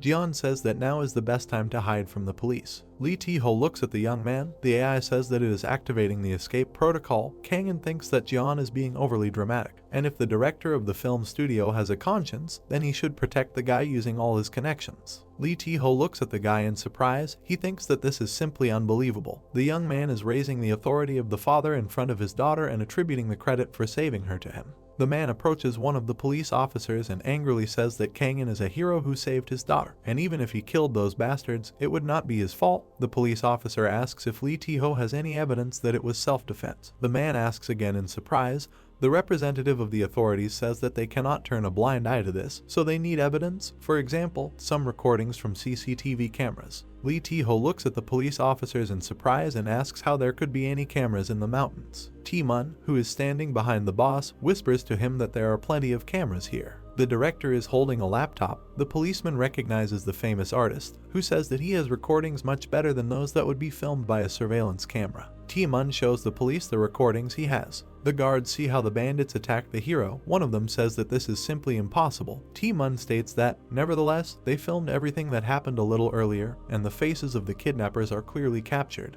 We see how the bandit in the blue shirt threatens the girl with a knife. The director states that the scoundrel was a threat to the daughter of the owner of the film studio and the cook of the food truck. Tae-mun thinks to himself that even the composition in the frame turned out perfect. The policeman looks at the director in surprise and asks how he managed to film this. Tae-mun replies that this place is full of people engaged in film production, and as soon as something interesting is about to happen, they all turn on their cameras. The director says that Mr. Kang-in is a hero who saved them all. We see the face of a young man. The people around him say that he is not guilty of anything. The AI reports the deactivation of the escape protocol. The guy thinks that Jeon breathed a sigh of relief. Lee Tae-ho looks at the policeman and says that even if all 3 kidnappers die, there can be no talk of punishing Mr. Kang-in. The man looks menacingly at the guards of order. He says that if they still try to accuse the guy, he will show them all what experienced employees of the information department of his company are capable of. The director and the police officers stand opposite each other. The latter asks why the man mentioned the information department instead of the legal department. He replies that the public anger that will be directed at the police thanks to the information department will be very difficult to handle. Kang-in, who is holding the girl's hand, walks away, saying that it is almost dinner time and he still needs to prepare everything. He assures the police that he will not disappear anywhere, so they can rest assured. We see the roof of the food truck. On the plate is a cake with a cherry. There are 2 chefs and the owner of the company with his daughter sitting at the table. Kang-in asks the girl if she wants to try it. The little girl asks who made this cake. The guy replies that perhaps Min Jae's appetite will not return soon, but she should still try it. AI reports that desserts on the battlefield are very effective in raising the morale of the allies. This is due to the fact that they replenish energy not only with their sweet taste, but also with their attractive appearance, so providing soldiers with desserts is an important point that must be fulfilled. Kang-in expresses hope that the girl will like the cake. The little girl puts the treat in her mouth. The father looks at his daughter. At first he says that Min Jae may have been very scared and will not have an appetite. Then he sees that the child happily devours the cake and changes her mind. The girl exclaims that it is very tasty. We see a parking lot from above. A father asks his daughter for a piece of cake. After trying it, he exclaims that it is even tastier than those incredible crackers. Min Jae states that the hero cooks very well. Lee Tae-ho looks at the young man and asks how he made this dessert. The director wants to know the recipe so he can make it at home for his daughter. A cook with a sprained wrist sadly says that he was spying on the guy when he was working, and an ordinary person would never repeat what the hero does. Lee Tae-ho asks again in surprise. The owner of the food truck says that you need to be very physically strong to mix the ingredients so quickly and for so long. Kang-in adds ingredients in a special manner. His friend says that you need to have a natural talent for dosing spices. Lee Tae-ho confirms that he remembered one of the most famous chefs in the world. As soon as he saw Kang-in, he asks the hero if he is a pastry chef by any chance, or maybe works as a chef in a restaurant, because otherwise it is difficult to explain why the young man cooks so well. Kang-in answers that he works part-time as a cook in a computer club. Lee Tae-ho, looking at the guy in amazement, asks again, and at that moment someone calls him. A drop of sweat runs down the cheek of the director of the film company. He understands that it is the voice of his wife. We see slender female legs. In front of us are two girls. It is reported that they are actress Jang Mi-young, Lee Tae-ho's wife, and Min Jae's mother, as well as manager Jang Hyo-rin. The wife of the owner of the film studio asks how he can enjoy food after everything that happened. The woman starts beating her husband. She screams that their daughter was almost kidnapped, and he sits and stuffs his belly. The girl runs up and tries to stop her mother with a loud scream. Mi-young rushes to her daughter and asks if everything is okay. The little girl, giggling, says yes. The mother notices that the child is all dirty. Lee Tae-ho says that all this may indeed seem strange, but he is ready to explain his behavior. Mi-young grinds her teeth in rage. She screams that today he will definitely not seem a little. Lee Tae-ho begs her to forgive him. Tae-mun and Kang-in look at what is happening. The director says that he has never seen the director like this before. Hyo-rin grabs her sister's hand and asks her to calm down. Mi-young asks how she can calm down and suggests the girl to put herself in her place. She says that there are too many eyes around. Hyo-rin adjusts her glasses and declares that she will quietly deal with her son-in-law without unnecessary witnesses and the police. Lee Tae-ho mentally begs someone to save him. Night falls on the mountains. Someone thanks the hero for saving the girl. Mi-young and Kang-in stand opposite each other. The hero once again repeats that he did only what he had to do. The woman says that she watched the video showing how he saved Min Jae. The guy jumped on the car, stopped it, and fought with the villains armed with knives. He risked his life. Kang-in looks slightly to the right of himself. Jeon says that the rescue operation was effective and without factors threatening the hero's life. Kang-in calmly looks at the woman and declares that it was not hard for him at all. She admiringly says that the young man is incredibly cool. Min Jae, running up, reminds the guy that he promised to cook a lot of delicious dishes for her. Mi-young takes her daughter to the car. She tells her husband that they will go since Min Jae has school tomorrow and she needs to get some sleep. The man waves his hand, saying that he will stay here for now and come later. Min Jae says goodbye to her father. Kang-in and Lee Tae-ho watch the car drive away. The director of the film studio says that if it were not for the hero, both he and his wife would be in a desperate situation now. The man bows low and thanks the young man, after which he says that he will treat the guy to a delicious meal sometime. Jeon advises him to immediately agree to this offer. A girl appears behind the hero. He answers the director of the film company that he will be glad to take advantage of his offer. Lee Tae-ho, who is called from the side, steps away. The girl standing behind the hero coughs, attracting attention to herself. Yoon-ha, smiling, looks at the guy and says that he cooks excellently, fights well, and now he has also caught the kidnappers. She asks the hero to admit that he lied about working in a computer club. Kang-in says that this is the absolute truth. The girl hands him the phone. She says that she does not believe and asks to show the computer club where he works. She asks to write the address and phone number. The hero gives the device to the girl and says that he saved the contact as Na Kang-in.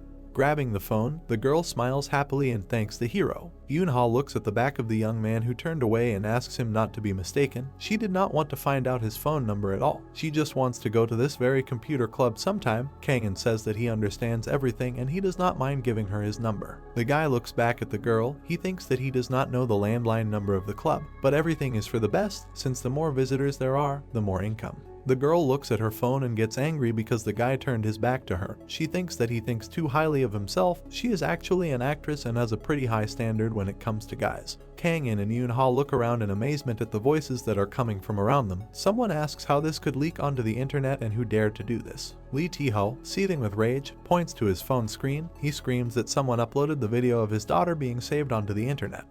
Lee Tae-ho, having gathered the entire film crew in front of him, asks who did this. Manager Kim runs up to the director from behind, saying that the head of the public relations department is calling. The man snatches the phone from him. Lee Tae-ho holds the phone to his ear. When he asks if Min Jae is okay, the director replies that, of course, she is fine, since she was saved by a real hero.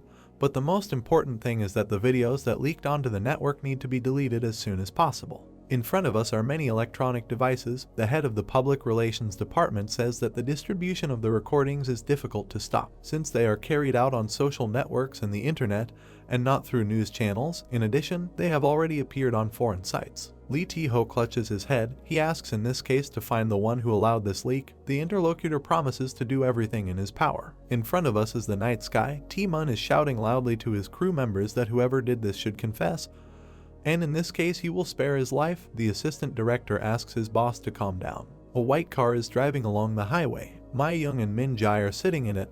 The wife asks her husband what he wants this time. He mumbles hesitantly. The woman asks what her husband screwed up this time. Lee Tae-ho asks her not to be angry, because he is about to tell everything. Mi-young demands that he stop muttering. She hears that the video of the girl being saved has leaked online. It is circulating all over the internet, and they cannot stop it because it is spreading too quickly. Mi-young is surprised and asks if her husband really wants to tell her about it. The film studio director's face is dripping with sweat. He tells his wife that there is no need to worry. He will find the bastard who leaked the video and punish him to the fullest extent. The man hears that his daughter uploaded the video online. Lee Tae-ho asks again in amazement. We see a girl with a phone in her hand. Mi-young says that as soon as the little girl saw this footage, she was delighted and said that Uncle Mixie looked like a movie hero. After which she uploaded the video to the internet, and she said that the country should know its heroes, so the woman allowed her to do so. Lee Tae-ho is standing next to the tables. He looks to his left. His wife asks what exactly the problem is. Tae-man, who has huge glasses on his face, tells his subordinates that he is incredibly disappointed in them. The artist waves his arms. Lee Tae-ho runs up to him, trying to stop him. The director, not listening even to his immediate superior, shouts that, in his opinion, his subordinates should have at least kept the shit that was happening here to themselves. In front of us is a computer monitor. It is reported that the action takes place the next day. Yoon Seo, Hwan and Rem have gathered in front of the computer. The blonde says that this is something amazing. The video looks like a promo video for a movie about to be released. The guy says that it is impossible to do this without computer graphics. The brunette agrees. She says that if someone jumped on a moving car like that, they would definitely break their legs.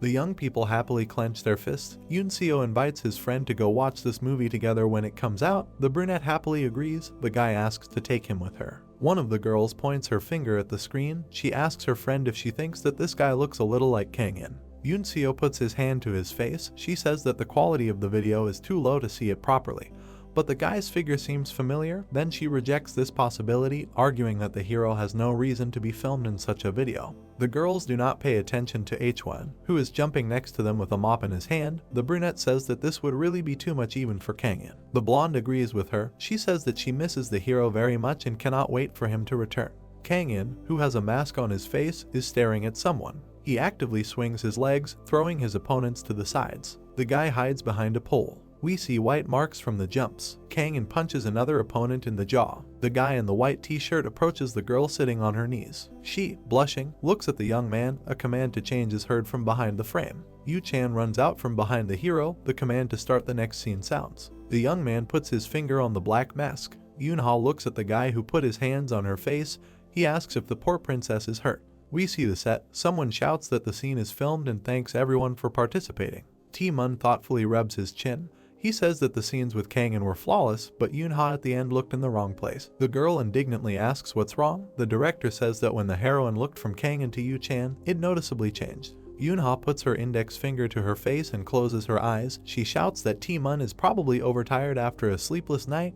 The director refuses to believe this remark. He approaches the guy in the white t-shirt and says that Mr. Kang-in did a great job today and that the filming went smoothly because of him. The hero looks at Lee Tae-ho and asks if he can leave. The director of the film company replies that he can since his next scene is scheduled for tomorrow. The man thanks the guy for his hard work. The hero asks what about the video of Min Jae being rescued. Lee Tae-ho smiles and states that the video has been splashed all over the place, including overseas, and there have even been news articles about it, so revealing the truth about the kidnapping now will seriously harm the film. We see Kang-in jumping onto the hood of a car with a road sign in his hand. Lee Tae-ho says that for better or worse, people mistook the video for an advertisement for the film, so the company simply shut the mouths of the witnesses and is maintaining the version that it is a promo video. The hero asks how the director is feeling. Lee Tae-ho sighs heavily and strokes the back of his head. He asks the guy what he thinks a father should feel when a video of his nearly kidnapped daughter has spread all over the internet. The director says that, nevertheless, the course of action they have chosen is optimal now. The people involved in the production of the film talk to each other. The director of the film company says that thanks to Kang-in they got out of this quagmire with reshoots. The director says that everything is exactly like that. He tells the hero that thanks to him the filming ended 2 days ahead of schedule. The man says that Yoon-ha was originally supposed to have a supporting role, but after the script was changed, she almost became the main character. The girl closes her eyes and thanks the director. Lee Tae-ho raises his hands and looks at the hero and says that since things turned out this way,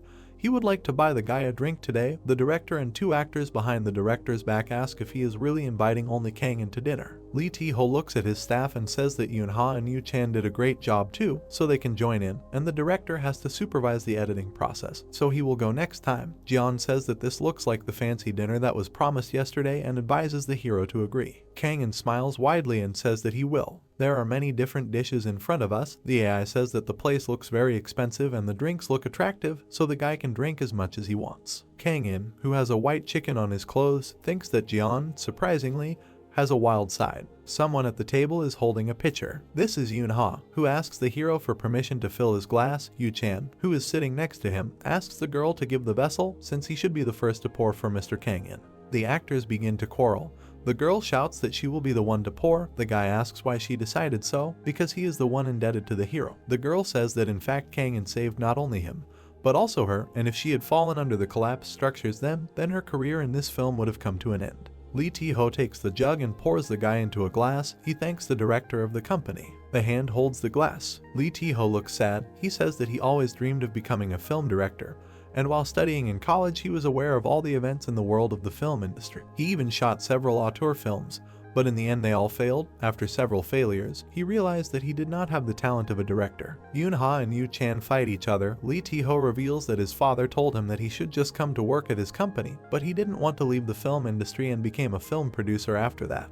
The hero looks at the man and says that he was still able to achieve success in his chosen field of activity, so there is no need to be sad. Lee Tae-ho replies that all his successes are due to the fact that his wealthy parents helped him solve any financial issues. We see a feast from under the ceiling of the room. Lee Tae-ho says that if the film had failed, his film company would have been in danger, and his parents and older brother would have given him a terrible dressing down. Kang-in clarifies what he would have been reproached for, that instead of working with his father, he opened a film company and failed. Lee Tae-ho states that the matter is slightly different. His father is engaged in the production of military and police equipment. Before us is the man in question. Lee Tae-ho reports that his father works not only in Korea, he exports a significant part of his products, and his company is known all over the world. We see Lee Tae-ho's profile. He says that his father gave him a share of his company. Naturally, this is only a friendly share and he cannot sell them anywhere, because his shares provide a controlling stake that belongs to his father and brother. But Lee Tae-ho invested more than 10 billion won in this film.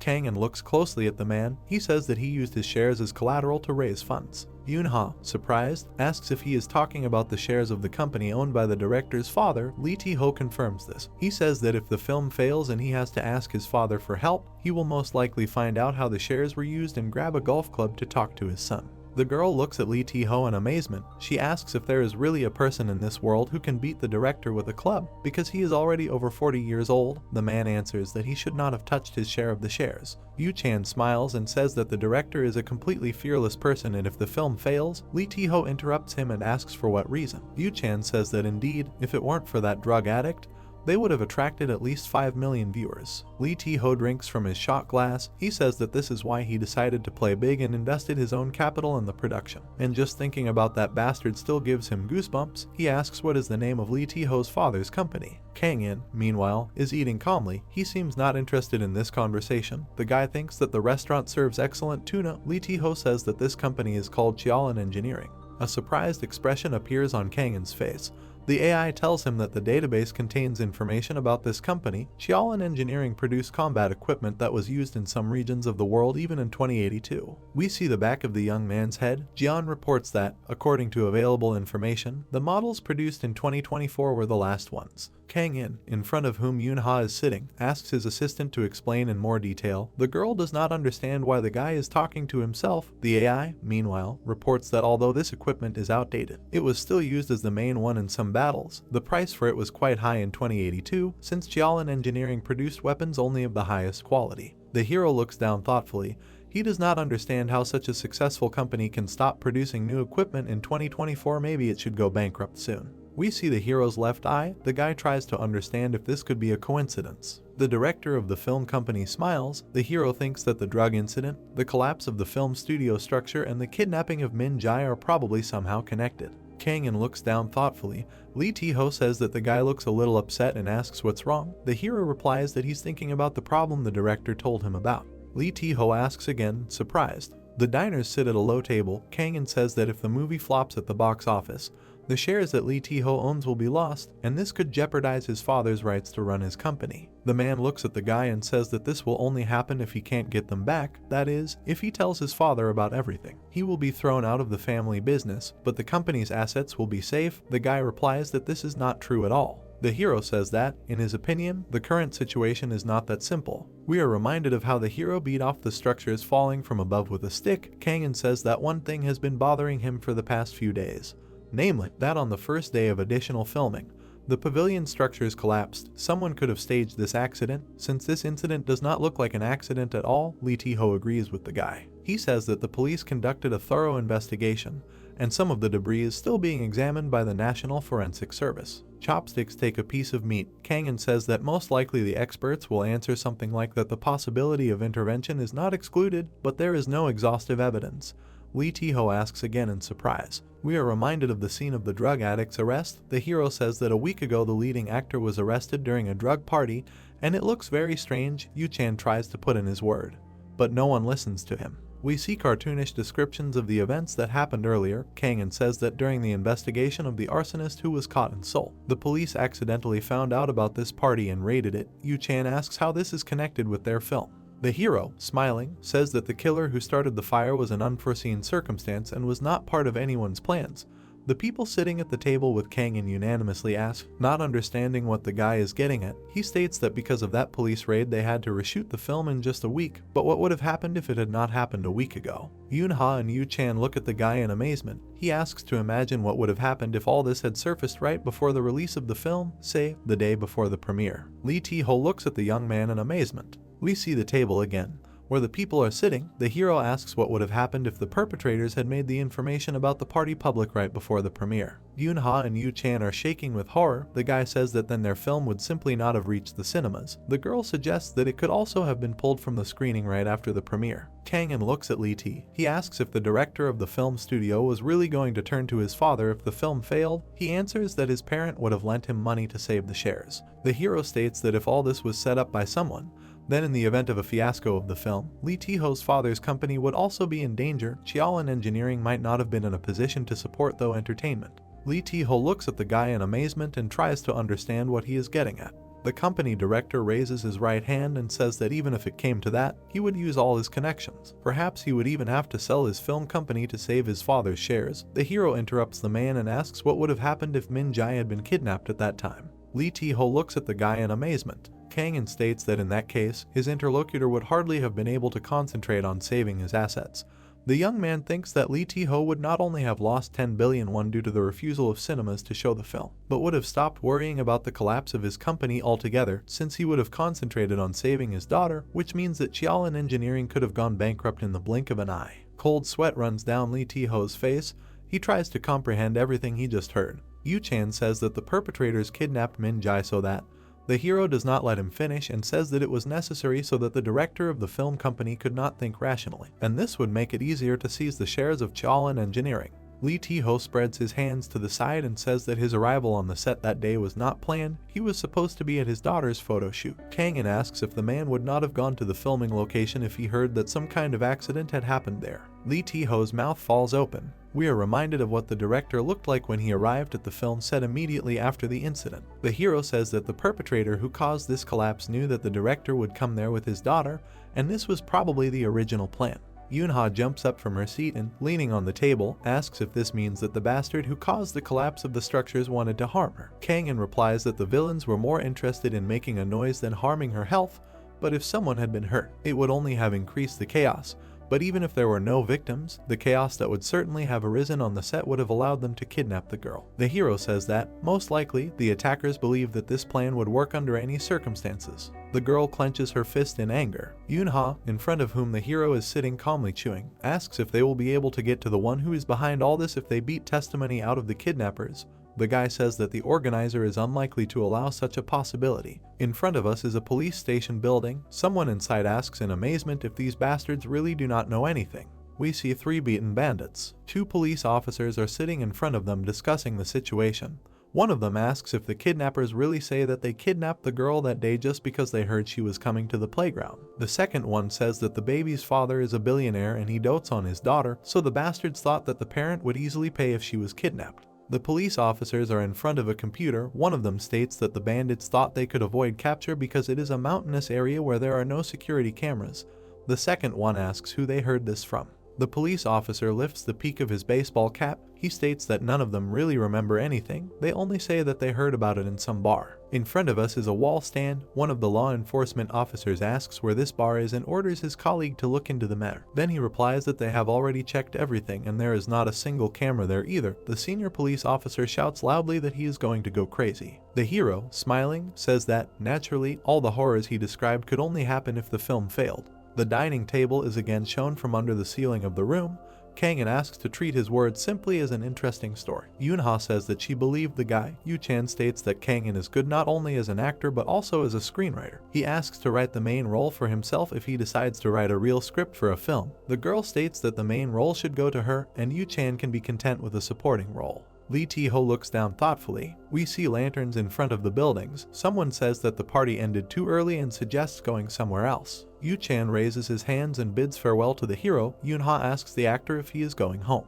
We see the taillights of the car. Lee Tae-ho thinks that this time he has put himself in a big way and will not risk his father's shares anymore. Kang-in watches the car go by. He thinks that Cheolan engineering must be very strong, otherwise the attackers would not have taken such a big risk. But if we remove all the variables, then at least this year there is no need to worry about the safety of this company. A woman's finger is visible next to the hero's face. Yoon-ha points at herself and asks the hero if he has time to have a drink with her. Kang-in looks at her and says that he is ready for it if the three of them go together. The girl thinks that the hero sometimes behaves like a real idiot.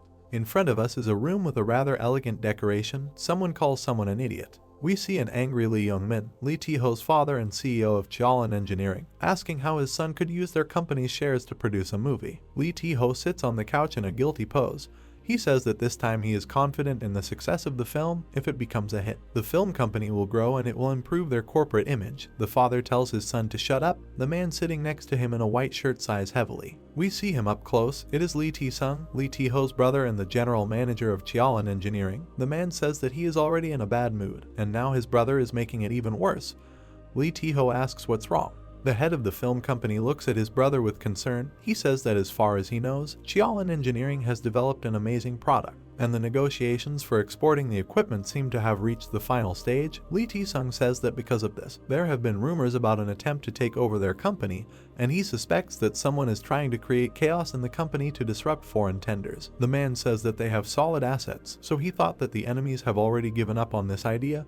But apparently this is not the case. Lee Tae-ho jumps up and screams loudly. His brother says that he was scared by him. The head of the film company gets up from the sofa and asks his brother if this means that one of those scoundrels was behind the kidnapping of Min-jae. Lee Tae-sung calmly says that now is not the time to raise your voice in front of him and their father. Lee Tae-sung says that it is possible that one of those companies made this move, but brokers who want to take over and resell their business are much more suspicious. Lee Young-min sighs heavily and suggests that they first set the record straight, asking Lee Tae-ho if he is sure that his film will not be a failure this time. And Lee Tae-ho replies that he has no doubt about it because the film is now much better than what it was originally intended to be. Lee Young-min looks closely at his son and asks if this is due to the new stuntman who literally saved Lee Tae-ho. The head of the film company says that thanks to Mr. Kang-in, they were able to finish reshoots faster. He also helped prevent Min-jae from being kidnapped, and that he only came here today because the guy shared his suspicions with him. Lee Tae-sung looks at his brother in surprise and asks if this means that he needed an explanation from some actor to understand the situation. Lee Tae-ho replies that it is not just some actor. Lee Young-min, with his feet up on the nightstand, says that if Lee Tae-ho's company is not in danger, then he and Lee Tae-sung have nothing to fear. The general manager of Cheolan Engineering replies that this is exactly the case. They will be able to defend themselves from most attacks,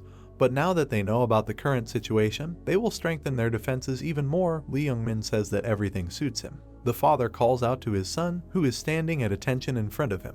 The man gets up and leaves, finally declaring that if Lee Tae-ho touches his shares again, he will disown him. The son bows low and says that he will never let him down again. Lee Tae-ho looks thoughtfully ahead and mentally thanks the hero. Lee Tae-sung, who has not yet left the room, turns around and tells his son to take that actor and give him a role with many lines if possible, because when someone helps him so much, it is worth repaying him. Kang-in looks at something intently. It turns out that he is sitting in the front row of the movie theater with other members of the film crew. Lee Tae-ho thinks that the guy seems to have already outgrown the level where he can be offered any role. Someone hands Yoon Seo a ticket and asks if the girl wants to go to the premiere of a movie called The Day It Was Sunny. The blonde replies that she has a lot of things to do today and she does not know if she will be able to go to the show. Kang-in turns away from her and says that if the girl is busy all day, then nothing can be done about it. Yoon Seo throws up his hand and shouts that there are a lot of workers in the establishment, so she is absolutely free tonight.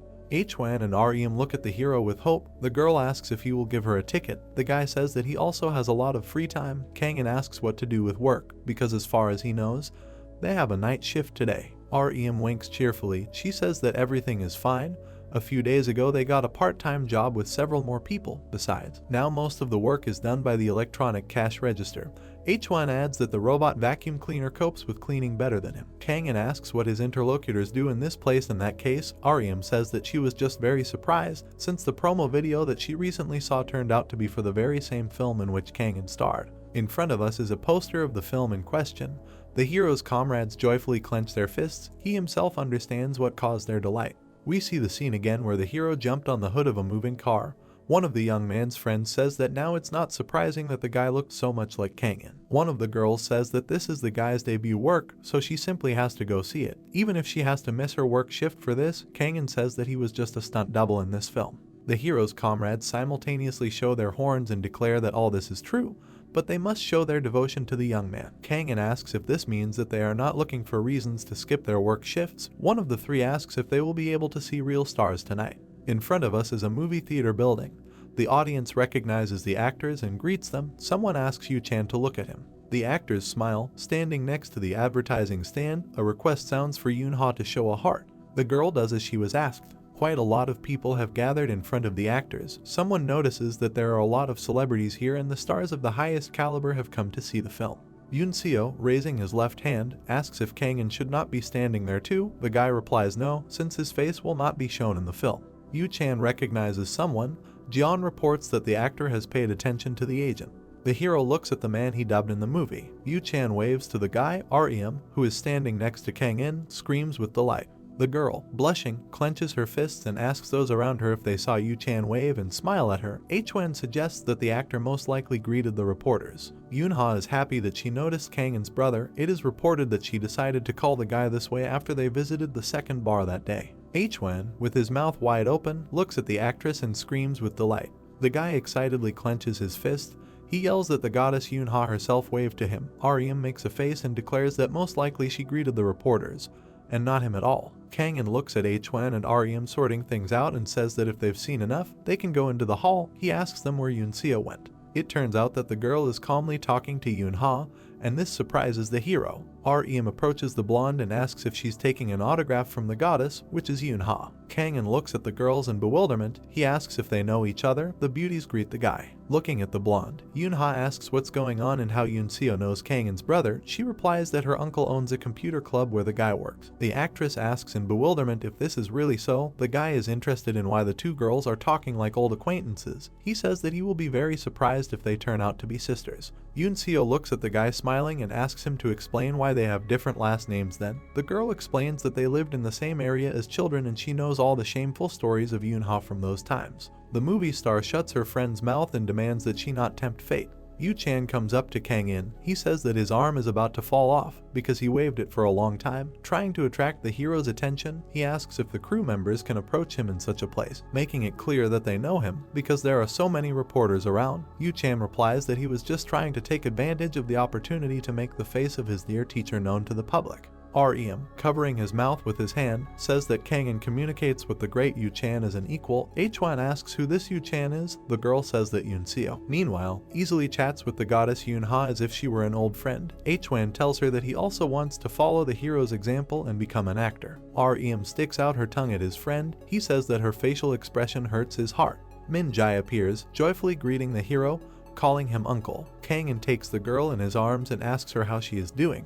The little girl replies that she is doing well because she noticed the hero and now she is not bored at all. Following the daughter, Taeho and Mayung appear in front of the hero. The woman says that they have reserved good seats for the guy. Rem covers her mouth with her hands and says that the divine actress Mayung is also here, and it is like seeing the outstanding empress of the great dynasty.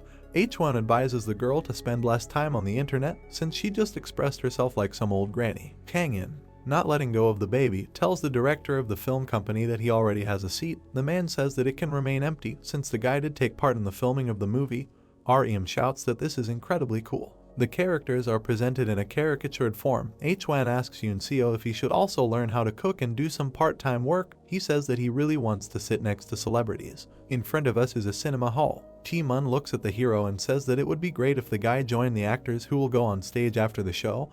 He replies that it would be inappropriate since he is not an actor. The director says that it is hard to argue with that. Tae-mun smiles and says that the premiere of this film will only be once, and if it were not for the guy's help, it would not have appeared on screens at all. The director and the main character's understudy turn to each other. Tae-mun thanks the guy. He says that he was glad to be of help. The man says that the film is starting. Kang-in carefully looks at the screen. His friends from the computer club are also enjoying the film. Sounds are heard from behind the door. The cinema workers listen in amazement to the shouts coming from the hall. Dressed in red shirts, they stand in front of the door. The girl asks what is going on there and why the audience is gasping so synchronously. The young man says that usually such sessions are quiet, which means that there must be something very interesting there. We see the spotlight. It lights up. Someone claps. One of the viewers stands up and starts applauding. The whole hall follows his example. Jeon says that if it weren't for their joint help with the hero, it would have been just an ordinary film, but thanks to them, the quality has increased significantly. Kang-in smiles happily. He says that it's very funny. The audience exchanges impressions. One of them says that 2 hours flew by unnoticed. The second states that it is difficult to determine the genre. It is some kind of romance with elements of an action movie, but it all looks simply amazing. An announcement is heard in the hall that now the participants of the filming will come out to greet the audience, after which the director Tae-mun and the actors will answer questions. The host asks to greet those involved in the creation of the film with applause. Tae-mun, standing on the stage, thanks the audience for coming and watching this film. We see the man's face up close. He states that he would like to confess something to his dear audience. The audience in the hall listens attentively to the director.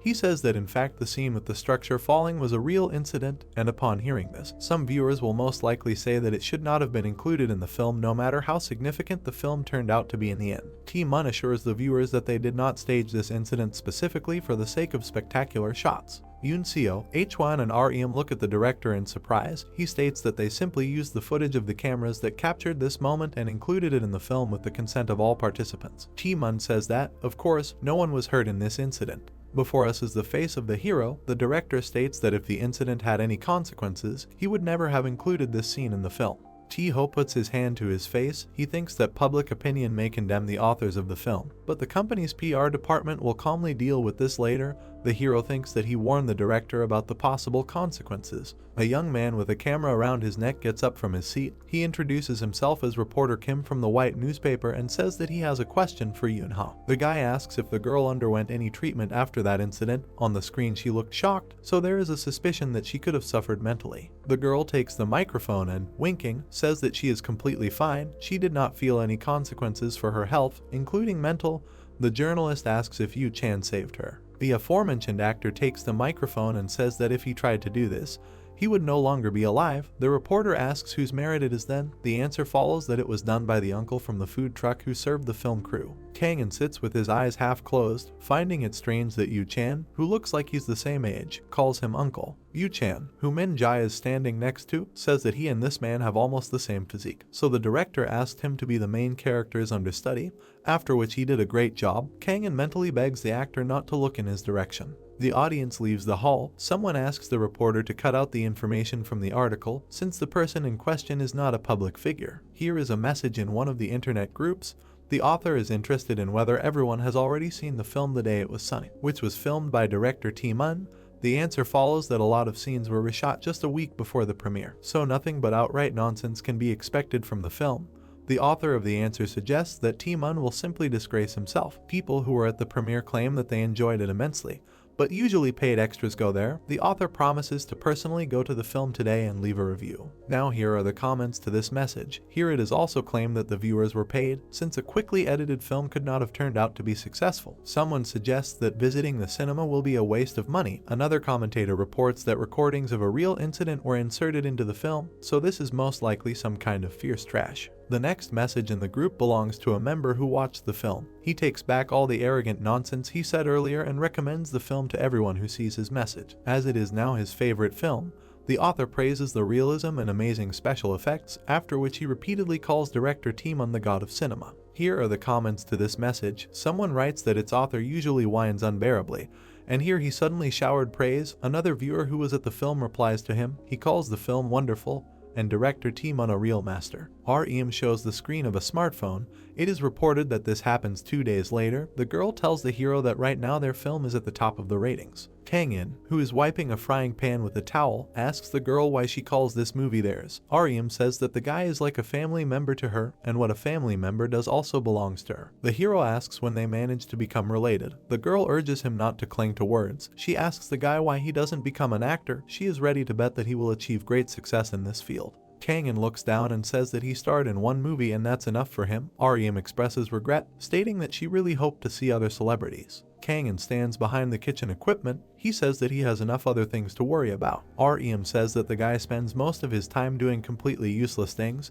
He objects. The girl asks what the guy does besides cooking in the computer club. Kang-in, smiling, looks at the girl and states that he is on a special mission for the Earth Alliance. REM looks at the guy in amazement. There is some building in front of us. Judging by the girl's answer, she does not believe the young man. Tae-ho laughs happily. He throws up his hands and shouts that they did it. It is reported that this is happening in the office of the CEO of Though Entertainment. Taemun says that he was sure that they would succeed. The director gives a thumbs up. He states that their film will definitely gain a large audience, at least 10 million people. Tae-ho happily agrees. The director of the company jumps up from the couch and says that at this rate even 10 million is not far off. He congratulates Taemun on becoming the creator of an incredible hit. The director laughs happily. There is a cup on the table. Tae-ho says that the first day's figures were so bad that he almost cried. The cinemas were empty, and he was already starting to think that they would not even come out on top, and now he is ready to cry with happiness. The director rubs his nose. He says that he is thinking about making a full-scale action film in the noir style. Tae-ho is surprised that Taemun seems to specialize in romantic films. Of course, the action in his last film fits perfectly, but this is the merit of Mr. Kang-in. Tae-ho looks at the director in surprise, who says that this is the absolute truth, and if the hero is available, he will immediately begin working on the script. Tae-ho looks sternly at the interlocutor and calls out to him. Taemun and Tae-ho are sitting at the table. The director of the film company says that he offers the director to work on a new film under the auspices of Though Entertainment. The company will provide generous funding, and it is ready to work on this blockbuster together. Taemun says that he agrees. Tae-ho puts his hands on his knees and asks the director if he has discussed this issue with Kang-in. Taemun raises his finger and says that he is about to do so. The director asks again in surprise. The director says that the guy would never refuse such a great opportunity, and since they are talking about it, they can call him right now. Kang-in picks up the phone. He looks at the screen, sees an unknown number, and hangs up. In front of us is a large building with huge screens on the sides. Someone invites 2 special guests to the studio, who took part in the filming of the movie the day it was sunny. Above the door of the office, a sign is visible indicating that there is a recording going on inside. The host welcomes Yoon-ha and Yoo-chan as guests.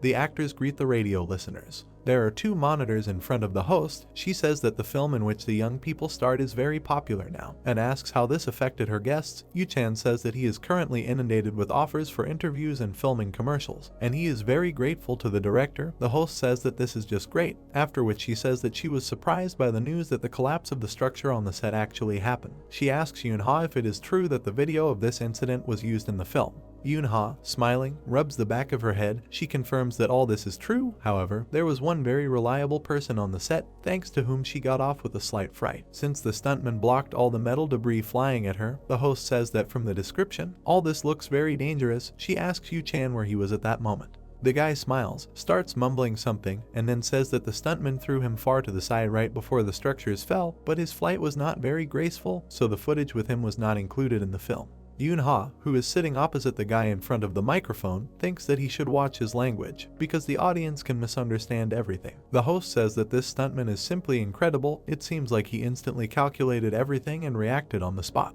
Yoon-ha, smiling, says that this is exactly how it was, and this is despite the fact that he is not a professional actor, but an ordinary cook from a food truck. Yoo-chan raises his index finger and says that the stuntman even jumped on a moving car without any safety equipment and stopped it with one blow of a metal pipe. The host stops the young man. She says that she also watched the film, but she did not see such a scene in it. Yoonha and Yu Chan understand that this conversation can end very badly. The girl, nervously laughing, raises her left hand, mentally begging her partner to watch his language, and out loud, to change the subject, says that he is not only an excellent stuntman, but also an unrivaled cook. The host notices that a new comment has just appeared on the broadcast website. The girl thoughtfully looks at the monitor and reads out a question from a viewer who is interested in whether the clip with the car stopping, which everyone considered a promo video, was another filming of a real incident.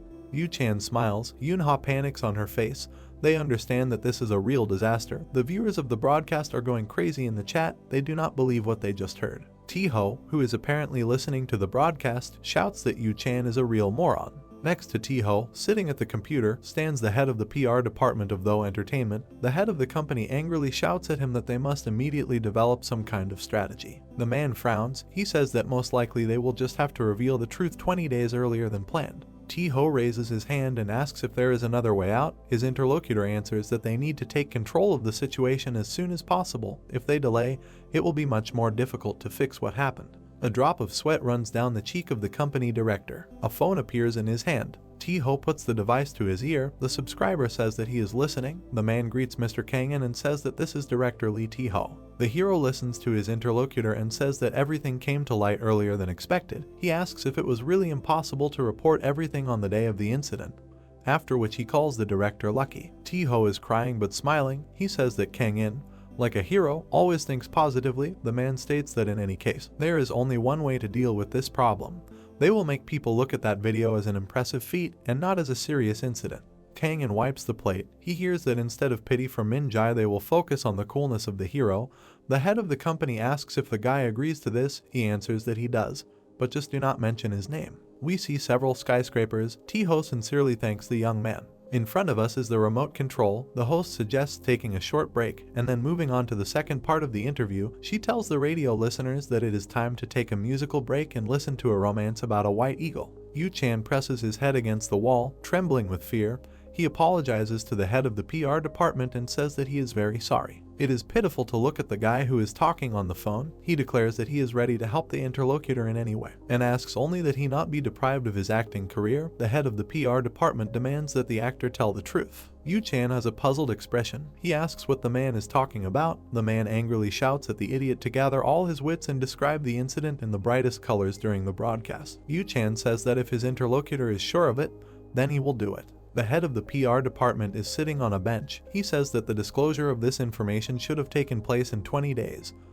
But it will have to be done now. Yu Chan apologizes to his interlocutor for his carelessness. The man says that Lee T-Ho has already given his consent, and it is necessary to simply spin it as an amazing feat of an ordinary guy from a food truck, while the incident should not look serious. Yoonha looks into the room where Yu Chan is talking and whispers that it is time for them to go. The actor finally says that he understands everything and will not mention Kangin's name. We see a small board above the interview room again. The host reports that the audience has listened to the romance of the White Eagle, after which she tells the guests that interest in that video is growing exponentially. The number of comments is off the charts. Yu Chan smiles and asks permission to tell everything as it was, because he could not find the right moment to do it. Raising his left hand slightly, the guy reports that it happened on the first day of additional filming. While everyone was busy with work, several kidnappers tried to take away their young actress Min Jai. The host asks in fear if the young man is serious. The girl understands why that guy jumped on the car without insurance at such a critical moment. Yu Chan replies that the host is absolutely right. Yoonha looks at what is happening with some bewilderment. She understands that, apparently, her superiors decided to tell the public how everything really happened. Yu Chan raises his index finger. He says that the cook caught all the criminals and saved Min Jai. But, however, the viewers have already seen it all. Listeners in the comments admire the hero. Someone is surprised that the guy survived at all. An assumption is made that this is some kind of undercover agent, and there are also ironic comments that all this is not true. Before us are frames from the video in question. We see many comments that are all dedicated to the outstanding qualities of Kangin. Before us is a message from the Deduction Time forum. Its author analyzes the sensational video and comes to the conclusion that the young man, who is the main character, runs faster than the holder of the world record in sprinting. Commentators note that the guy ran from a mountain, while the athletes compete on a perfectly flat track, but the fact that he did not fall, having developed such a speed, is still impressive. The following screenshot is taken from the White Eagles fan community. The author of the message notes that the young man threw the stone just like a pitcher during a pitch. One commentator notes that the distance was quite decent and the accuracy of the young man is amazing. The second draws attention to the speed of the young man's running. He states that if he developed such speed on a baseball field, he would steal first and second base in one go and no one would be able to catch him. A third fan of the team writes that they need exactly this kind of player to get out of last place, after which he offers to sign this guy. The AI tells the hero that the amount of information about him on the internet is constantly growing. Kang-in looks at his phone and says that everything is fine as long as his name and identity are not revealed. The guy is sitting on the bed with his legs crossed.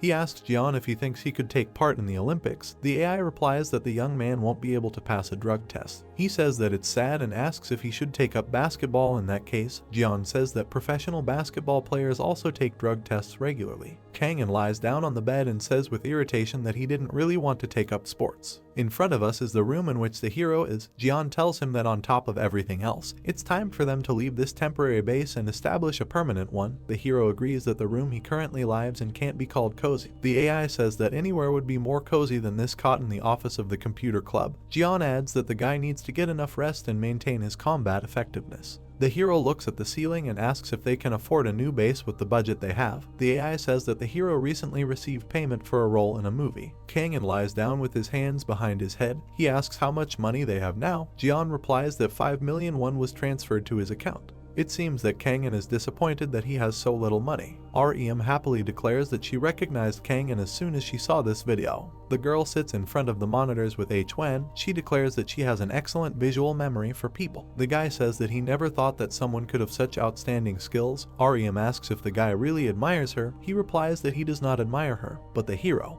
The girl looks at the young man in surprise and asks if he has met anyone like Kang-in. H-Wan recalls the scene of beating up 3 bandits. He says that he saw one guy who was also an incredible fighter, but whoever he was, he can hardly compare to Kang-in. The hero clears his ear with his little finger. He says that his ears suddenly started itching and asks what could be the reason for this. A girl enters the room. They greet her. It is Yoon-ha. The actress approaches the counter where H-Wan is standing and asks if this is the same computer club where Mr. Kang-in works. The guy confirms this and then recognizes his friend. He extends his index finger forward. Yoon-seo covers his mouth with his hand and greets the girl. Yoon-seo runs out from behind the counter and asks Yoon-ha what brought her to this club, because the way here is very long, and the girl must be very busy lately. She replies that she came to talk to Kang-in. Besides, she heard that the food in this place is very tasty. Yoon-seo is sincerely happy to see Yoon-ha. She states that Kang-in is now in his room. The actress asks again in amazement and hears that the guy really does live in the computer club. Yoon-ha opens her mouth in shock and asks again. The girl takes off her glasses and asks why Kang-in lives here. Yoon-seo says that she doesn't know for sure, but it seems that he left home, so he eats and sleeps here. She says that she wanted to invite him to live with her, but she realizes that she is saying something wrong and falls silent. The girl puts her little finger to her lips. She embarrassedly says that living under the same roof with a man seems a little awkward to her. Yoon-ha replies that there is nothing reprehensible in this. Yoon-seo happily throws up her hands and says that she is touched that her friend is so worried about her, after which she adds that this guy seems decent and would never allow himself to do anything bad. Yoon-ha agrees with this. We see the door to the storage room. Yoon-seo says that Kang-in is there and invites Yoon-ha to come in. The hero rises from the bed. Yoon-ha enters the door. She greets the young man. He asks why she came here. The girl goes into the room and says that she came to apologize. The guy asks in surprise for what exactly. Yoon-ha says for the words that Yu-chan blurted out during the radio interview. The boy and girl are sitting on the bed. Kang-in reminds her that it wasn't her fault that the actor blurted out something. The actress replies that she was present at the interview anyway. Although Yu-chan should certainly learn to keep his mouth shut, Kang-in suggests that he didn't do it on purpose. Yoon-ha replies that maybe it was, but in any case, Yu-chan is currently getting a good scolding from Ma-yum. We see a cartoonish depiction of the execution scene. Kang-in suggests that Yu-chan is having a hard time right now, then he asks if the girl came all the way here just to apologize. Yoon-ha, with a drop of sweat running down her cheek, looks at the young man. She says that she also wanted to try the food in this computer club, which everyone praises so much. Kang-in looks at the girl and says that he is not cooking today because he has to go somewhere. Yoon-ha, surprised, asks where the hero is going. Kang-in looks around the room in which he has to huddle and says that he will go look for another place to live. Since this closet is not very cozy, Yoon-ha says that this is true and is surprised that the hero is able to live here. Kang-in, who has a huge mosquito on his sweater, says that he has his own reasons. Yoon-ha looks at the guy in amazement and thinks that he is a truly mysterious character. The girl happily jumps up from her seat and says that in this case she will go with him, because it is always great if there is someone nearby who can help with the choice. The guy calmly answers that he can go himself. The young man and the girl enter the corridor. Yoon-ha looks around the room in amazement. The hero says that there is a refrigerator, a sink, and an old air conditioner. That is, everything you need. Yoon-ha cannot hide her shock. She asks why the guy who was supposed to be well paid chose the studio. Kang-in says that he really received money for the film. The girl asks why in this case he is looking at this wretched housing. Kang-in looks at his companion a little sadly. She says that she cannot understand why such a talented guy first lived in a computer club and now decided to move to a cheap one-room apartment. He was supposed to be paid a lot of money for the film. Kang-in asks again in surprise. Yoon-ha, who is clearly angry, raises her fist. She asks how much the young man received in the end and asks for permission to help find a better apartment given the money he has. The guy replies that he received 5 million won. Judging by the girl's pose, she does not know what to answer to this. Yoon-ha takes the phone and calls someone. The beauty, smiling, greets Mi-young and says that this is Yoon-ha. In front of us is the wife of the owner of the film studio. She asks the girl what she is calling about and expresses the hope that she will not ask for leniency for Yu-chan.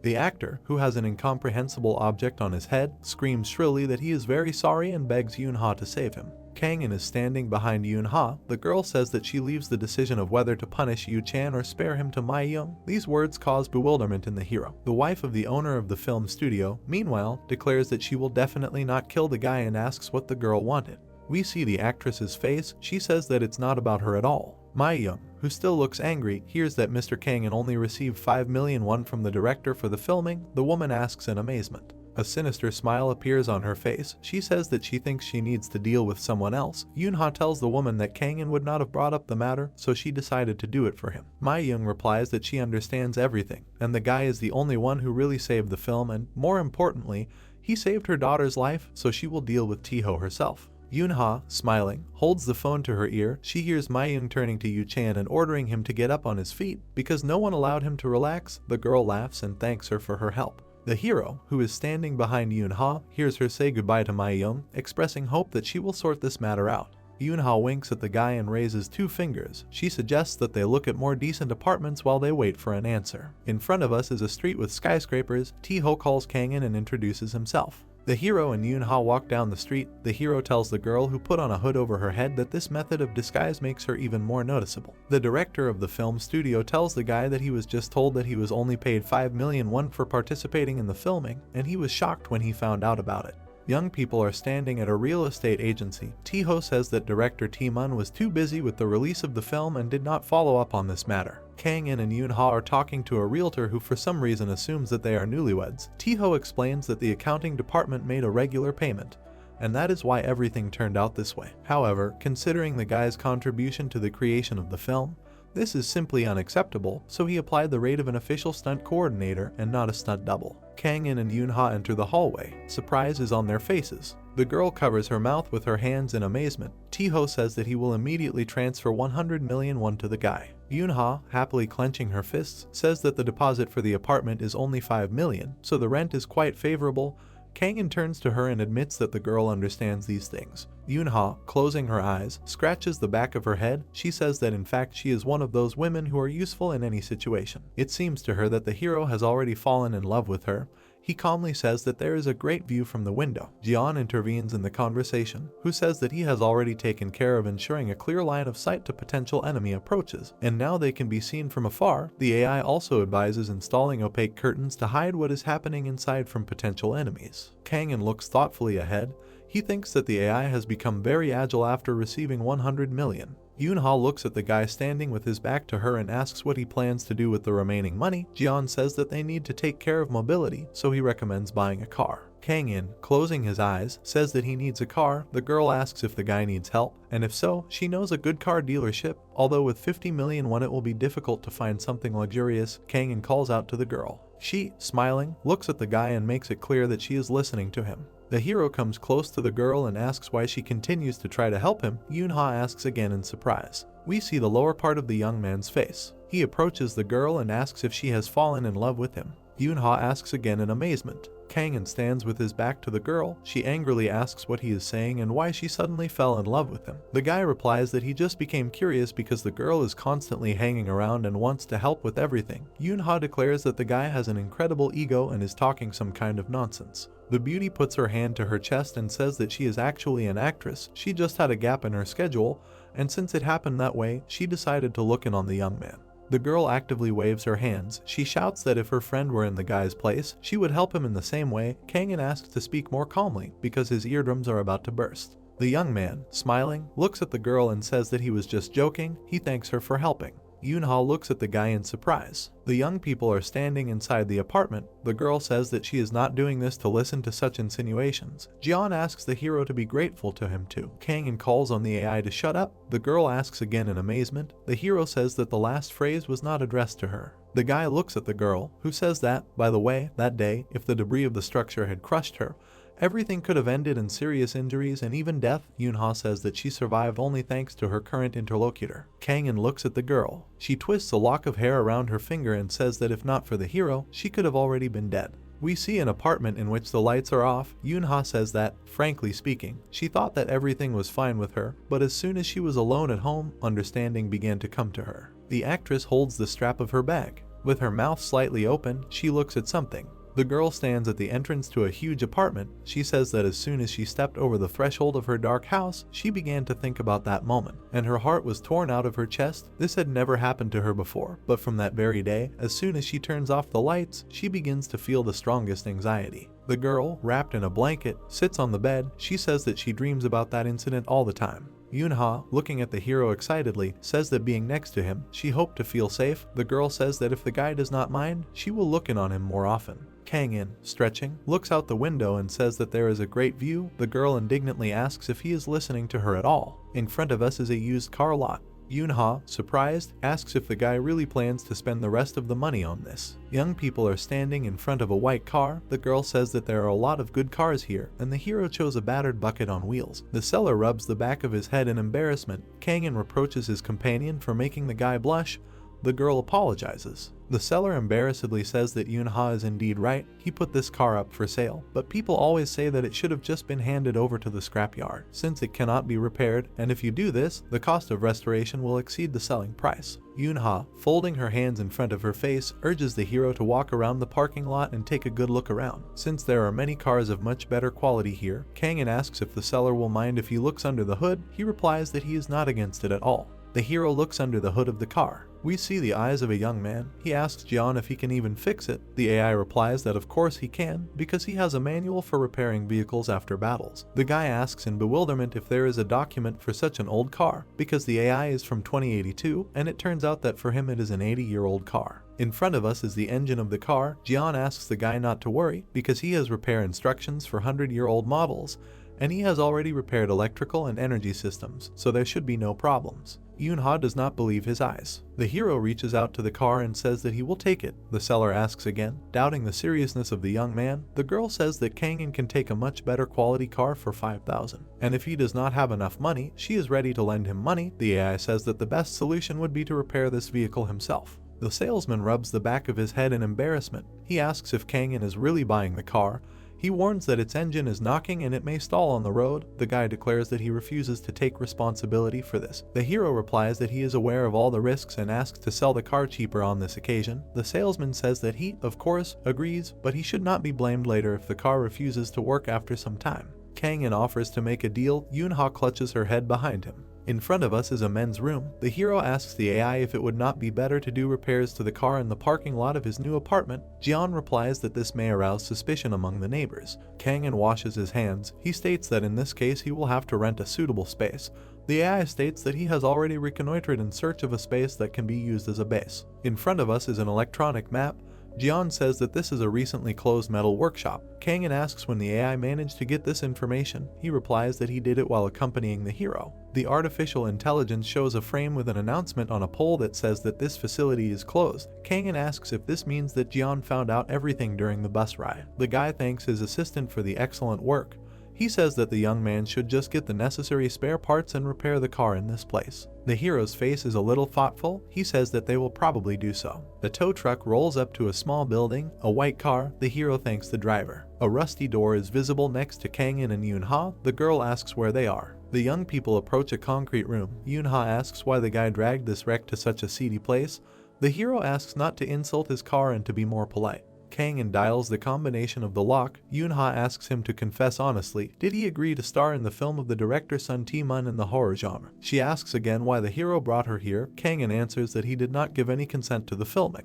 The young people look inside the room. We see what appeared before their eyes. The hero removes the cover from some machine. The girl asks what the young man was planning then. Kang-in looks at the equipment that was hidden under the cover. Yoon-ha asks if Kang-in really plans to fix his car here. He confirms this. The beauty looks at her companion in surprise and asks if he even knows how to do it. Because to repair a car you need a mechanic's license or something like that. Jeon declares that his repair manual is cooler than any license. The guy sits down in front of the machine and says that he learned everything on NeoTube.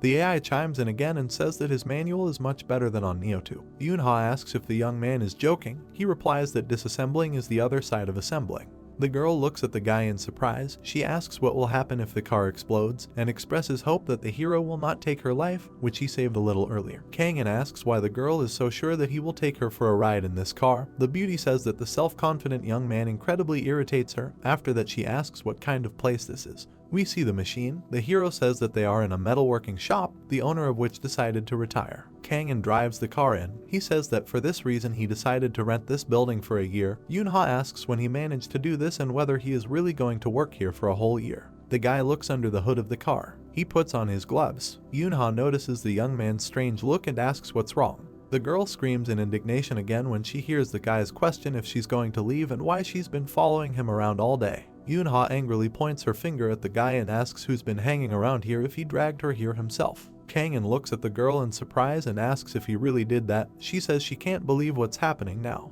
Yoon-ha angrily turns around and says she's leaving and the guy shouldn't stop her. The actress says she doesn't care even if this idiot gets bored. Kang-in tells her they're in the middle of nowhere and there's no transportation here. Yoon-ha turns around and takes out her phone. She says she'll just call her manager in that case and he'll pick her up. The guy tells her they're deep in the mountains and the connection here is terrible. The girl looks at her phone screen. Yoon-ha looks at the young man angrily and asks if he lured her into this trap on purpose. He replies that ghosts can come here at night. In front of us are the doors of the workshop. Kang-in looks menacingly at his companion and says that, to tell the truth, he planned this from the very beginning. Yoon-ha looks at the hero in horror. He asks why, in her opinion, he dragged her here. Cold sweat runs down the girl's face. She declares that this simply cannot be true. We see the building of the workshop. Yoon-ha, who is inside, asks the guy to stop and screams that she is not ready for this. He demands that she pick up something in her hands. The girl closes her eyes in horror. The guy screams for her to shut up. We see that Yoon-ha is holding tools. Kang-in points his finger at her and demands that she just help him with the repair. The girl screams that she does not want to get dirty. In the engine compartment of the car, individual units are highlighted. Jeon is ready to show how to fix them. Yoon-ha is sitting on the iron steps. She says that the guy is making fun of her. Although he can do everything himself, he replies that the girl is just reacting very funny. Yoon-ha looks at the guy thoughtfully. She asks if he should write down the order in which he disassembles the parts. The girl says that she saw a scene in a movie where one of the characters could not subsequently assemble a very important element when disassembling high-precision equipment. Kang-in asks the girl not to worry, since he remembered everything. The AI clarifies that it was he who remembered everything, and not the hero. Yoon-ha, watching the young man repair the car, says that he has an amazing memory. Jeon once again declares that he should be admired. Kang-in mentally asks the AI to stop responding to every phrase he hears. The hero spins a wrench on his finger. The girl says that his hands move quickly and accurately, like a car. Kang-in asks again in surprise. The guy closes the hood of the car and says that everything is ready. Yoon-ha says in surprise that less than an hour has passed. The guy points his finger at her and says that it is time to take a test drive. He tells the girl to get behind the wheel. She indignantly screams that she will never do it and asks if this is why the guy brought her here. Kang-in suggests that the girl relax, since he calculated everything and repaired it perfectly. Yoon-ha opens the car door. She asks if this miracle of technology will explode on the way. Kang-in asks to trust him. The car is driving on a dirt road. Yoonha can't believe how smoothly the car drives and how quietly its engine runs. The girl says that she thought the hero was only good at cooking and martial arts. Sitting in the passenger seat, she asks if the hero is also a car repairman. Kangin says without false modesty that he is simply incredible. Jeon again intervenes in the conversation and says that he is incredible here. Yoonha stares at the guy and asks why he rented this workshop for a whole year, because he fixed the car very quickly. The young people look around the living space. The guy thinks that the apartment in Seoul will be a base for living, and this will be a production base. Now we see the workshop with closed gates. Kangin is going to make the equipment he needs for missions here, so he simply needs both rooms. Narrowing his eyes, the guy tells the girl out loud that she does not need to know this. She snorts offendedly. The sun is shining brightly in the sky. Yoonha asks where they are going now. Kangin replies that he will take the girl home. She asks if the young man is serious. The actress looks at the driver and says that in this case she wants to ask for something. She asks if the hero knows how to install a smart lighting system that can be adjusted from a phone. Kangin says that the girl can ask her parents about it. The girl replies that they live far away and her brother's hands are growing from the wrong place. The guy says that in this case she can just call some specialist. Yoonha raises her right hand and tearfully asks the guy to help her since she is really very scared. We see that the girl is wearing a seatbelt. She says that lately she has been constantly dreaming about falling structures, which is why she cannot sleep normally. Jeon says that this often happens to soldiers who have been in a war zone. Kangin looks at his companion. The AI adds that soldiers after demobilization constantly dream of military operations, and this could be PTSD. Kangin, looking at the road, solemnly declares that saving civilians is the main task of the United Earth Army. The girl looks at him like an idiot. Kangin looks at his companion and says that he will help her. The young people are in the actress's apartment. The hero is holding a screwdriver and a remote control. He says that he has finished everything. The girl is surprised at how quickly he did it. The guy asks her to turn off the light and check how everything works. We see a dark kitchen. The girl presses the phone screen. The apartment is brightly lit. The girl delightedly notes that everything works. Yoonha winds a lock of hair around her finger and thanks the young man. Kangin goes out into the hallway, declaring that it is time for him to go. Yoonha tries to stop the young man. The hero looks around in surprise and hears a question about whether he is hungry. Kangin is leaning against the wall. The girl tells him that she will feed him something incredibly delicious. The guy asks if she really knows how to cook. The actress says that she will treat him to one. The guy does not understand what this could mean. The actress thoughtfully rubs her chin. She says that, frankly speaking, she went to the computer club to try the dishes that the young man cooks. But since he has already done her a favor twice today, she cannot ask him to cook food. But she knows a very good restaurant nearby, and the chef there is Oh Jae-cheol, who is often shown on TV. Kangin, folding his arms on his chest, asks again in surprise. Jeon says that understanding the local leisure culture makes it easier to integrate. Besides, elite restaurants do not fit into the current budget of the young man himself. We see the guy's eyes. The AI adds that this is a good chance to gather important information. Kangin, covering his face with his hand, says that the AI just wants to eat. Not hearing an answer, he asks why Jeon does not answer. Is he ashamed? Looking at the girl, the guy expresses hope that the food in the restaurant is better than the one he cooks himself, since he really loves to eat deliciously. In front of us is a multi-story building.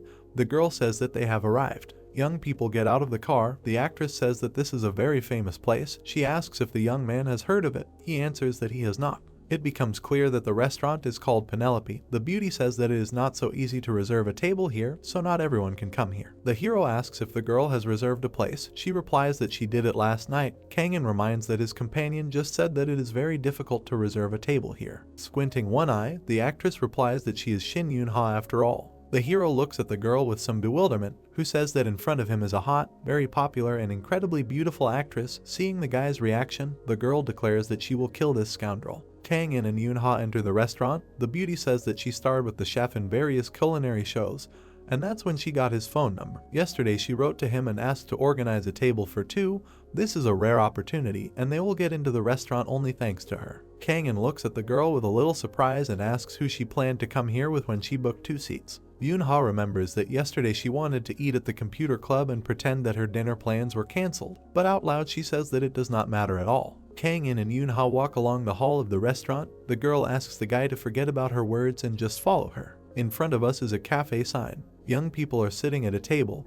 The hero asks how they ended up in a coffee shop if they were going to go to a restaurant. Yoonha asks if the guy has never been on a date before. The girl raises her index finger and says that they should first chat in the coffee shop, get hungry, and only then go up to the restaurant, which is on the 7th floor. There is a cup of coffee in front of the hero. He understands that this is still a date. There are customers in front of the counter of the cafe. The guy thinks that the fact that his data is in the government database may mean that there are records of him living an ordinary, unremarkable life. Kang-in looks thoughtfully to his left and wonders why he is in this century and place, and not in the United Earth Army in 2082. The girl says that she will ask if they can take a table next to the window. She is answered on the phone that Penelope is listening. Yoonha, holding a glass of cocktail in her hand, greets, introduces herself and says that she is calling to confirm a reservation for this evening. The girl jumps up from her seat and screams indignantly. The visitors look at her in surprise. The actress angrily asks why there is no reservation for today and states that this simply cannot be. Kang-in looks at her companion in surprise. She says that she reserved a table yesterday, and if the reservation was cancelled, she should have been informed about it. The girl slams the phone on the table. The guy asks what happened. There are tears in the girl's eyes. She says that someone more important than her came and she was crossed off the list. She is perplexed why accept the reservation if it is known that it is going to be cancelled anyway. Kang-in says that, apparently, it was easiest to cross Yoonha off the list. The girl angrily asks whose side the young man is on in this situation. Kang-in, raising his right hand, calmly says that none of this matters. He offers to go eat gukbap or something else, and even promises to gracefully salt the girl's dish. Yoonha screams that he will never agree to this. The beauty puts on lipstick. She asks the guy to stay here and promises to sort everything out herself. The girl says that she wants to see what kind of VIP showed up there. Kang-in watches the girl leave. The guy sits at a table and says that for now he will try the local coffee. Jeon admits that the guy is behaving simply amazingly. In front of us is the wall of a building, next to which some sounds are heard. We see a staircase. The guard looks up and asks what it is. He looks in surprise at the people who appeared in front of him and asks who they are. It turns out that a whole gang in masks is standing in front of the young man. The guard asks if they are robbers. One of the people who entered rushes forward. He knees the guard in the stomach. The guard lies on the floor in front of the bandits. The leader in the strange mask tells his comrades that the target is the Penelope restaurant on the 7th floor. They must take over floor by floor and take control of all the people. Yoonha clenches her fists in rage and asks how the chef could do this to her, because he said yesterday that there would be a table. The bald chef rubs the back of his head. He apologizes to the actress and says that he is very sorry, but a very important person visited the restaurant, so he had to do this. The girl asks why her order was deleted and how important a guest she is, because she is also not exactly the last person in this society. We see the chef's close-up. It is reported that this is Oh Jae-cheol, the owner of the restaurant Penelope. The man embarrassedly says that the girl was the last to book a table, so he had no other choice. The chef says that Yoonha booked a table at the last minute, and not even through the waiting list. Oh Jae-cheol bows low to the girl. She says that then it was worth informing her about it in advance, because she came a very long way. The man says that he is very sorry, but he thought that his staff had already notified her, but apparently some mistake occurred. Oh Jae-cheol promises to serve the actress tomorrow at the highest level if she does the honor of coming here. Yoonha is biting her nails in agitation.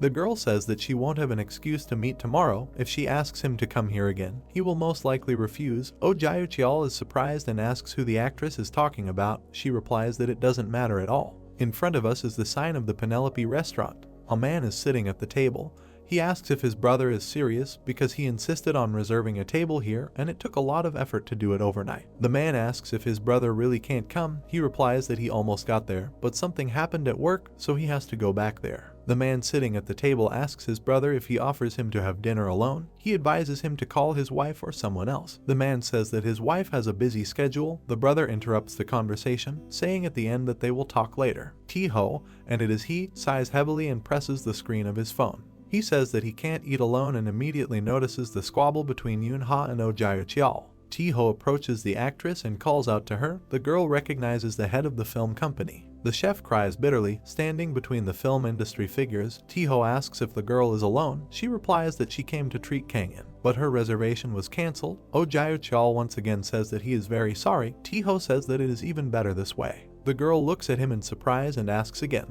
T-ho, smiling, raises his index finger. He explains that he had a meeting here that fell through, and he was upset that he would have to dine alone, but now he can eat with Yoonha and Kang-in. The director of the film company is already showing 3 fingers. He says that it will be much more fun to have dinner together. The girl thinks to herself that it would be better, of course, with 2. Yoonha asks the chef if it is possible to do as T-ho just described. The answer is that of course it is possible, since this is the table that the girl ordered. The beauty asks again in bewilderment, The owner of the restaurant tries to hush up the awkward situation. Yoon-ha still understands that this was her table. Kang-in takes a sip from the cup. He says that the coffee here is simply wonderful. The guy offers to analyze the chemical composition of the drink to understand how it differs from the coffee served in the computer club. Jeon says that collecting information is possible only with the help of the agent's body. The hero sits at the table. He asks if his tongue is not sensitive enough to understand this, and therefore the AI suggests that he just shut up and drink coffee. Jeon replies that he did not mean this at all. Kang-in says that he feels some hidden meaning in this phrase. In front of us is a phone screen. Yoon-ha asks the guy to wait a bit, promises to quickly resolve everything in return. The hero writes back that there is nothing to worry about and that they can just go somewhere to eat soup. Jeon asks if the agent really prefers soup to gourmet restaurant dishes. Kang-in puts his hands on the back of his head and says that he wrote this just out of politeness. Jeon says that he did not suspect that the guy had such a character trait. The hero starts to get angry. He says that the AI had some kind of glitch and that is why the great assistant is in a bad mood today. Jeon says that he does not understand what the young man is talking about. He asks who the AI wants to deceive. In front of us is a clock. Kang-in asks why Yoon-ha is late. 20 minutes have passed and she still has not returned. Anxiety appears on the young man's face. Jeon calls him an agent and says that an anomaly has been detected. The hero asks again in surprise. People sitting at the table notice that their internet connection is lost.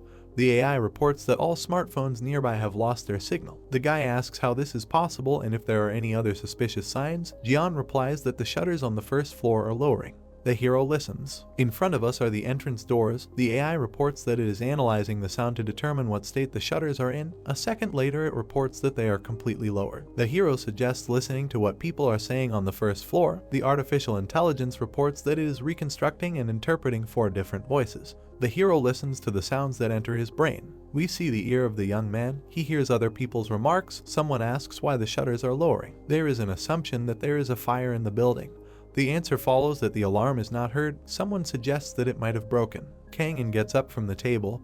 He says that they need to go down and check what's going on. The AI reports that armed men have been found on the second floor. A drop of sweat runs down the hero's cheek. He sees ghostly figures. The guy looks ahead carefully and asks what these men are armed with. Jeon replies that the sounds of reloading firearms have been recorded. The guy asks in surprise if this is possible in Korea. The AI advises the guy to quickly hide from this room since enemies will appear there in 10 seconds. Kang-in stands with his arms at his sides. He says that there is only one way out and it is not clear where to retreat. Jeon recommends breaking down the window and jumping out of it. The hero looks at the window. He says that he will crash to his death. The AI replies that the guy is only on the second floor. One of the bandits kicks down the door. A shot from a pistol is heard. Fire is conducted at the rack with bottles. The thugs approach Oh Jae-cheol, Tae-ho and Yoon-ha. Someone in the audience asks if they are terrorists or not. It seems like there are curtains in front of us. The thug puts the silencer of the gun to his mouth and demands that everyone be quiet. He says that if anyone squeaks, they will kill everyone, so those present should just shut up and hide in the corner. The restaurant patrons raise their hands in horror. Cold sweat runs down Tae-ho's face. The man does not understand what is happening and assumes that this is a prank. Oh Jae-cheol is shaking with horror. The director of the film company understands that, judging by the face of the chef, there can be no talk of any prank. Tae-ho is shocked. He does not believe that all this can actually happen. Yoon-ha, who is standing next to Tae-ho, asks what they should do. He advises to remain calm and do what the bandits say. He tells the girl to raise her hands and slowly walk forward. The hostages go where they were told. Yoon-ha, looking down in fear, says that Kang-in is now on the second floor. Tae-ho asks in amazement if the hero is really in this building.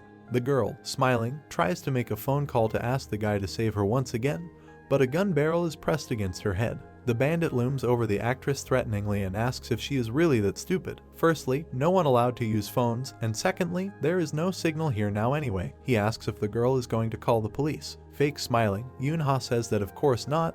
The girl realizes that she does not even remember the police number. The bandit drives the hostages into a corner. They obediently run there. Yoon-ha and Tae-ho stand with their hands up. The girl asks if Kang-in will come to the rescue. Tae-ho, looking ahead in fear, tells the actress that no matter how strong Kang-in is, everyone has an equal chance in front of a gun. He says that if he were the hero, he would try to escape from here. The bandits enter the cafe. They point their guns forward and demand that the visitors not move and raise their hands up. A group of young people look at the people who entered in surprise. People look at the masked bandits with bewilderment and try to understand what is going on here. Someone suggests that some streamer has arranged a flash mob and, apparently, is confessing his love to someone. One of those present says that it looks just pathetic. People try to publish their videos on social networks, but notice that there is no internet. The leader of the bandits trembles with anger. A bullet flies into the counter with sweets. The visitors jump up and raise their hands. Someone shouts that the guns are real. The bandits demand that everyone shut up. The hero frowns at the villains. He asks Jian to report on the situation.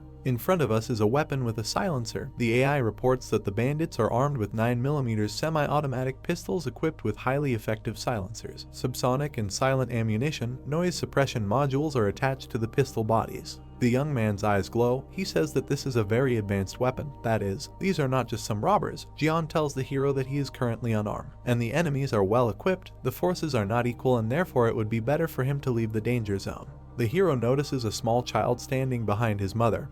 He tells his assistant that he will not retreat. Since this is wrong, the AI replies that this is not the best tactical decision and asks to explain its reason. Kang-in, behind whom lamps are visible, looks up. There are lights hanging from the ceiling. The guy says that Yoon-ha never came down from the 7th floor, so we can assume that he was captured first. Yoon-ha and Tae-ho stand with their hands up. The girl asks the man if Kang-in will come here.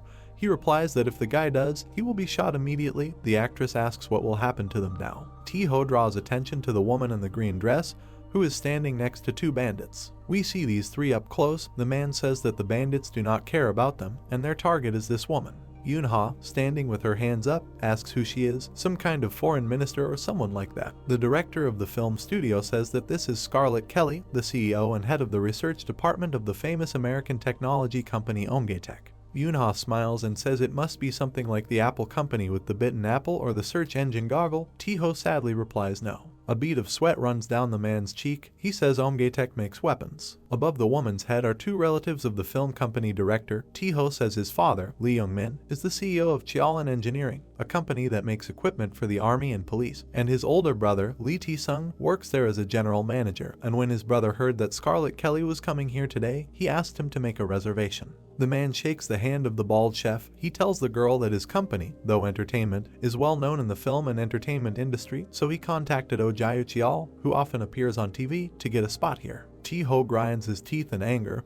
He thinks that his brother is not here and that he was taken hostage. Yoon-ha says that if they want Scarlett Kelly, then it must be a dispute between arms dealers, and, apparently, the artist should just be released. One of the thugs points a gun at the interlocutors and demands that they stop talking. He threatens to kill them if they make another sound. A gun is pointed at the woman's face. The thug demands to know the access code and promises to spare her if she does it. Scarlett calmly looks at the bastard. He says that no matter how much the woman loves money, there is no point in it if she dies. Scarlett asks the masked thug how much he is paid. He mumbles in bewilderment. The woman says that whatever the amount, she will pay twice as much, and offers to end it all now before anyone gets hurt. The bastard laughs loudly. He points a gun at the woman and says that he refuses her offer since it is not about earning a few extra dollars. Scarlett calmly looks at the bandit and says that she also refuses. She is not going to give the access code, even if she is tortured. The bandit takes the gun away from the hostage's face. He says that they will now see if Scarlett told the truth since he is in no hurry. The restaurant's patrons scream in horror. The bastard, smiling, says that there are a lot of civilians here that he can kill. Scarlett looks at the bandit with disdain. We again see the lamps hanging from the ceiling. The AI reports that it recorded 2 abnormal sounds above. Most likely a pistol with a silencer was used. The sound of breaking glass was also noticed. Kang-in looks up. He asks if this happened on the 7th floor. The answer is that at least on the 3rd, but most likely higher. We see the guy's face up close. He says that if the bandits fired twice, the first shot was most likely a warning, but the purpose of the second remains questionable. Jian reports that after the second sound he detected several signatures of breaking glass. Not far from the hero stands a boy with his hands raised. Kang-in says that the sound of breaking glass is perfect for intimidation. It seems to him that those on the 7th floor closed the shutters and are now slowly getting what they need from the people taken hostage. Kang-in looks back at the loudly crying boy. The mother puts her hands on her son's shoulders. The bandits demand that the woman shut the child up and make sure that he remains silent in the future. The mother kneels in front of the child and tries to calm him down, but other children start crying. All this greatly irritates the bandit in a completely idiotic mask. He calls the children little bastards. The villain points his gun and shouts loudly that everyone should shut up.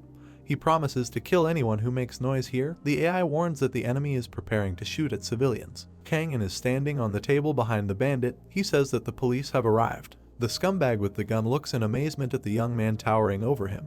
He cannot understand what police they are talking about, and when did this guy manage to end up behind him? We see the lower part of the hero's face, and now his hand. Kang-in stands on one leg on the table, and mockingly says that he is not used to attracting so much attention to himself. The bandit is trying to understand what this degenerate is doing. The guy, smiling, says that children cry when they are scared, and shooting at a crying person is inhuman. Then the guy says that in front of him are really not people, but, judging by the masks, some kind of monsters. The bandit points a gun at Kangin and demands that he shut up before he finishes him off. The accomplice warns the commander that there is glass behind the guy. Kangin continues to stand in a strange pose on the table. The bastard calls him a smart bastard and asks if the hero thinks that he will not shoot him just because he is standing in front of glass. The bandit states that subsonic and silent bullets cannot penetrate the human body. The leader, whose mask we see, adds that from such a distance these bullets will not even fly past. The bandit pulls the trigger and wishes the guy dead. Kangin ends up behind the bastard. The leader gets hit in the back. The next blow hits the bandit's hand. He cries out in pain. It becomes clear that the blow led to a fracture of both bones in the hand. The gun, spinning madly, flies under the table. The second bandit opens fire, but cannot hit the young man. He demands that his comrade grab this bastard. Jian reports that the glass in the cafe is covered with a protective film with bulletproof properties. We see traces of bullets on the glass. The AI warns that such shells will not penetrate it. Kangin hangs in the air. He covers himself with a table, which is immediately hit by several bullets. The bastards shout that their opponent dodges everything. We see bandits with pistols. The hero rushes between them, simultaneously bringing down the tables of the coffee shop on their heads. White traces are visible in the air. Kangin ends up behind the villains and delivers accurate blows. All three bastards are lying on the floor. One of them raises his gun. We see the hero's eye. The bullet fired by the bandit hits the young man in the chest. The crosshairs of the sight are visible on the hero's body. Jian reports that he displays the expected trajectory of the bullet and asks the guy to dodge. The cafe patrons gape at what is happening. We see a bullet hit the young man's clothes. The hero does a backflip. The bandit looks at the guy in amazement and cannot understand how he was able to dodge all the bullets. The bastard holds a gun. He tries to point the gun at Kangin, who is in the air. The bastard's head hits the floor. Kangin stands in a fighting stance between the defeated enemies. The cafe patrons shout in amazement that they have been saved. The hero, whose sweater sleeve is torn, hears people thanking him. The guy looks over his shoulder at the saved people. Someone says that they just can't believe that the guy defeated the armed bandits so easily. Kangin hears a child calling him. Jian reports that children are heading towards the hero. There are 3 kids in front of the guy. One of them, with a knocked out tooth, tells the young man that he looks like a superhero since he dodged all the bullets. The second kid says that the guy was actually wounded in the arm. The girl in the brown dress suggests that the hero is in a lot of pain. A pool of blood is visible under the head of the bandit lying on the floor. Jian tells Kangin that it is better for children not to see these horrors and advises to cover the blood with something. The hero draws attention to the bandit's underpants. With a sharp movement of his hand, he pulls them up. The children look in amazement at what the guy is doing. Kangin pulls the underpants over the bandit's head. The boy in yellow clothes asks the man what he is doing. Kangin tells the child not to pay attention to this.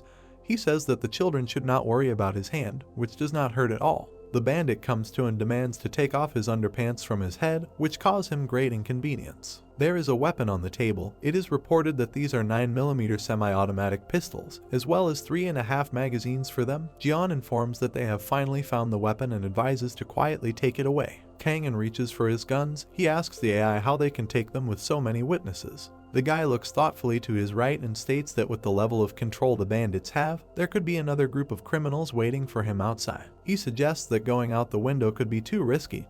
Jian confirms that this could complicate the defense, and in addition to the agent himself, civilians could also be hurt. Kangin looks at the tied-up bandits. He says that, in addition to everything, if Yunha is still on the 7th floor, then the enemies most likely do not know about what is happening here. So the logical thing would be to keep this area as a safe base and move forward as carefully as possible, because if they make noise, the people on the 7th floor could get hurt.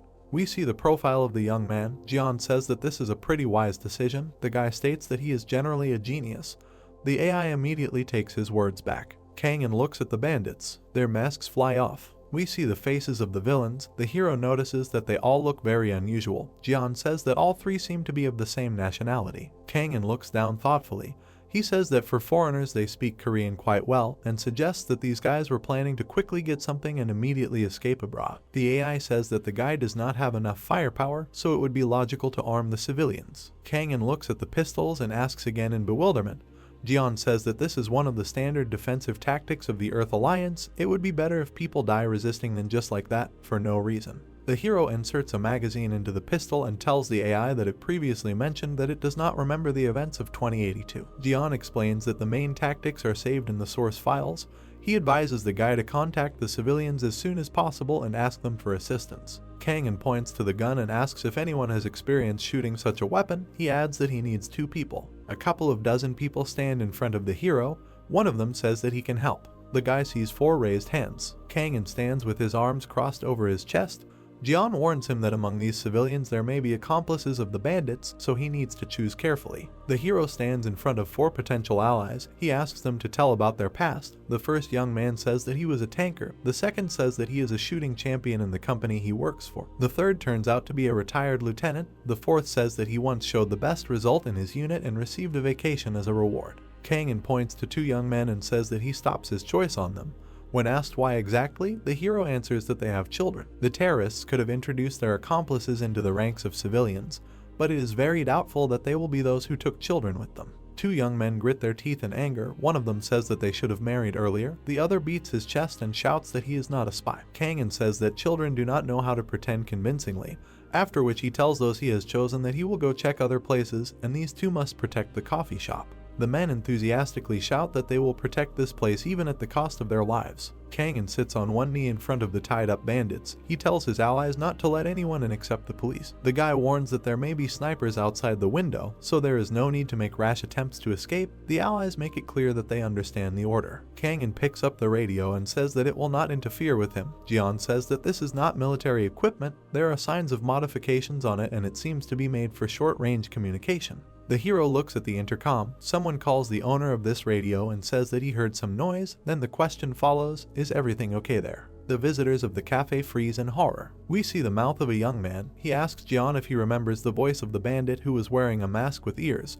The AI says that it changes the young man's voice in accordance with the established sample. Kang brings his fist to his mouth. The hero, sitting in front of the tied-up bandits, replies that someone in the coffee shop did not understand orders, so he punished them. The visitors of the establishment are shocked. They notice that the young man's voice sounds exactly like that of the neutralized villain. The bandit with whom the hero communicates on the radio asks to confirm the information. Kang puts his index finger to his lips and replies that he had to show the hostages that no one throws words to the wind here, after which he asks the bandit to go up to the coffee shop for a minute. He replies that he will do it now. The hero gets to his feet. He asks if anyone has a pocket mirror. One of the girls says that she has such an accessory. She hands the young man a pink mirror. He thanks her. Frightened, covering her mouth with her hands, the girl says please. We see the legs of the young man. He tells his assistant that the bandits turned off the elevator. That is, these guys, apparently, know their business. Jian reports that he detected movement on the first floor. Kang is standing on a flight of stairs. From below, someone irritably asks why the group in the coffee shop can't handle civilians if they have to control fewer people. Jian reports that they have detected suspected enemies and turned on combat mode. Kang listens. The bandits going up call those above them amateurs. One of them demands to be allowed to go up first. Here we see the alignment of the bandits' forces in the cafe and the lobby. The hero thinks that there are fewer bandits on the first floor than in the cafe. It seems there are only 2 of them. But these guys do not even know if their allies are professionals. This means that they did not work together before this mission and someone gathered them together before the start of this operation. Kang looks ahead thoughtfully. He thinks that if a person came to the restaurant who had enough authority to intercept the reservation of the well-known actress Shin Yoon-ha, then the leader of the bandits should now be on the 7th floor in the restaurant. Kang, bending his knees, goes down. Jian warns that the clash with the enemy will occur in 2 seconds and reports the supposed disposition of the opponents, determined by the sound of footsteps. Kang jumps up to attack the enemy. A blow follows. The bandit lies on the stairs. The hero examines the room with a pocket mirror. An unsuspecting guard is reflected in the glass. We see the face of this young man. Kang thinks that there must be another person on the first floor, and this is a guard. The hero delivers a powerful blow to the jaw. The AI expresses bewilderment. Kang holds onto the sleeve of his sweater. It is reported that a special military uniform can easily transform, restoring damaged areas. The guard falls face down on the floor. Jian asks why the hero decided that this is an enemy. The guy examines 2 radios at once. He states that this man used the same modified device as the bandits from the 2nd floor, and this could be seen even with the naked eye. The AI states that if the young man's hand had deviated even a little from the required trajectory, the enemy would not have lost consciousness, so he masterfully adjusted the angle of the blow. Kangen attaches the walkie-talkie to his belt and asks the AI if it is asking for praise, after which he immediately states that Jian is simply amazing. He says that he is an embedded AI with combat support, and since he was implanted in the hero's body, Kangen tiredly asks the AI to stop. There are already 5 bandits lying on the floor. The hero leans over the guy in the white shirt. His allies ask if he managed to deal with 2 more bandits. Kangen replies that it is not difficult. Someone asks why another stunned bandit is not tied up. The hero says that this is the real guard of this building, whom the bandits knocked out first. Saliva flows from the corner of the guard's mouth. The hero offers to leave him here until he comes to. 2 allies look at the hero in surprise. One of them says that, apparently, there is no one left on the first floor. The second suggests that if this is really the case, they should get out of here as soon as possible. Kangen says that nothing will work. The guy examines a pistol with a silencer. He says that the bandits have firearms, and, in addition, they could have planted mines at the entrance. Kangen is standing at the control panel. He tells the young men that when he tried to press the button to open the shutters in the security room, it did not work. That is, it has already been worked on, and that is why he is going to head to the control room, which is located upstairs. He says that he will figure everything out and asks the guys to wait for him here. The young men are amazed by the hero's behavior. Kangen goes up the stairs. Jian tells him that no suspicious sounds were detected on the 3rd floor. The hero examines the corridor with the help of a mirror. His assistant says that there are only offices here and they seem to be all closed. Before us is what Kangen sees in his mirror. The guy thinks that it is so deserted here because today is a day off. We see the office door. Jian reports that no sounds of people breathing were detected on the 4th floor either, but crackling sparks are heard behind the open door. The AI suggests going in and checking what is going on. The hero walks down the corridor. He looks through the open door. Kangen sees servers with sparkling electrical discharges around them. Jian reports that he has found the control room. The sparking servers are shown up close. There is a chair on the floor. The hero says that someone has caused a rout here. The young man's eyes are glowing. He states that the bandits have made it impossible to restore CCTV cameras, cell phones, and even the internet. That is, they have destroyed all the ears and eyes of this building. Kangen looks up. He says that there is a lobby on the 1st floor and a coffee shop on the 2nd, so the bandits have placed armed guards only on those floors where there are people and have missed the empty levels of the building. He assumes that the bastards are not targeting Yunha. Yon replies that this is quite natural. Since the girl has no strategic value, the guy confirms this, stating that she is just a supporting actress. The building in which everything is happening is shown from a decent distance. A young man in a camouflage jacket is sitting at a table outside. He looks suspiciously to his left. A police car drives up to the building. The guy jumps up. He tries to understand where it came from because the connection should be completely disconnected and there seems to be no one to call for help. The young man reports into the radio that one patrol car has arrived. The bandits who are talking to Scarlet Kelly hear from their accomplice that there are 2 police officers inside the car. The hero, who is holding the radio, hears the leader calling the squad from the 2nd floor. Kangen listens to the message coming from the intercom. The leader of the bandits says that the police have arrived and asks if anyone from the coffee shop called. A smile appears on the hero's face. He thanks the bandit for the information and asks Jian to give him the voice of the commander of the group that was responsible for the 2nd floor. The AI reports that the voice imitation has begun. The leader of the bandits holds Scarlet at gunpoint. He hears that the 2nd floor is on the line. The hero tells him that while they occupied the territory, several people called or texted.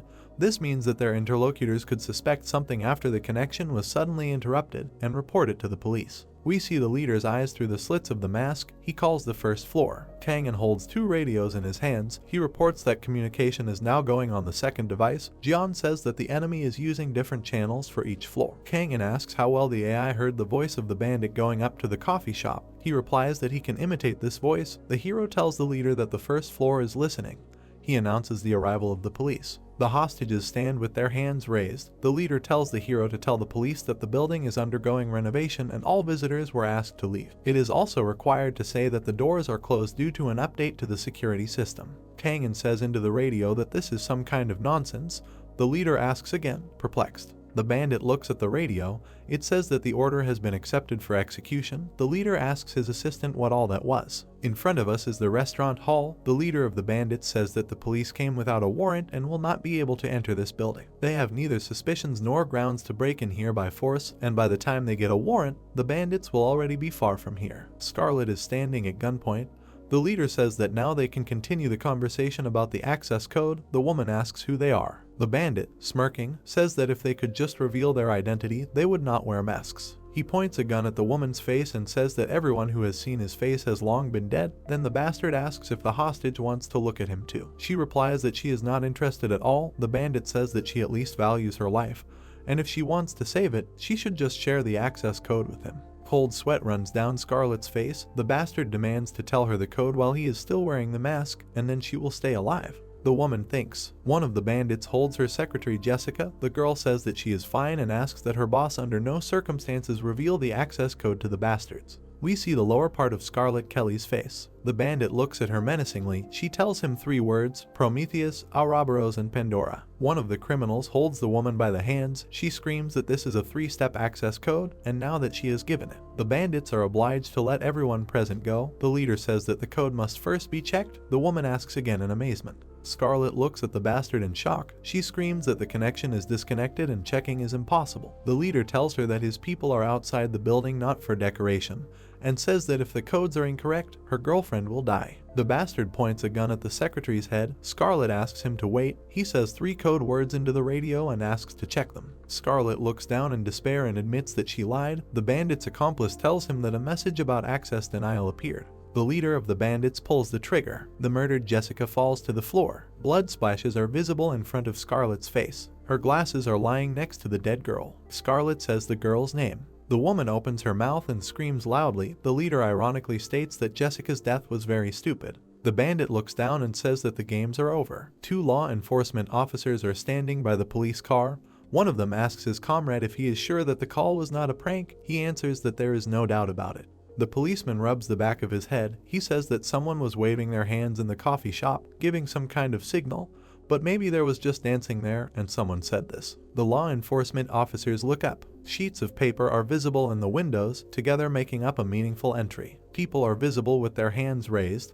They made a message that terrorists have seized the building and are asking to call the police. One of the law enforcement officers goes to the patrol car and says that they decided to make fun of them here. He calls his partner to follow him. He asks again in surprise. A police officer approaches the car and declares that people have gone completely mad, that he was sleeping soundly, and that he was called here because of some stupid prank. His partner tries to object. He looks up. The police officer puts on his baseball cap and walks away. We see the street in front of the building seized by the bandits. The bandit's accomplice, who is on the street, looks at the departing police car in bewilderment. He cannot believe that the law enforcement officers simply drove away. The scoundrel, smiling maliciously, looks after the car and calls the police idiots. We see the bandit leader. He hears that the police have left and orders them to continue surveillance. Jessica is lying on the floor. Next to her there is a bottle of spilled wine. The bandit leader tells Scarlett Kelly that she looks shocked. The bastard grabs the woman by the face and says that he will give her another chance, but next time everything will be for real. Yoon-ha and Tae-ho watch from a short distance. The girl sighs with relief and says that she thought it was real last time. The man explains that the bandit shot at the bottle, and the secretary apparently lost consciousness from shock. The criminal pushes Scarlett away. The woman, experiencing terrible mental anguish, looks down. A police car drives down the street. One of the law enforcement officers asks why they are leaving, because it was clear that people are scared and the first floor is completely blocked. The policeman sitting in the passenger seat explains that this is exactly why they are leaving. His colleague asks again in amazement. The law enforcement officer says that the 2 of them will not be able to cope with this situation because the entire building has been captured. He looks thoughtfully out the window and says that no one knows how many more accomplices are sitting outside, and if they acted rashly, the terrorists would begin to implement their plans even faster. The young police officer looks at his colleague. He begins to understand his logic. He says that this is why they pretended everything was fine and left. A patrol car drives down the middle lane. The senior police officer orders to call for backup. A white van drives down the road. Someone inside asks if there is a list of people in the restaurant. He is told that the search was narrowed down using credit card activity data, phone locations, and CCTV footage. We see people sitting in the car. One of them says that it will be bad if there are celebrities in the establishment. His colleague checks the list and reports that Scarlett Kelly, the CEO of Omgetech, is inside. Then he notices the name of the actress Shin Yoon-ha. One of the men asks again in surprise. With wide eyes and mouth, he asks his comrade not to tell him that she is a famous actress, since he is her fan. The colleague says that he would like to please the fan of the movie star, but he cannot do it. The law enforcement officer looks at the names of the guests and phone numbers on the screen of his smartphone. He says that given the fact that the director of Tho Entertainment Lee Tae-ho is there, then it is most likely real here. The actress's fan says that this is complete madness. He cannot understand why of all the establishments in the city these two had to go there. His colleague says that it could be because of the food that Oh Jae-chial cooks. Yoonha's fan is almost in tears. He says that all this is simply disgusting. He is asked why he thinks so. The man looks at the colleague who asked the question in bewilderment and says that if a celebrity is taken hostage or killed, the whole country will discuss it for a very long time. The young man sitting next to him curses and agrees. The agent says that they need to sort this out as soon as possible, and as soon as they are there, his subordinates should go to the building opposite the restaurant, from the roof of which they can assess the situation. A white van drives down the street towards the crime scene. The agents inside make it clear that they understand their superior's orders. The cops are standing on the roof looking at the Penelope restaurant. One of them reports to the captain that they are there and that the bastards inside have closed the blinds on all 7 floors. We see a white van with a commander in it. He is informed that explosives have been found at the main entrance on the 1st floor.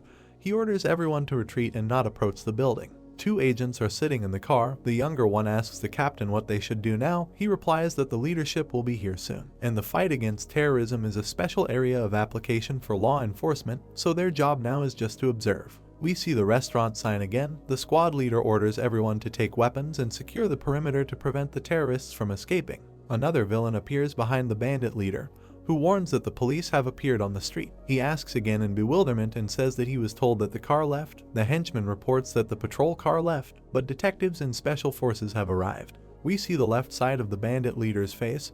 He orders to go to Planny. The scoundrel realizes that this is the first time they have found themselves in such a situation. The bandit in the mask with deer antlers points a gun at T-Ho and orders him to go with him. The head of the film company points at himself in bewilderment and asks why him. He is told that he must go down to deliver a message, and if he does not, his girlfriend will be shot in the head. Yoonha understands that they are talking about her and indignantly asks why she was called that. T-Ho, shaking with fear, declares that the bandits were mistaken, and this girl is not his friend at all, they just happen to be at the same table. Yoonha calls her boss a moral monster. The leader of the bandits says that this is even good, since he will obey. Yoonha, raising her hands, trembling, she asks what the hell is going on here. The girl closes her eyes and mentally calls Kang in for help. We see several anti-personnel mines. The hero wearily asks how many more are possible. Jian says that they have already neutralized the 5th claymore with a laser detector. The hero is squatting on the landing. He says that, starting from the 5th floor, real bombs are installed, and if it were someone else, he would have definitely lost a leg. The AI reminds that it was he who defused the explosive devices. Kangen says that Jian hates it when his boss achieves success. The hero looks up, where a shout is heard, and then in order to do as he is told, someone is reminded that if he says anything unnecessary or tries to run away, his girlfriend will die. The answer is that Shin Yoonha is not his girlfriend. The thug says that he does not care and calls his interlocutor a moron.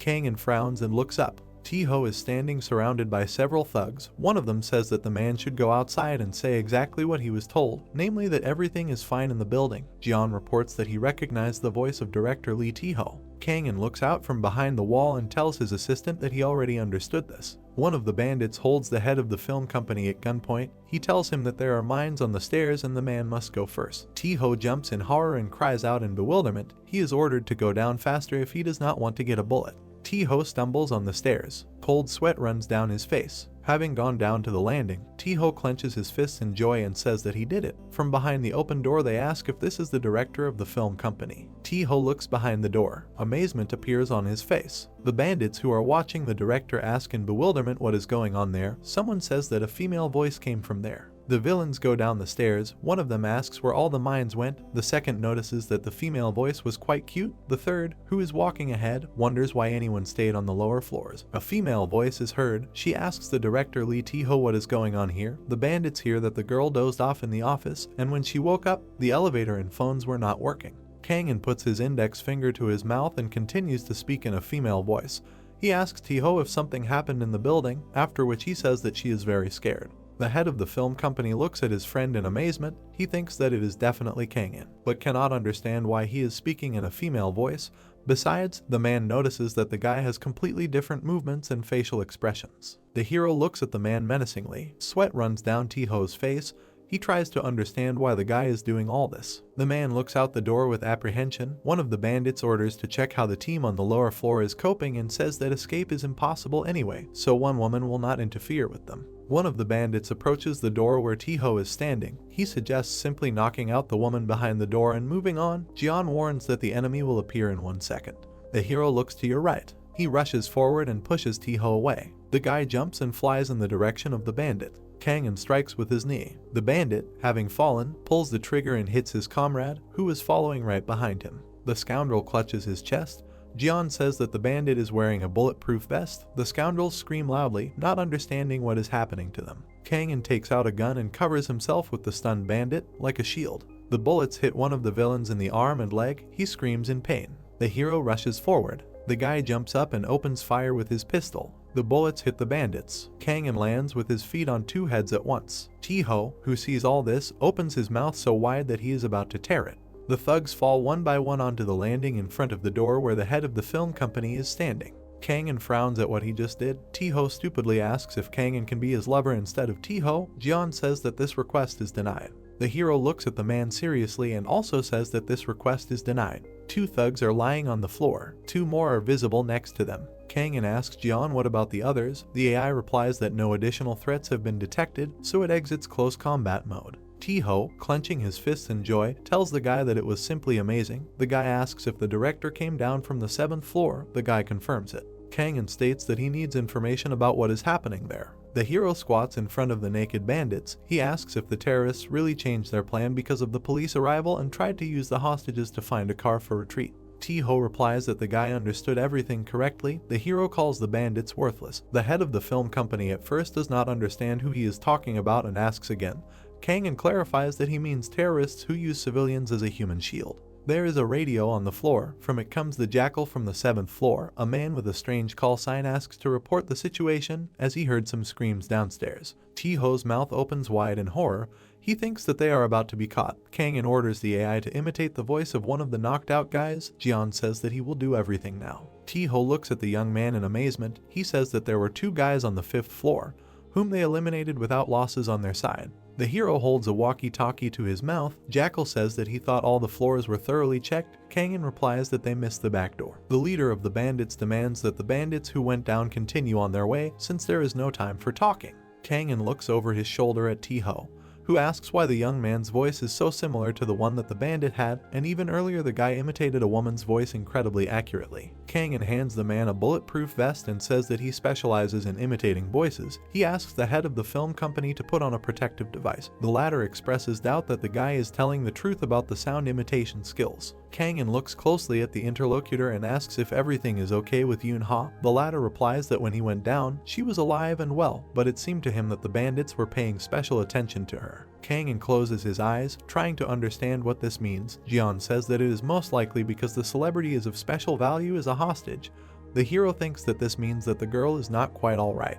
The hero has a gun in his hand. He tells T-ho that he will go upstairs. The head of the film company asks if the young man is going to do it alone. He says that he is armed and promises to fight on the hero's side. Kang asks if the man can do it. T-ho gives a thumbs up and says that he served in the army and is a sergeant in the reserves. Kang looks closely at his interlocutor and asks what he did in the army. The director, rubbing the back of his head, replies that he served in the Public Relations Department of the Ministry of Defense. Kang frowns at T-ho and asks him to stay in this very place. The hero goes up the stairs. He asks T-ho to just keep an eye on the unconscious bandits. The artist agrees, but then asks what to do if they start to come to.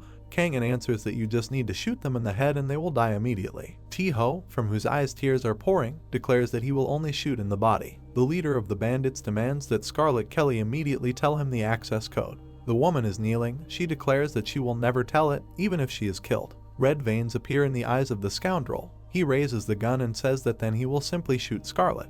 The participants of this far from nice conversation look at something in amazement. The woman opens her mouth in amazement. Kang delivers a series of blows, sending a couple of bandits flying. We see the premises of the restaurant. One of the visitors assumes that the police have arrived to help. One of the bandits grabs Yoon-ha by the mouth, who recognizes the hero. The order to open fire is heard. The criminals shoot at the hero with pistols. He jumps forward, somersaulting. Kang lands on a brick surface. He raises his hand to deliver another blow. The hero grabs one of the opponents by the hand. Kang spins the captured bandit. The guy throws the villain's body onto one of the restaurant tables. Jian reports that all the opponents are protected by bulletproof vests. Kang takes a pistol out of his pocket. The hero fires at the criminals. The hostages look at what is happening in front of their eyes in surprise. A girl asks if there really is a policeman in front of them. A guy in a jacket doubts that such strength and speed can even belong to a person. Someone else exclaims that there is a real hero in front of them. John, meanwhile, reports that Yoon-ha has disappeared. The guy looks anxiously to his left. He approaches the restaurant patrons and asks where the other bandits have gone. The guy in the suit says that they took Yoon-ha and the foreigner and went in the direction he points with his hand. The hero orders the hostages to go downstairs. He states that on the landing of the 5th floor they will meet the director of the film company Lee Tae-ho, who went down earlier. In addition, there are most likely other hostages on the 2nd floor. The restaurant patrons should unite with them. The people make it clear that they understood everything and will follow these orders. The bandits are squatting in front of the passage in the wall. One of them says in English that, in his opinion, that guy was not a policeman. The leader, who is holding Scarlet Kelly, answers in the same language that whoever that bastard was, they must escape with the hostage without falling into the hands of the police. He orders to throw the rope. One of the thugs holds Yoon-ha, who is screaming in terror, and asks why they are taking this particular woman, who is making too much noise. The leader states that if the police start chasing them, they will simply throw her out, and besides, she is perfect for blackmail to get the Ongatek access code. Yoon-ha angrily shouts for the bastards to stop chatting in an incomprehensible language and calls them monsters. Kang-in kicks them. Having broken down the door, he finds himself in front of the thugs and the women they have taken hostage. 2 thugs rush at the young man. They shout that they will deal with this bastard, and the boss, meanwhile, must go down. Jian says that he is starting to project the expected attack directions. Swirling pink traces are visible around the hero. Kang-in carefully looks at the enemies. The young man does a backflip. While still in the air, he shoots the thugs in the back. The villain holding Yoon-ha calls his accomplices stupid idiots and opens fire. The bastard fails to hit the hero, who makes rapid acrobatic jumps. Kang-in orders Yoon-ha to duck and points the gun at the enemy. The girl sharply lowers her head. Several bullets fly at the bandit who is holding her. The hostages look in amazement at the bastard falling on his back. The bullet hits the bandit's shoulder. He screams loudly in pain and reaches out his hand to the place where it hit. The leader of the villains calls the hero a scumbag and aims a gun at him. Scarlet, whom he is holding, demands that he let her go. The bandit looks to his left. The barrel of the gun rests against Scarlet's hand. He asks why the hostage is not standing straight. Kang-in and Yoon-ha look in amazement at what is happening in front of them. They see blood flying. Scarlet is wounded in the arm, and the gun is already pointed at her head. The leader of the bandits looks at the hero and says that the next bullet will hit the woman in the head. He demands to drop the weapon. Kang-in throws the gun away. Scarlet looks at the hero in amazement. There are many police cars in front of the building. It is reported that the mines have been successfully defused. Someone notices that the shutters on the 1st floor are opening. There are many armed people on the street. The sniper looks through the scope. People come out of the building. An order is given not to shoot, since they are, apparently, civilians. The frightened girl reports that terrorists with pistols burst into the cafe and tried to shoot everyone. She thought that she would die now and then. Behind the panicking visitors of the cafe stands the hero with his hands raised. His eyes glow eerily. The girl says that then a man appeared who scared her even more than the terrorists. The girl, waving her arms wildly, claims that the man instantly dodged all the bullets and then laid out all the bandits. The brunette standing nearby confirms that this is exactly how it happened. The police, not believing their ears, ask again. The civilians continue to tell the police about the incident. One of the guys says that the atmosphere was tense, and if it weren't for this guy, they would all have died. The girl from the restaurant says that the same thing happened on her floor. The children standing nearby call the young man a hero and a ghost. Someone says that everything looked like the guy used an incomprehensible cloning technique. The law enforcement officer says that if he understood everything correctly, then either a ghost or a ninja-like man dodged all the shots and laid out all the bandits in the building without receiving a single scratch. The witnesses confirm that this is exactly how it happened. The policeman grabs his head and asks what kind of nonsense this is. His partner, standing next to him with a phone in his hands, says that he has a feeling that all the witnesses have fallen into a state of panic and started hallucinating, although it is possible that they are all on some kind of drugs. The law enforcement officers discuss the situation. The senior one says that there may be some kind of hallucinogenic chemical weapon being used, so he ordered the squad that will go inside to put on gas masks. His partner replies that he understands everything. A gun is pointed at Scarlet Kelly's head. The leader of the bandits says that the next bullet will hit the woman in the head. He demands that the hero drop the weapon. Kang-in throws the gun on the floor. Scarlet looks at him in amazement. Yoon-ha angrily asks the guy if he has gone crazy and why he threw the gun away. Jeon asks if the agent is in his right mind. Kang looks at the enemy carefully and asks what he was supposed to do. Should he have just let the shot go? The bandit points his gun at the hero, insults him and asks how he was able to get up here at all, since his subordinates reported that there were no problems on the lower floors. Kang lifts his sweater and asks if that's what they're talking about. Smiling, he looks at the terrorist and says in the voice of one of the bandits that it was him. The bastard, gritting his teeth in anger, looks at the guy, who asks if he really fell for that. Kang spreads his arms out to the sides, calling the enemy an idiot and saying that he was the one talking to him. The bandit calls the guy a bastard. The terrorist pulls the trigger and demands that the hero finally die. The guy grabs a knife from the table. He makes several quick jumps. Kang throws the knife and hits the enemy in the hand. Jian says that he predicted the enemy's movement, so the projectile hit the target right on target. Scarlet Kelly falls on Yun-ha. The hero, who is standing in a slightly awkward position, tells the girls to use him as a shield and back away slowly. Yun-ha asks what will happen to him.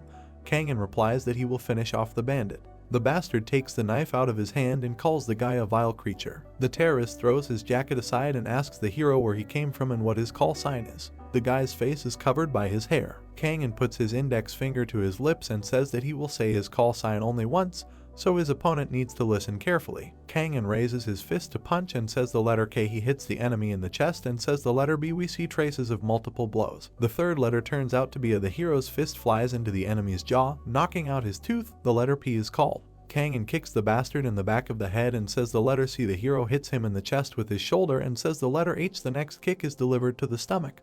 The letter A is heard. The bastard flies into the corner near the piano. Kang stands with his fists in front of his face. Now he loudly says his call sign in full, K-Bapcha. The leader of the bandits, rolling his eyes, asks what kind of call sign is that. Jian reminds the guy that the hostage has a bullet wound in her hand. Kang looks anxiously slightly to the left of himself. The AI reports that the woman needs first aid as soon as possible. Oh Jiao appears with a first aid kit in hand, asking if Scarlet is okay. Kang calmly approaches the chef and says that he showed up just in time. The restaurant owner states that he was guarding the area that is his responsibility.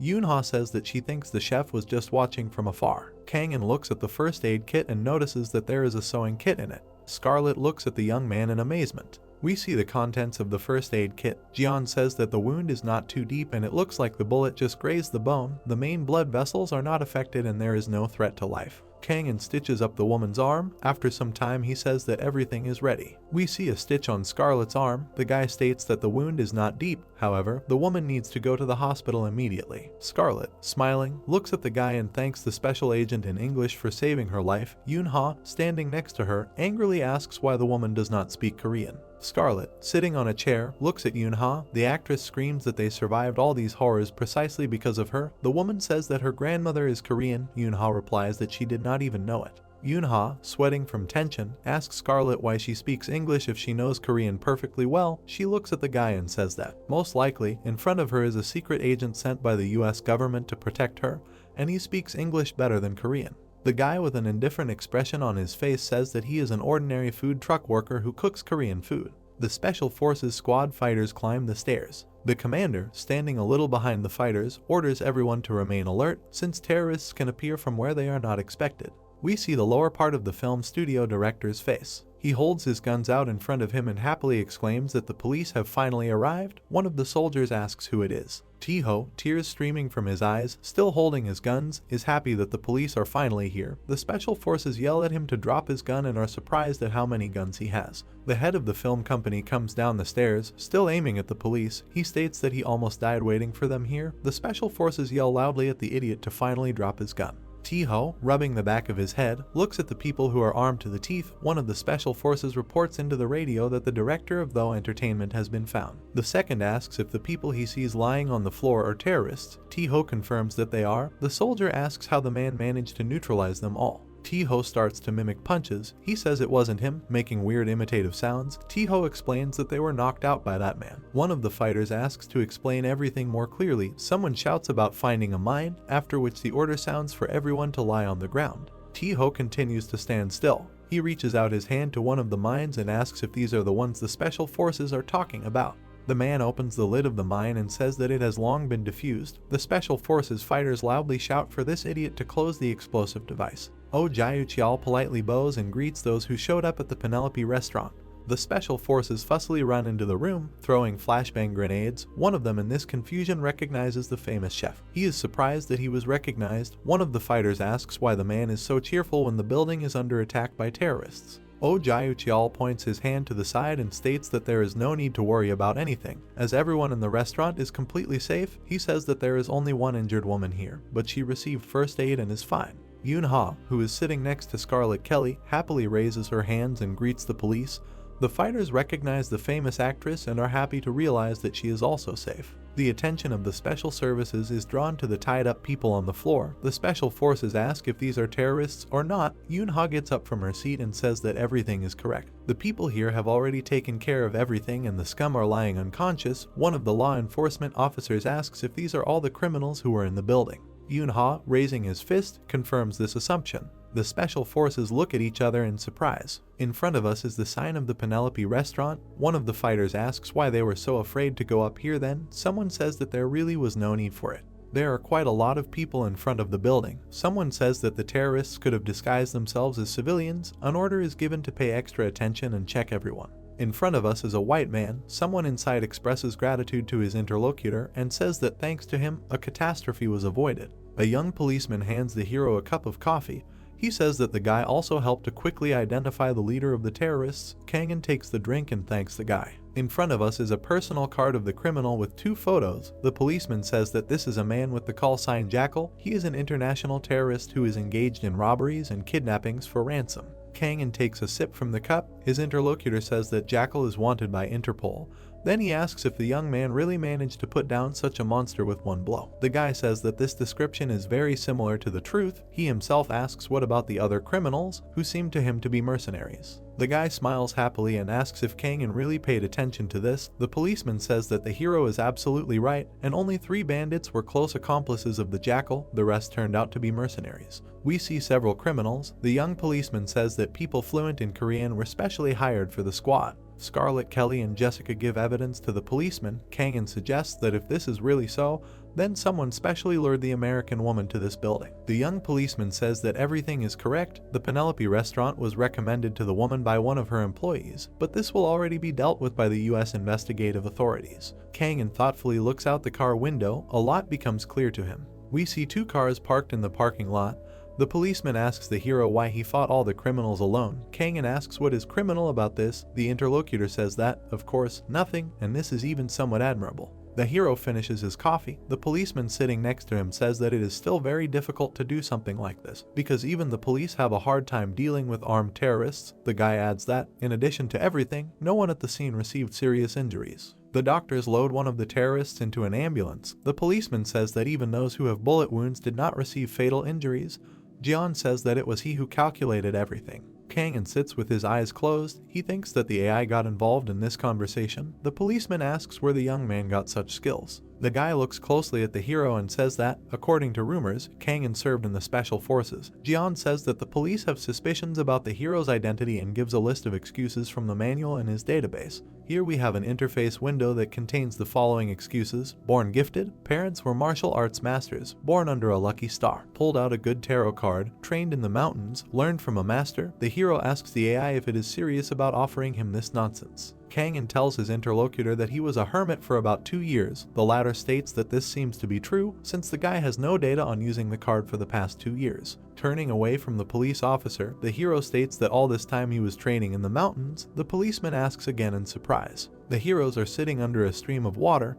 He says that he once sat under an incredibly clean waterfall for 7 days, observing a fast. Kang-in runs through the mountains. The policeman hears that the guy wandered through the Tibik mountains and trained. He dug up wild ginseng and ate it when he was hungry. Kang-in holds a toy in his hands. He declares that he managed to create his own martial art, which involves the use of firearms, but he practiced, of course, with water pistols. The policeman looks at the guy in amazement and asks again. He says that this martial art was called the gun fist style. Kang-in declares that training with water pistols surprisingly well helps to master combat weapons. The policeman looks at the hero in amazement and thinks that he is talking some kind of nonsense. We see a white screen on which the name of the institution is written, namely, the Sacred Heart Hospital of the Forest University. 2 doctors look at Scarlett Kelly in amazement. It becomes clear that their attention was drawn to the stitch on the woman's hand. One of the doctors says that he remembers this pattern and exactly the same thread. We are reminded of events from the past. When the hero stitched the wound with a bent needle, the doctor understands that both stitches were applied by the same person.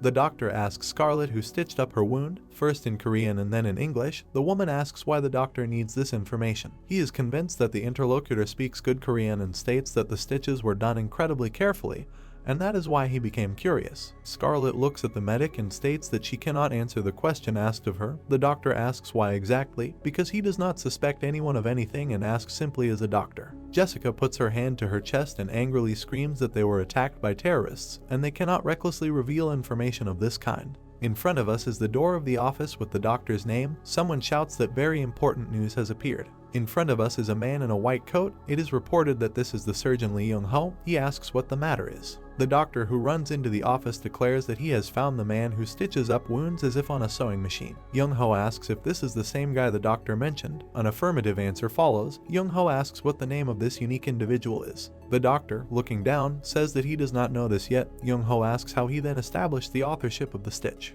The interlocutors are standing at a white table. The doctor who entered says that while Young-ho was in the operating room, a victim of a gunshot wound came in, and he noticed exactly the same stitch on her. Young-ho says that if this is a patient of their hospital, we must go and examine her right away. His interlocutor replies that the woman left immediately after providing assistance. We see Scarlett and her secretary. Young-ho asks his subordinate why he did not detain the patient. The doctor apologizes and explains that, according to the woman, she was the victim of an accident and she needed to leave urgently. Young-ho holds his head. He says that the person who put the stitches in is much more important here. He asks his colleague if he asked the police this question, maybe they know where this person is now. The doctor rubs the back of his head thoughtfully. He says that the police also did not know where this guy is. Young-ho angrily asks why, if no one knows anything, the doctor just did not call him. We see a hand holding an envelope. Its owner turns to Kai-young and says that the investigation team allowed only one person to see the contents of the envelope. The captain stands leaning against the partition. He says that even he himself could not see what was there. Kai-young complains that all the work is falling on him again. And this is too much. The boss says that he loads his subordinate only because he trusts him more than anyone else. Kai-young looks at his boss with displeasure and politely asks him to stop trusting him in such a strange way. The captain asks the detective to be a little less stubborn because he used to be just a great guy. We see the detective's eyes. Kai-young looks at the documents in shock. The captain asks what exactly the detective saw there. Kai-young reminds him that only he can see these documents. The interlocutor says that this is exactly why he is asking about their contents. Kai-young asks if his boss knows what the day it was sunny is. The captain looks at his subordinate in bewilderment and says that it is a popular movie with Shin Yoon-ha in the lead role. Kai-young excitedly looks at the documents he received. He says that the guy who dealt with the terrorists is apparently the stunt coordinator from that movie. The captain asks again in bewilderment, after which he states that his daughter always talks about how dynamic the stunt scenes in that movie are. The man feels like they are dealing with an unusual person. Kai-young states that what shocks him most is that they seem to know this character. The captain looks at his subordinate in surprise. Frowning, he asks if they are talking about the criminal. Kai-young answers that they are not. The hero saves a girl from a burning building. Kai-young asks if his boss remembers the tightrope walker. The latter, closing his eyes, lowers his head. He states that, of course, he remembers the guy who made a composite sketch, helped catch the killer and increase the detection rate. Judging by his eyes, the captain understands what Kai-young means. We see a sign for the crime detection department. The captain asks the entire police station if it was the same tightrope walker. The man cannot believe that the same person is a tightrope walker, an actor, a stunt director, and a martial artist. He asks his subordinate to explain what this monster can even be called. In front of us is an electronic board. It announces that a joint meeting of the police and the prosecutor's office is being held, dedicated to the fight against terrorism. One of the participants in the meeting tells the chairman that he does not understand anything at all. His colleague, sitting at the opposite table, declares that the character in question is not a chef in a restaurant. It looks like he is just a cook at a food truck and a computer club. A voice sounds that in this case everything becomes even more absurd. An objection follows that you cannot look down on people who work in food trucks and computer clubs. A participant in the meeting, whose back of his head we can see, states that the main target of their investigation is a terrorist with the call sign Jackal. He is told that in any case, they cannot simply ignore a young man named Na Kang, who single-handedly resolved a large-scale crisis. This speaker states that he saw this man carrying a girl along a rope stretched between buildings. We see an illustration of the incident in question. One of the participants in the meeting says that he also saw the video. He is told that, according to the available information, He is indeed a food truck chef, but at the same time he acts in films. Someone asks if there is another chef in the world who can shoot so masterfully. An objection is heard that one cannot show disrespect to food truck workers. Someone indignantly demands not to shout in this respectable assembly and asks how old his opponent is. Another participant in the meeting asks why this Nakhangan is so good at everything. We see a man who is tired of answering questions. He says that he himself does not know why this guy is so versatile. The poor guy thinks that he just really wants to go home. He is asked if the young man's military background has been checked. The respondent raises his hands and says that he assumed that the guy served in the special forces, after which he even checked the classified units. The assembled look at the speaker. He says that, as far as he was able to determine, Nakhangan left the army with the rank of sergeant and served in the headquarters. Someone asks again in bewilderment. The question sounds, can this be a carefully thought out cover? Khangan is sitting at the computer. The speaker says that he received a photo taken at the headquarters where this young man served. The chairman, holding a plastic bottle, asks in confusion why the military would use such a valuable combat specialist as a worthless clerk when this young man could have single-handedly taken on a large enemy force. The speaker replies that he has no idea. He says that he directly asked Khangan what he had been doing in recent years, and the guy said that he had been training alone in the mountains, eating only wild ginseng. The chairman spits out the water he had just filled his mouth, and those he had splashed grimace in displeasure. The man wipes his mouth and asks the speaker if he means to say that this young man had meditated under a waterfall or done something crazy like that. The speaker replies that Nakhangan had indeed fasted under a waterfall for 7 days. The chairman asks why his interlocutor is telling this nonsense with such a serious face. The speaker replies that it is not nonsense at all. The chairman, choking, asks what to do with Nakhangan's explosive diffusing skills, who reportedly defuse all mine detonators without fail. The man asks if the guy could have learned it under the waterfall. Someone in the room suggests that he could have acquired this skill, for example, on YouTube. The chairman asks what kind of stupid joke this is. The answer is that the question was asked quite seriously. The room starts squabbling again. The visitors of the computer club are sitting at the tables. It is reported that this is happening 2 days later. Yoon-seo greets a woman entering the establishment and says that entering the kitchen is not allowed. The visitor calls the girl by name and declares that she is one of them. The girl lowers her glasses, and Yoon-seo recognizes Yoon-ha. Kang-in, who is holding a frying pan, hears from John that he recognized Shin Yoon-ha's voice. The girl enters the kitchen, clears her throat and says that she came. The guy asks why she did that. The actress asks if it is difficult for the guy to speak to her a little more politely. Yoon-ha hands the hero a bag. He asks what it is. The guy looks at the bag. Yoon-ha says that a couple of days ago they were unable to eat properly, so she brought this so that they could have lunch together. Kang-in says that these are ingredients. The girl confirms this and asks her to cook something with them. She states that, as she was told, the guy is an incredibly good cook. Kang-in turns away from the visitor and demands that she leave. Yoon-ha, clenching her fists in anger, says that she is simply starving. The guy asks why in this case she bought ingredients and traveled a long way instead of just going somewhere to eat. We see the back of the guy's head. He asks the girl to tell everything honestly and says that only after that will he start cooking. Yoon-ha, blushing, looks at the young man but cannot say anything more or less intelligible. Burning with shame, she lowers her eyes. Drops of sweat run down the girl's face. She honestly admits that she does not know, and most likely, she is just calm when the guy is near her. She says that her nightmares have stopped. That's why she came. Kang-in looks at the contents of the refrigerator. Yoon-ha irritably asks if he is listening to her at all. The hero, looking at the girl, says that she chose very fresh and good products and promises to cook something with seafood. Yoon-ha clenches her teeth in anger. At first she thinks that the guy is incredibly annoying her, but then she realizes that she even likes it. In front of us is the counter of a computer club. There are magnificent dishes on the table. Someone cries out in admiration. Kang-in, Yoon-seo and Yoon-ha are sitting at the table. The blonde says that the food looks incredibly appetizing. The actress admits that the rumors about the guy's incredible skills were even understated. The hero asks the girls to try what he cooked. Yoon-seo puts a shrimp in his mouth. The blonde wipes her mouth and screams that it is incredibly delicious. Yoon-ha admits that it is amazing food, although the guy's behavior still irritates her. Kang-in, closing his eyes, thinks that this, however, does not prevent the actress from enjoying the food. Someone from the side asks if she can also try the food. Kang-in looks around and, to his surprise, notices Scarlett Kelly. He asks who he has the honor of talking to. Kang-in gets up from his chair. Yoon-ha says that this is the same American woman he saved. Scarlett says that she is very glad that she found the place where Kang-in works. He asks how she managed to do it. 2 guards are visible behind the woman. She says that she has friends in Korea. The hero says that he does not like it when someone starts collecting information about him. Scarlett looks at the guy and says that she just spied on the guy's name and where he works. The woman apologizes for this. Jeon says that there is no doubt that the government also dug up the young man's entire past. Kang thoughtfully closes her eyes. He asks what the woman wants. Scarlet stands in front of the hero. She says that she wants to hire him as a bodyguard. Jian warns that if the guy agrees, then certain types of activities will be prohibited for him. Kang looks at Scarlet. After thinking for a bit, he says that he refuses. The woman's current bodyguards breathe a sigh of relief. Scarlet looks at the guy in bewilderment and asks if he really refuses a job with a huge salary and many other benefits.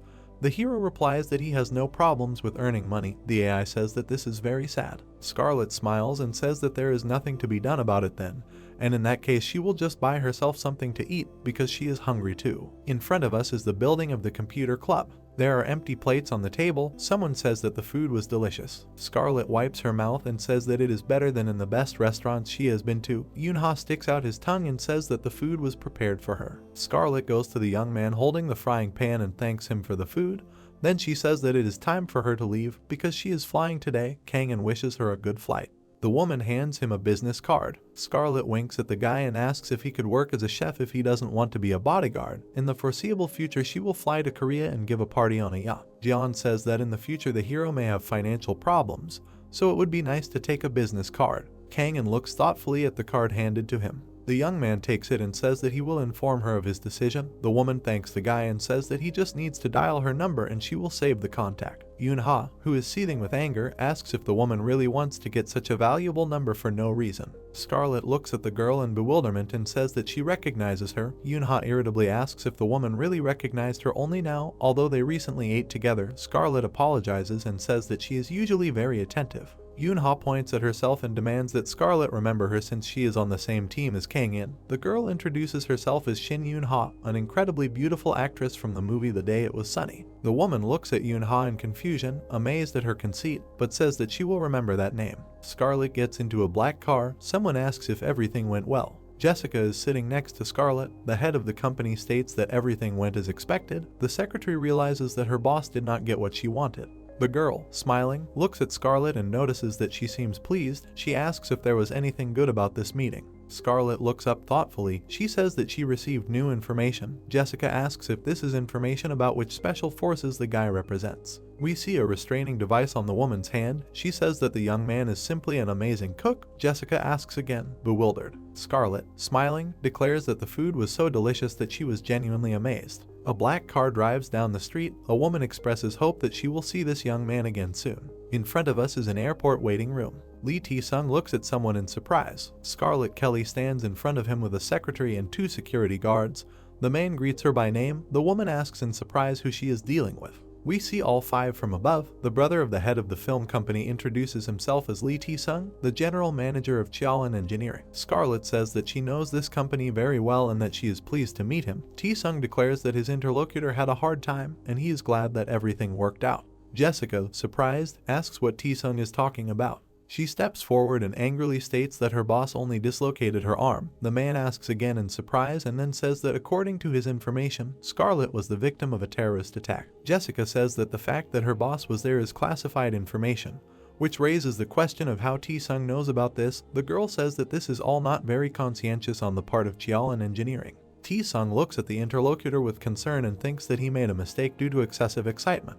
The man raises his right hand and says that the girl must have misunderstood everything. His younger brother was in the building during the terrorist attack, who came to dine at the Penelope restaurant, and it was he who told about everything that happened. Tae-sung says that his brother was guarding the landing between the 5th and 6th floors, and they should have seen him. 2 special forces are visible next to Scarlet. Tae-ho rubs the back of his head. The head of Ongatek remembers the person in question. Tae-sung looks at his interlocutors with excitement. He thinks that he planned to use his connection with his brother to discuss business with the head of a competing company a little later. But if he presses too hard, it will only increase Scarlet's suspicions. Tae-sung tells the woman that his brother owns a company that makes films and successfully works in other branches of the entertainment industry, and the chef at the restaurant Penelope acts on television and personally knows his brother. Scarlet, adjusting her hair, asks again in surprise. A drop of sweat runs down the man's cheek.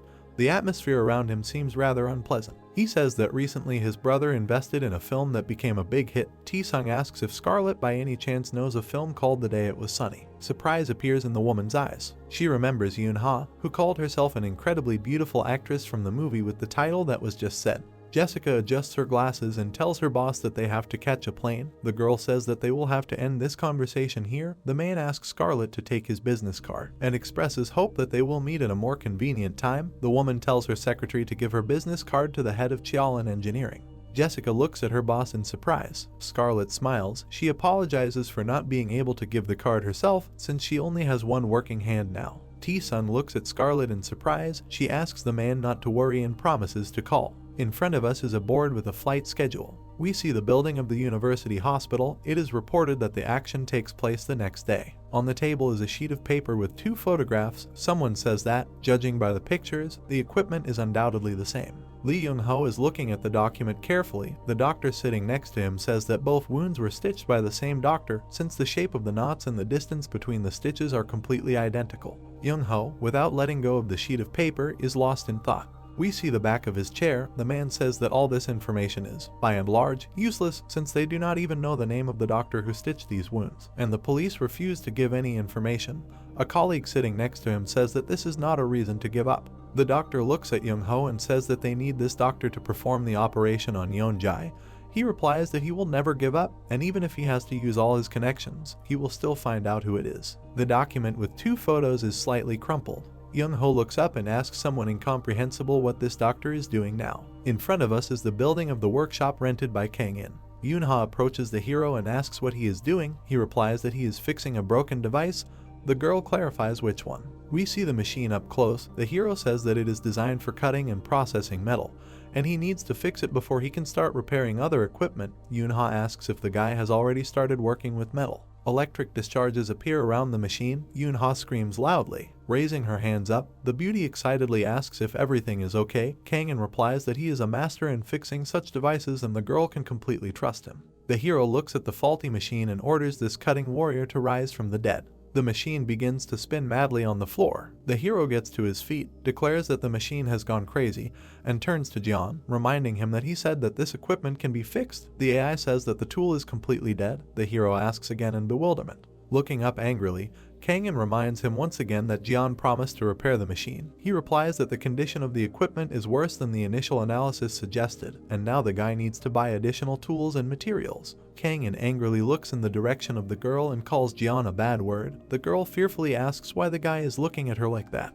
Clenching her fists in resentment, Yoon-ha screams that it is not her fault that the machine broke. Kang-in explains that he is angry not at the girl, but at the crazy part of himself that broke this device. The AI incomprehensibly clarifies that it is about him. Yoon-ha, smiling, raises her index finger and says that the young man probably means the crazy part of nature that is hidden deep inside every person. She says that she understands everything, and she has it too. For example, words that just appear out of nowhere in her head. Kang-in indifferently answers that the girl is probably right, and invites her to go shopping. He thinks that the beauty's mood changes very quickly, just like a real actress. Yoon-ha jumps with joy. She asks since when did the young man like shopping and does he also like to spend money when he is stressed. The guy and the girl approach a hardware store. Yoon-ha, standing in the doorway of the establishment, surprisedly asks why they did not come to a shopping center, but to a tool store. Kang-in tells his companion that for him it is better than any shopping center. The girl disappointedly answers that she will wait for the guy on the street. The girl looks at the screen of her phone. Yoon-ha puts the device to her ear and answers the call. Her interlocutor asks where the girl is now. In front of us is a young man. It is reported that this is Park Woo-seob, the head of SA Entertainment and Yoon-ha's manager. He asks the girl not to drink alcohol and take care of herself. She asks why Woo-seob suddenly started acting like her mother. The guy replies that the girl just received a CF offer. Yoon-ha, whose face suddenly became stern, declares that she understands everything. The actress jumps for joy in front of a hardware store and excitedly shouts that she will do it. She asks what exactly needs to be advertised: makeup, contact lenses, shampoo, or something else. Woo-seob replies that it will be drinks. However, the girl will not be filming her alone, but together with Kim Yu-chan. Yoon-ha at first makes a sound of disappointment, but then says that it is still very cool. Woo-seob holds a phone in front of his face, saying that everything is fine and she is ready to sign the contract right now. The manager says that, unfortunately, he does not have Na Kang-in's number. The actress asks in bewilderment why her manager needed a hero. Yoon-ha holds the phone to her ear. Woo-seob says that the advertisers want the video to have spectacular stunts, and they would like to entrust their production to a specialist who worked on the same element in the film the day it was sunny. Yoon-ha asks in surprise what kind of drink advertisement this is that requires stunts. Woo-seob answers that now many advertisers advertisers are inspired by the film in which the girl starred. Kang-in leaves the store and looks at his companion in bewilderment. She says that the film really became successful largely due to the stunts. Woo-seob asks his client to share Kang-in's number. Yoon-ha, next to whom the hero is standing, answers that the guy is right here and she can give him the phone. Woo-seob is amazed and asks what they are doing together and where they are. These questions infuriate the actress. She asks why her manager is yelling at her and explains that nothing special is happening here. The girl thinks to herself that even if something like that happened, it would be just great. Kang-in reaches out for the phone and asks who wants to talk to him. Woo-seob is furiously shouting into the phone that they can't allow a scandal to break out at such a critical moment. He hears from the device that there is no scandal, and they are in a tool store. The manager is surprised and asks if it is not Kang-in talking to him. The hero, whose back we see, confirms that it is he. The manager says that since they are in a tool store, they are definitely not on a date. Kang-in says that the girl just tagged along. She screams that this is an absolute lie, and she just accidentally dropped in on the young man. Kang-in looks surprised. His interlocutor apologizes for not introducing himself yet and says that his name is Park Woo-seob. He is Yoon-ha's manager and the head of SA Entertainment. The man says that he would like to talk to the hero about advertising drinks. Kang-in, standing on the street, talks to the manager. He is called by Jeon, who says that increasing the amount of equipment at their production base requires a large budget. Kang-in asks his assistant if he wants him to agree to filming in the advertisement, because it can distract from the implementation mission that they are currently engaged in. The hero presses one of the call options. Jeon tells him that if the guy's face is not shown in the video, then everything is fine. Kang-in calls the AI a genius of earnings, after which he tells the manager that he agrees to act if his face is not visible in the final product. Woo-seob, happily clenching his fist, declares that the guy does not have to worry about this. Everything will be exactly like in the movie. Kang-in will do the stunts and the actors will do the rest of the work. We see Woo-seob's eyes. He wants to say something, but he can't decide. In the end, he says that the hero will have to act in a slightly peculiar suit. Yoon-ha looks at her companion in surprise, not understanding what he is discussing with her manager. Kang-in asks for clarification regarding the outfit. Woo-seob says that the young man's face will not be visible, but he will have to act in a tight suit. We see the hero in the outfit that he will be wearing during the filming of the commercial. Yoon-ha happily greets his manager. It is said that the action takes place in a cafeteria, which belongs to SA Entertainment. The hero also greets. The man shakes the guy's hand. He says that he is very glad to meet him. The girl, who, apparently, was not greeted, offendedly asks, "But what about her?" Woo-seob embarrassedly rubs the back of his head. He says that if he knew that the young people would come so quickly, he would not have eaten. The hero says that everything is fine. The manager promises to definitely feed them properly next time. The man puts his hand to his chest and introduces himself as Park Woo-seob, the CEO of SA Entertainment and Shin Yoon-ha's manager. Imploringly folding his hands in front of his face, he asks the hero to take on this project. As they discussed earlier, the young man's face will not be shown, so he cannot worry about this. Jeon demands that the hero agree. Since they need to improve the equipment, Kang-in gives his consent. Yoon-ha raises her hands and shouts that she is hungry, so she suggests eating first. Woo-seob gives a thumbs up and says that the food in his company is very tasty and of the best quality. If the young people like it, they can come here anytime. In front of us are containers with food. Woo-seob says that for Kang-in everything will always be free here.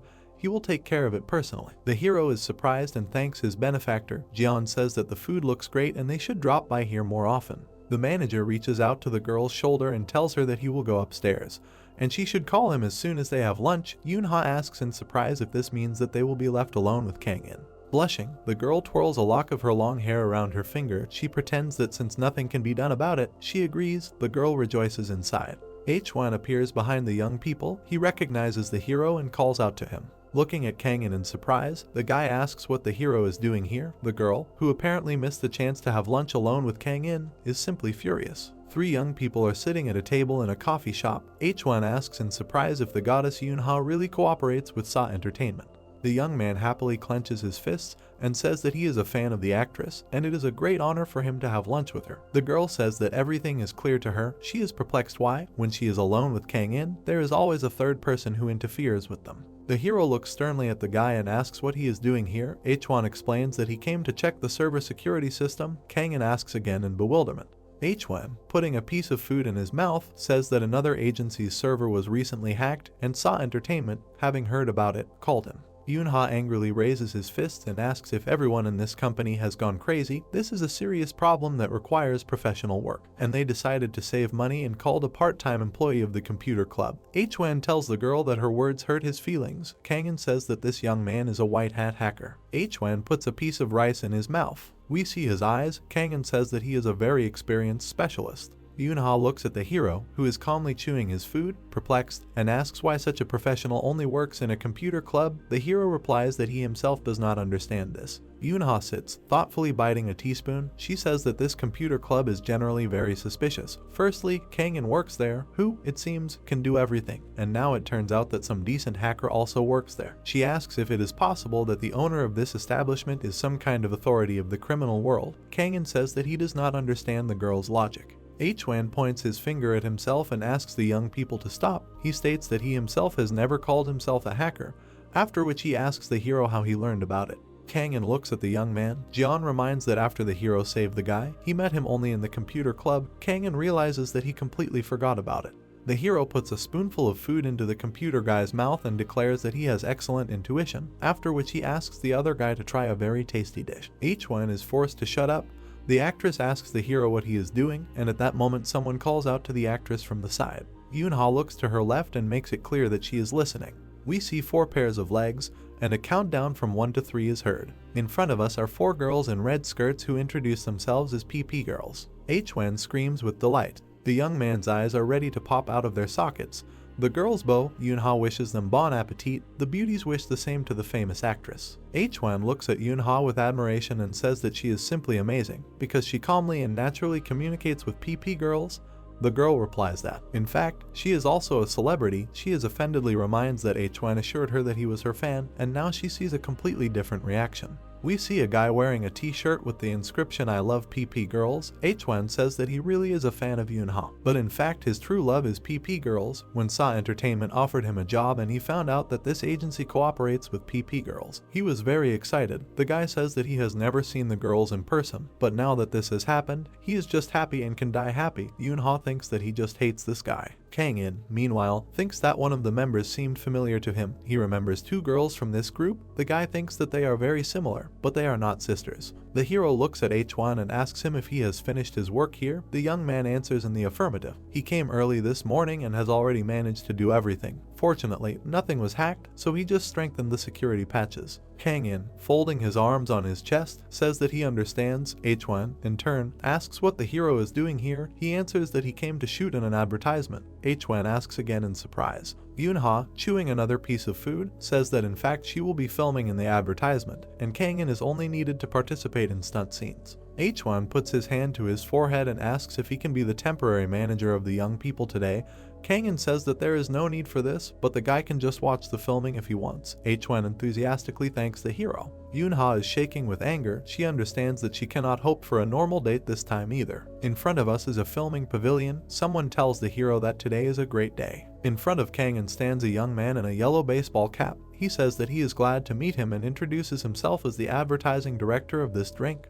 The hero greets his new acquaintance. The guy, crying with happiness, says that the previous stuntman got injured, so the production of the video was almost cancelled. So he is very grateful to the hero for helping him out literally at the last minute. Kangin asks if there will be filming today and wonders why everyone in this industry is always getting hurt. Woo-seob raises his index finger and states that he wanted to start filming tomorrow, but time is running out, so they need to start immediately. The man apologizes for having to talk about it and asks the hero if his schedule allows him to work today. Kangin frowns and looks to his right and asks Jian if he is happy with this development. The AI states that everything is fine. Earning money to fix the equipment is a good strategy. The participants of the future filming are talking animatedly to each other. Kangin states that he has time. Yoonha indignantly reproaches Woo-seob for not telling her about everything first. The manager replies that he himself did not suspect anything.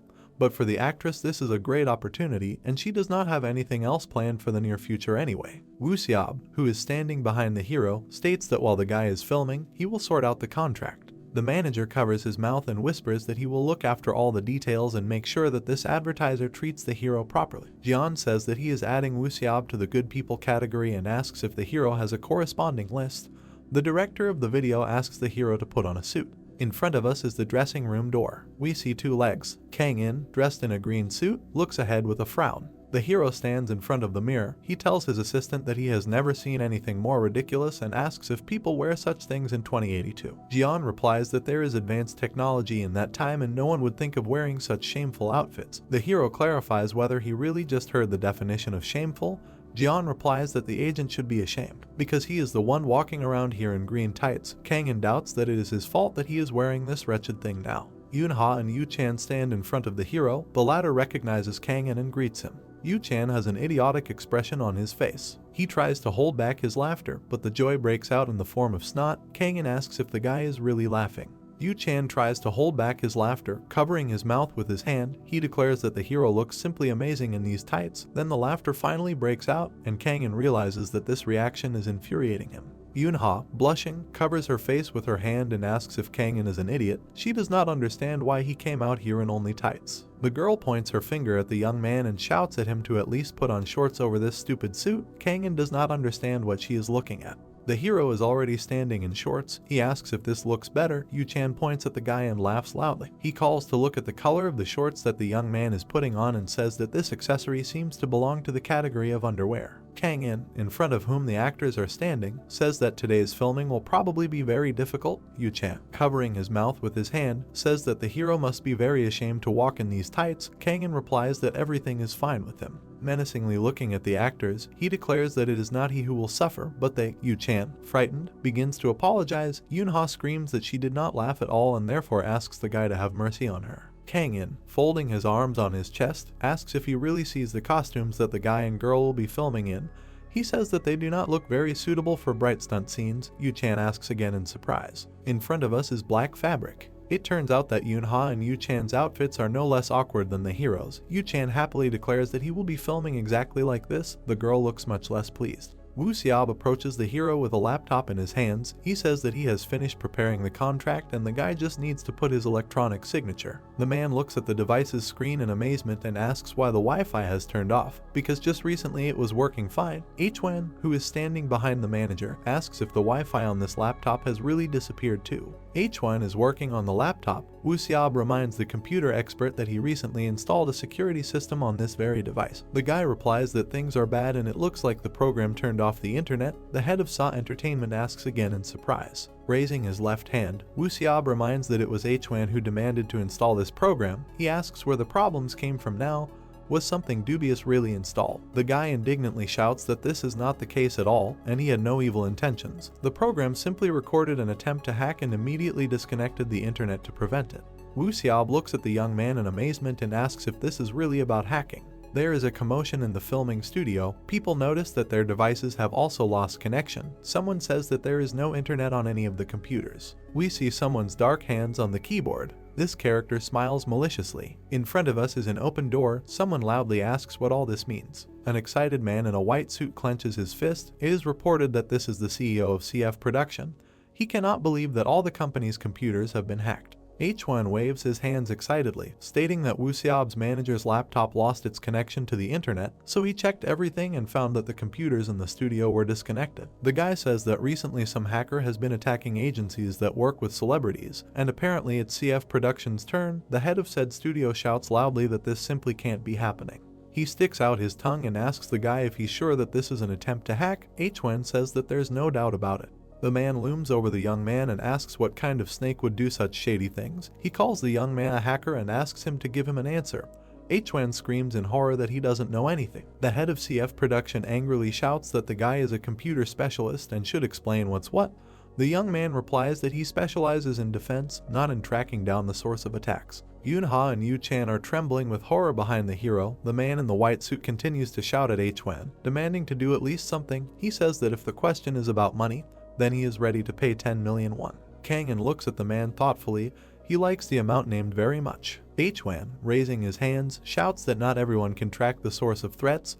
This requires the cooperation of several agencies of the corresponding kind. The guy says that if his interlocutor has that kind of money, then it is easier for him to hire a company that professionally does this. Jian calls out to the agent. We see the hero's profile. He says that he understands from the intonation what the AI wants to say. The guy says that he will probably offer to earn this money now. Yan says that he can demonstrate the powerful defensive capabilities of the Combat Army Artificial Intelligence Support. Kang-in, wearing a green suit and shorts, approaches the two and declares that he will take this matter upon himself. Hwan looks at the young man in amazement. He secretly points his finger at the man in the white suit and says that the hero must be joking. Hwan says that if Kang-in continues to speak in such a serious tone, people might believe him. The hero stands with his hands behind his back and declares that he is speaking seriously. Hwan asks how he can do this if this task is beyond the capabilities of a professional computer specialist. The head of the agency asks in amazement how a stunt coordinator is going to cope with something that a specialist in computer security refuses to do. Kang-in looks at the two and declares that 10 million won is more than enough to solve this problem. The head of the agency shouts that in this case the young man should start working immediately. In front of us is a laptop. The hero inserts the flash drive into it, glad that he took the program with him in a very timely manner, which he last used to identify the source of the attack. Kang-in quickly types on the keyboard. Jian tells him that identifying the hacker will not take much time. He starts the countdown from 240. Hwan and Yunha look in amazement at how the young man works. He thinks that 10 million won in 240 minutes is a great income. The AI starts the countdown, which for some reason goes too fast. Kang-in understands that he did not mean minutes, but seconds. Hwan, folding his arms on his chest, looks at the laptop screen in amazement. He extends his index finger and asks in shock why the result has already been received. The guy cannot understand why the hero did his job so easily and, most importantly, how exactly he did it. Kang-in tries not to look the young man in the eyes. He thinks that he also has no idea how all this is done. The hero, dressed in a ridiculous suit, turns to the customer and states that the current location of the enemy has been determined. The customer wonders how it was done so easily. The head of the agency, his mouth wide open, looks at the monitor. He asks if the hero is sure that he has already found the hacker, and if he can call the police now so that they can finish the rest of the job. Kang-in replies that if the man does not believe him, he can certify a positive result and then transfer his honestly earned money. Beads of sweat roll down the face of the director of the agency. He demands to know how the guy managed to figure out the hacker in just 4 minutes, and if he is asking too much for such a job. Kang-in asks if the price is really too high. The hero's eyes glow menacingly. He states that this attack may actually be decisive in the fate of the company, and if the man wants to be hacked again, then he should not pay any money. The head of the agency shouts that the guy's work is worth less than his shoes. In front of us is a multi-story building. Someone is asking for forgiveness. The police are knocking on the door of an apartment. Kai-young and his boss are looking at something in surprise. A young man in shorts and a t-shirt opens the door. He asks what happened. Kai-young shows his ID and says that he is from the police. The detective explains that information was received that an attempt was made to break in from here, and they came to conduct a search. The law enforcement officers enter the room and begin to look around. Kai-young asks for forgiveness. The policeman sits down in front of the computer and notices that the owner of the apartment is very worried. He starts shouting that he did not want to do anything bad, he was just curious, and he got only one phone number. The guy swears that that was the end of it. Kai-young looks threateningly at the young man and asks what he is going to do with the phone number. The detective suggests that the intruder could have tried to hack the smartphone in order to steal personal photos, listen to conversations, and sell numbers from the contact list. The hacker opens his mouth wide and screams in fear. He apologizes and says he just wanted to see if he could hack a smartphone. He assures that it was just a joke and he only hacked one device. Kai-young tells the captain that they need to arrest this guy. The hacker is handcuffed. Kai-young puts his hand on his back and says that he has the right to call a lawyer, and so on down the list. The guy apologizes with a trembling voice. The detective says that the young man can do this in front of his grandmother. Kai-young stands with his hands in his pockets and asks how the company that was being hacked found out the address of this hacker. After all, it is an agency associated with show business, not in a company. The captain replies that they brought in an expert in threat tracking. Clouds are floating in the sky. Kai-young says that it must be an incredibly high-level specialist. The guy in the yellow baseball cap raises his hand and tells the boss that the hacker has been caught. It turns out that he was just some idiot who was looking for information about celebrities. Wu Xiaob, who is standing next to Kang-in, tells the guy in admiration that he is simply incredible. Not only does the guy perform tricks incomparably, but he can also figure out hackers like no one else. The man asks if there is anything in this world that the young man cannot do. Kang-in calmly states, the only thing he cannot do is fail. Yunha looks at Hwan and asks if what the hero just did is really impressive. The guy replies that it is an understatement because they have witnessed real madness. The girl in the pink suit looks at the hero in surprise. She thinks that in front of her is the perfect candidate for her future husband. We see several spotlights. The director states that since the stunt coordinator has bought them all some time, they can start filming and there can be no further delays. The guy in the yellow baseball cap looks at the hero and states that he plans to finish filming today. The young man asks if this is possible. Jian states that he cannot stand it if the hero wears this ridiculous outfit tomorrow. Kang closes his eyes. He wonders if the AI feels ashamed for both of them. He tells the director out loud that this job absolutely must be finished today. In front of us is the young man's left eye. He states that this will take some effort. The director shouts loudly that this is simply brilliant and orders everyone to get to work. Yoonha and Yu-chan understand that they are doomed. In front of us is the advertised drink. Yu-chan slowly walks forward. The guy with a spiked collar on his neck smiles. It is announced that he is the #1 fighter. Yoonha elegantly raises his right hand. The girl sticks out the tip of her tongue. It is announced that this is fighter #2. The young men take fighting stances. The first round begins. The command to start the fight sounds. Yu-chan throws his left hand forward. Yoonha lets it pass over himself and strikes his opponent in the stomach. The guy looks angrily at the girl and raises his right hand to strike. He hits, the girl blocks. Yoonha brings 2 fingers to her mouth and blows on them. A powerful stream of flame bursts from the girl's mouth. Yu-chan jumps back. The young man fusses, trying to knock down the flames that have engulfed his leg. Yoonha looks at her opponent predatorily. She takes a fighting stance again. The girl strikes and hits Yu-chan in the stomach. A fist flies there too. The beauty raises her leg and strikes a series of blows. Yu-chan lies on the floor with a blissful smile on her face. Yoonha touches the can of drink with her finger. She opens the lid.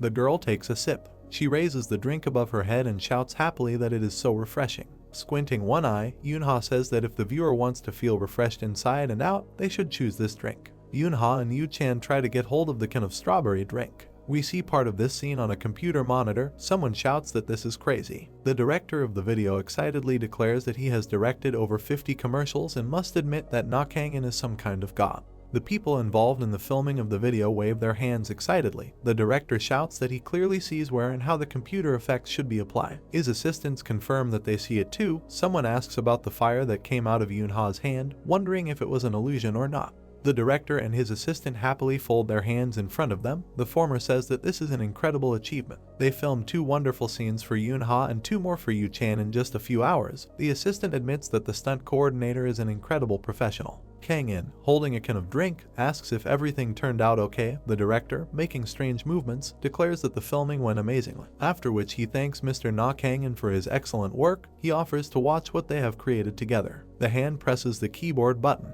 Kang-in supports the girl's leg. Now he helps 2 actors take poses at once. Yu-chan jumps up and down with tears in his eyes. Kang-in stares at his hands. The director states that in the scene where Yoonha showed off her stretch, and where Yu-chan fought back, and when the actors had to jump into the air, in all these scenes, the perfect work of stunt coordinator Na Kang-in is visible. Yu-chan greedily takes a sip from the can. A smile appears on his face. The guy raises the drink over his head and asks in surprise where he got the strength from. Winking at the viewer, the actor states that when you completely lose your strength, you just need to drink potion pang.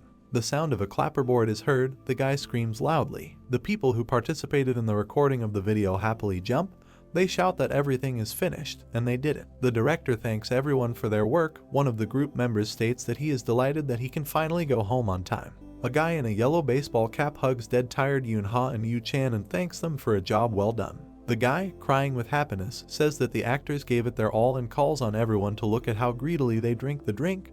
The director adds that the customer will be in 7th heaven. Yoonha looks at the hero in surprise and asks if he is really not tired at all. Kang-in answers that it is not proper for a teacher to exhaust himself. The girl admires the level of endurance of the young man, who moved more than anyone else but looks completely fresh. Yoonha and Yu-chan cannot straighten up. The guy says that he was shamelessly deceived. He thought that it would be as easy here as on the set of a movie, but he had to work like a galley slave. The girl says that she completely shares the indignation of the young man.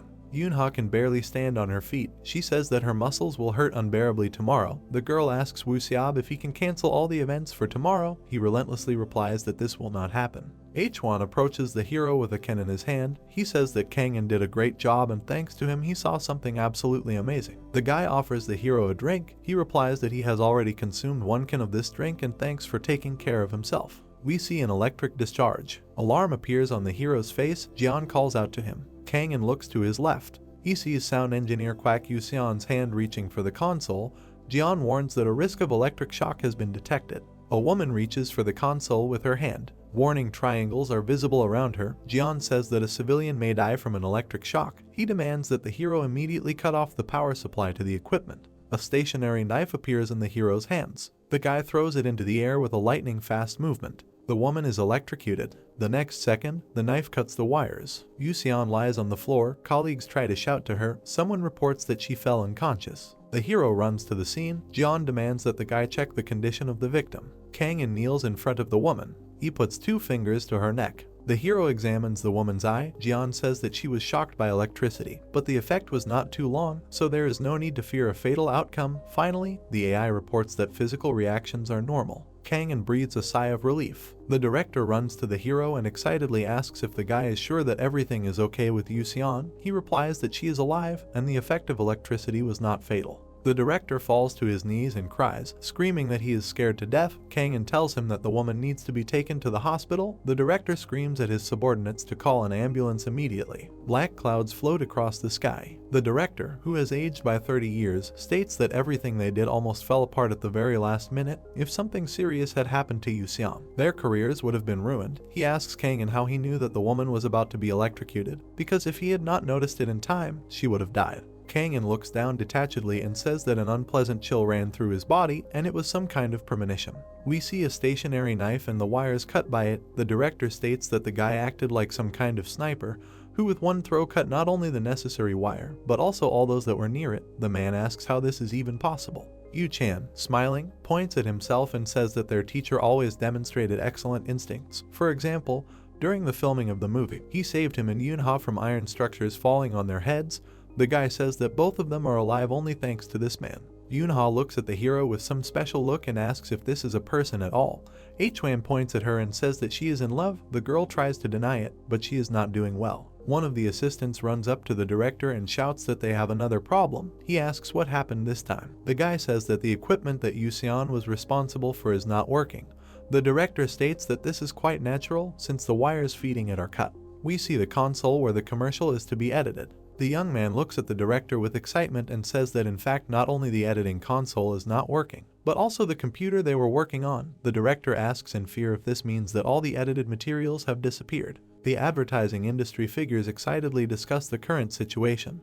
The guy says that, fortunately, only the computer responsible for the sound burned out, and everything is fine with the video, but now, in order to finish the video, they need to re-record the song that should sound in it. The director sighs with relief and says that the guy really scared him, then he asks to get the original file and run it on another computer. The assistant replies that the original file was also on the broken computer, which stubbornly refuses to turn on. Kang-in looks at the director and his assistant. The latter of them says that there is no backup file, and the video is already timed to hand in. The music needs to be inserted right now, but it is completely unclear how to do this. Kang-in looks thoughtfully to his right. The director clutches his head and asks if the original file really can't be found anywhere. The assistant replies that it was sent directly to Yuxian's email. He states that if he knew something like this would happen, he would have definitely made a copy, but now it's impossible. The director looks slyly at his assistant and asks if they can't urgently ask the composer to resend the file.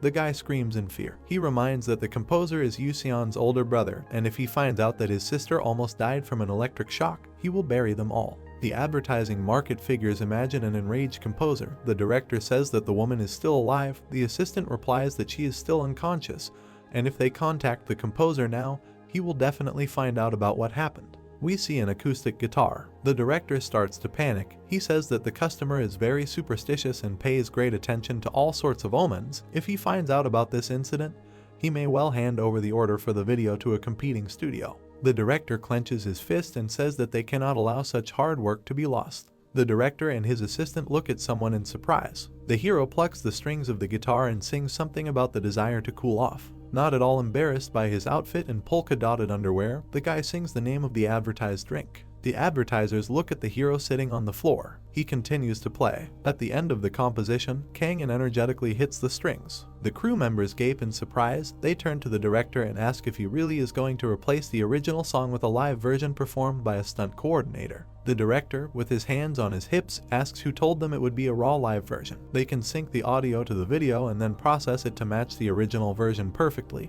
He states that they will of course record Kang-in's voice separately. The objection follows that in any case the stunt coordinator's voice should sound good. The director replies that they won't know how it sounds until they hear it. It is quite possible that the young man's performance will be better than the one in the original file. Here we see Yoon-ha and Yoo-chan who have just finished removing their makeup. The girl asks how well Kang-in sings if the director reacts like that. The guy says that he also did not hear the hero's performance because he was changing clothes. The director asks Mr. Na Kang-in to play the song from the beginning.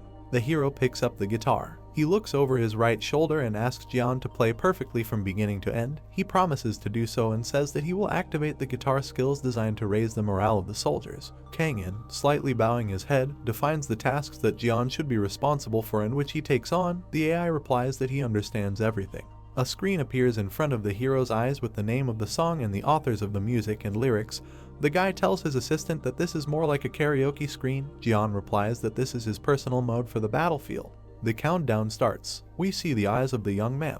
He begins to play the guitar. The young man enthusiastically sings the first line of the verse, which states that Potion Pang is a drink that can refresh the mind. Closing his eyes, Kang-in sings that the drink also restores stamina. The assembled members of the film crew hear that Potion Pang helps in other difficult life situations. The young people gape in amazement as he listens to the hero's singing, who begins to perform the chorus, in which he repeatedly repeats the name of the drink. The woman in the blue suit clutches her head in admiration. Kang-in reports that Potion Pang has different flavors, including a variety with zero aroma, demonstrating gestures more typical of a rock concert. The audience screams in admiration and chants the performer's name. The advertising industry people stand in front of the hero and admire his skills. One of them asks to say who is in front of them, a stunt coordinator or a genius singer. The second draws attention to the fact that the performance was perfect and will only require minimal editing. Jeon declares that the guy hit 100 out of 100 and has impeccable singing skills. Kang-in, closing his eyes, thanks Jeon for his help. He replies that the performance mode from the Natural Robotics company is so good that it managed to completely compensate for the impression of the ridiculous costume of the young man. The assistant director, clenching his fist in delight, tells the boss that the hero has an incredibly pleasant timbre of voice, from which goosebumps ran all over his body during the performance. The guy asks if they should start processing the sound now. Streams of tears flow from the director's eyes. He clenches his fist and declares that he wants to use the version that Kang-in just gave for the commercial. The assistant asks in amazement what to do with the original material. The director gives a thumbs up and says that if the live version is so good, he can't imagine how much better the studio version will be. He says they will combine the original music file and the studio version performed by Kang-in. Clouds float across the evening sky. The director says it will add variety. The answer is that advertisers should like it too. The director says it will be a real hit and tells them to keep working until it is finished. Someone in the studio protests loudly. A commercial is shown on the monitor. It is said that this is happening a week later. REM, who is actually watching the recording, notices that the singer's voice sounds almost identical to Kang-in's. Hwan, standing behind her, giggles and asks why she thinks she gets that impression. The guy folds his arms over his chest and declares that it really is the voice of a hero and brags that he heard Kang-in perform the song live. REM screams loudly in disbelief and demands that the guy take her with him next time. Yoon Seo, smiling, declares that Kang-in is an incredible talent. Yoon Seo leans towards the screen and says that it seems that Yoon-ha is starting to show an old version of herself again. REM asks again in surprise. The blonde starts to tell something, but the same Yoon-ha appears behind her, who calls out to her in displeasure. Yoon Seo screams in horror. The girl clutches her head and tells her friend standing in front of her that she just wanted to share legendary stories from Yoon-ha's past, who displeasedly declares that if the blonde wants to stay alive, she should choose her words very carefully. Yoon Seo says that she is loyal to her friend and will do as she demands. Yoon-ha raises her left hand and asks where Kang-in is. The blonde says that he went to some meeting. Yoon-ha, frowning, thinks that she planned to go to a restaurant with the hero today to celebrate his singing debut, but he does not even pick up the phone. The girl tries to understand where the young man went. In front of us are several buildings. The hero is sitting at a table with some girl. She sincerely thanks him. The girl tucks her hair behind her ear and says that Kang-in saved her. It turns out that the hero's companion is Yoo-seon. She says that she is very grateful that the hero allowed her to treat him to lunch. Kang-in, folding his arms on his chest, says that anyone would have done the same in his place.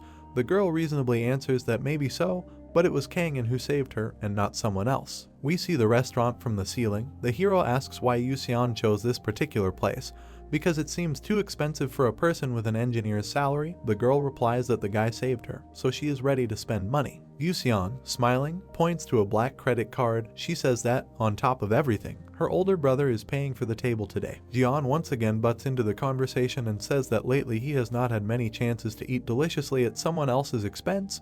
He asks the guy to just eat and stop chatting. Kang-in is preparing to put one of the dishes in his mouth.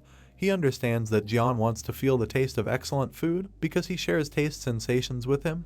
The young man says out loud that he will eat with gratitude. Yu Chan appears next to Kang-in. He happily greets his teacher. The guy runs up to the table and says that he is very glad that Kang-in also decided to dine here. A chef approaches the young people who are talking. He greets the actor, who greets the chef Jian Dongxian in return and says that he is looking forward to enjoying the dishes he prepares again. Yu Chan, smiling, looks at Yuseon and recognizes her as the sound engineer who was electrocuted. He asks how the girl is feeling. She replies that it is a great honor for her that the actor Kim Yu Chan remembered her. The guy replies that he just has a very good memory. The young man raises his index finger and says that this means the girl is treating Kang-in to thank him for saving her. Yuseon replies that this is true and they came here because, as she was told, the food here is incredibly delicious. Yu Chan says that the chef Jian Dongxian, who is now standing next to them, is really a real master. Then he turns to Kang-in and says that at first he thought that he came here to find out a few cooking secrets, but then he remembered that Kang-in is so talented that he does not need it at all.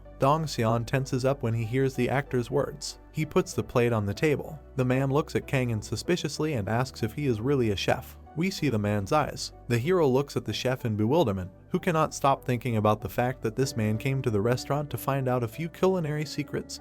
Jian tells the hero that the chef looks very unhappy. We see the man's face and realize that this is indeed the case. The AI says that the chef suspects the hero of bad intentions. Kang-in looks at the chef and says that he got it all wrong. They didn't come here to spy. Dongxian angrily says that he doesn't care, but then asks where the young man learned to cook. Jian tells the guy that the tactical art of cooking on the battlefield was developed by the best chefs, scientists, and engineers of the Earth Union. Kang-in, looking ahead with a detached look, says that he learned everything on his own. A smile appears on Dongxian's face. The man looks up with disdain and says that he understands everything, while thinking that Yu Chan was simply overpraising this guy and that this amateur does not have any outstanding skills. Yu Chan, holding his stomach from hunger, says that he would really like to eat desserts and other dishes that Kang-in cooked in the food truck right now, because they were incredibly delicious. Dongxian asks again in bewilderment, and then begins to choke with laughter. Yu Chan looks at the giggling chef in surprise and says that the hero really did feed everyone food in the food truck during the filming of the movie. Looking at the hero with disdain, the cook says that he understood everything and that he is a novice chef who strives for success. The man says that in order to achieve what you want, you need to start with your attitude to the matter. Kang-in is obliged to cast aside pride and just be honest with himself. For starters, he urges him to admit that the guy wants to know the secrets of this place. Kang-in silently looks at the chef. Jiaoqiao appears behind Dongxian and greets him. He recognizes his famous colleague and becomes incredibly excited. The bald chef declares that, from what he heard, something really delicious is being prepared at this restaurant today, and he has the highest expectations for this evening. Dongxian bows low to Jiaoqiao and declares that the man flatters him, since his skill is higher than his own. Yu Chan greets his old acquaintance. The bald chef recognizes the hero and screams with joy. Jiaoqiao falls to his knees. The man bangs his head on the floor and loudly greets the chef Na Kang-in. Streams of tears roll down the man's cheeks. He screams that he could not even imagine that he would meet his idol in this establishment. Dongxian looks at what is happening before his eyes with a strange grimace on his face. Kang-in looks at Jiaoqiao in confusion and asks when he said he was a chef. The man replies that Li Tiho told him not long ago. The chef approaches the director of the film company and asks if he is okay. Tiho happily raises his index finger and says that Kang-in saved him. The chef, sobbing, confirms that this guy is simply incredible. Thoughtfully rubbing his chin, Tiho asks what they should call this man. At first he showed himself to be a very skilled chef, then it turned out that he is an excellent stuntman. In addition, he is incredibly skilled at imitating voices and fighting. That is, apparently, they can even call him a god with a clear conscience. Jiaoqiao looks at the man in surprise and asks if the hero can cook on top of everything else. The director of the film company says that it is true and perhaps the guy is only slightly inferior to the chef in front of him. Jiaoqiao bows to the hero and says that he does not know what dishes he specializes in, but whatever it is, he would like to try at least once what comes out of his hands. The man says that he would also like to thank the hero for saving him from several dozen terrorists. Dongxian points his finger at the guy and asks in amazement if the food truck chef is really capable of something like that. Clutching the tray to his chest, he looks at Jae-cheol and asks if Kang-in really saved him from the terrorists. The bald chef replies that this is exactly how it happened and his colleague would go crazy if he saw it with his own eyes. Yoo-seon and Yoo-chan unanimously say that Kang-in saved them too. A man appears in the hall. He shouts louder than anyone else that he also owes his life to the young man. Dong-seon looks at him in bewilderment and asks who he is. A luxurious chandelier hangs from the ceiling of the restaurant. Someone, laughing, greets those present. We see a man in a black t-shirt. It is reported that this is Yoo-seon's older brother, whose name is Kwak Chan-seok. The man introduces himself and says that he is a composer. Kang-in asks if he wrote the song for the commercial. Chan-seok sits down next to his sister. He confirms that the authorship of that composition belongs to him. The man says that Yoo-seon, who was a sound engineer during the filming, said that she wanted to treat her savior to lunch, and he thought that it would be nice to meet here all together. Chan-seok says that the hero, in addition to everything, recorded a new arrangement for his song and he really liked it. The composer gives a thumbs up and states that Kang-in saved his dear sister's life and he is incredibly grateful to him for that. Jeon says that despite his brutal appearance, this man seems to be incredibly attached to his family members. Kang-in looks thoughtfully at his new acquaintance and says that AI should not judge people by their appearance. Yoo-seon holds a phone in her hands and asks Kang-in if he could share his number with her. The guy takes out his phone and tells the girl his number. She screams loudly with delight and thanks the young man.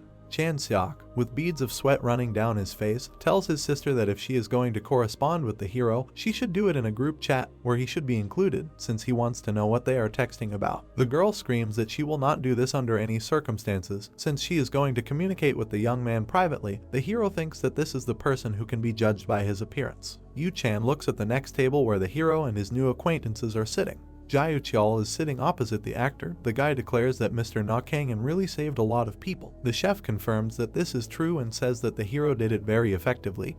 Before his eyes, he neutralized 10 armed terrorists at once. Dong-seon looks at his colleague in amazement. Jae-cheol looks up and asks the chef of this restaurant if everything is okay with him. Since the man looks pale, Dong-seon declares that he is fine. The owner of the establishment looks to his left. He cannot believe what he is hearing and understands that he almost disgraced himself completely. We see the hero's right eye. Kang-in looks at Dong-seon and he begins to panic. The chef throws a cooked dish on the table and says it's on the house. The hero looks at him in surprise and thinks that he just wanted to say that the food here is delicious. Yoo-chan at the next table shouts that he would also like free food. In front of us is the workshop building that the hero rented. Kang-in is standing surrounded by various tools and declares that now that they have eaten well, they can start working. Jeon announces that new machines and other equipment have arrived. Kang-in looks under the lid of one of the machines and asks the AI if it is excited. Jeon replies that according to the standards programmed into it, these are outdated models from 60 years ago, so he does not have special expectations from this equipment. The hero says that, however, the AI's voice sounds more cheerful than usual. The guy stands with his arms folded across his chest.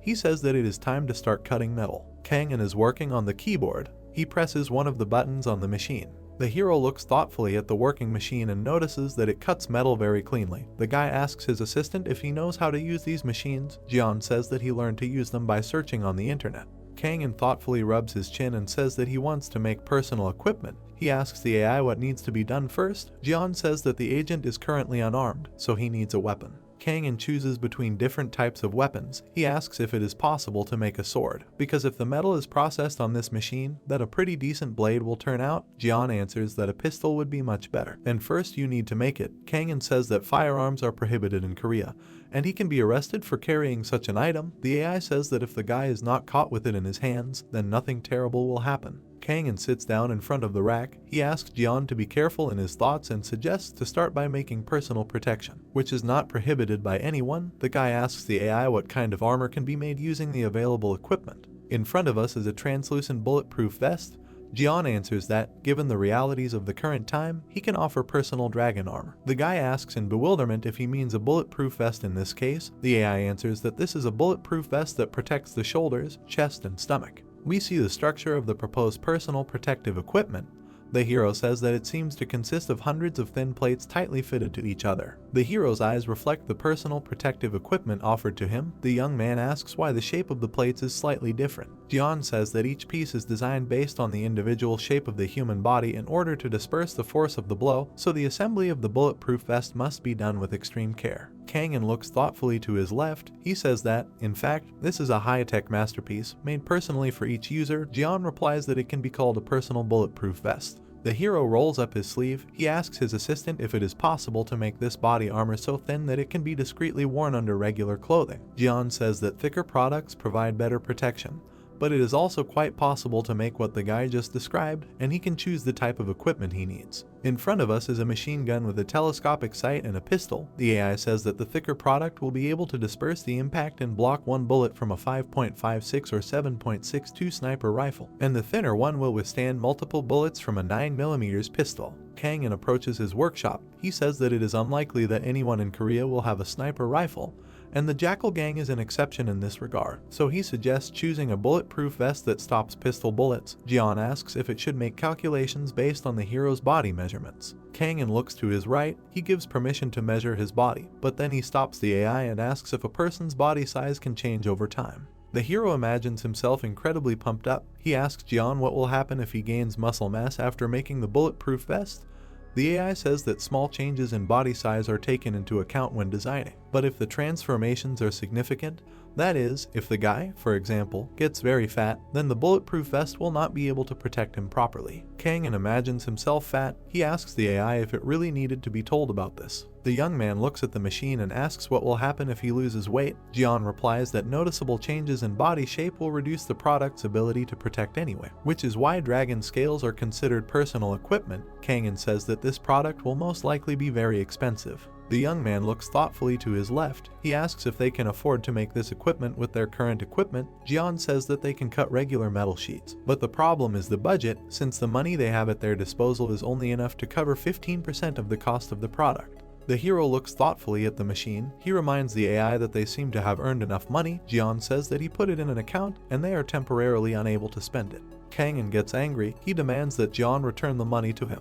The hero picks up the phone, on which Lee Tae-ho is calling. The guy puts the device to his ear. The head of the film company introduces himself, then says that, as he was told, Kang is incredibly good at catching hackers. The hero thinks that news spreads very quickly here. The guy explains to his interlocutor that he caught only an unlucky amateur. There is a white car outside the workshop. Tae-ho says that, apparently, hackers continue to attack companies related to show business, so they have strengthened their security systems with the help of professional companies working in the IT field. The hero holds the phone to his ear. He states that according to his information, not only that guy was engaged in such things. Tae-ho asks if the hero can check the updated security systems at Tho Entertainment. Kang turns away from the phone and asks Jian if they can handle this case. Jian replies that his skills are limited to identifying fraudulent threats. The hero tells the AI that if they do the job they will be paid well. Jian says that the computer systems installed at Tho Entertainment are high-tech, so using the AI's defensive skills would somehow fit the definition. Kang smiles and says that the AI is reasonable, then he corrects himself and says that he is actually good at persuading someone. Two girls are sitting under a large Tho Entertainment logo, and it is said that the next day is taking place. The hero enters the lobby, where Tae-ho greets him. The man looks at Hwan in surprise and asks who it is. Kang replies that it is his friend who served the agency Yunha works for a while ago and he is a white hat hacker. The hero also says that it was thanks to this man that the company quickly discovered and neutralized the hacker attack. Hwan says his name and says that he is very happy to see the head of the film company. Tae-ho takes the young men away, saying that they are both young but leave the best impression. The girls we saw a little earlier look at the hero with their mouths wide open. One of them asks if it is really not Kang in front of her. The second answers that this is the same guy who turned their film company's film into a real hit, thanks to which they received an excellent award. Kang listened to what is said about him. One of the girls admiringly says that this is a stunt double for actor Kim Yoo-chan, and that any celebrity really can envy the young man's body. The second asks if this guy has a girlfriend. She says that she is ready to take him for herself. Jian warns that it is better not to get involved with this girl. Kang answers that he did not intend to do this. He says that romantic relationships are unacceptable. That's how this video ends. If you have sat through to the end, please don't forget to press the subscribe button and leave feedback. See you in the next video.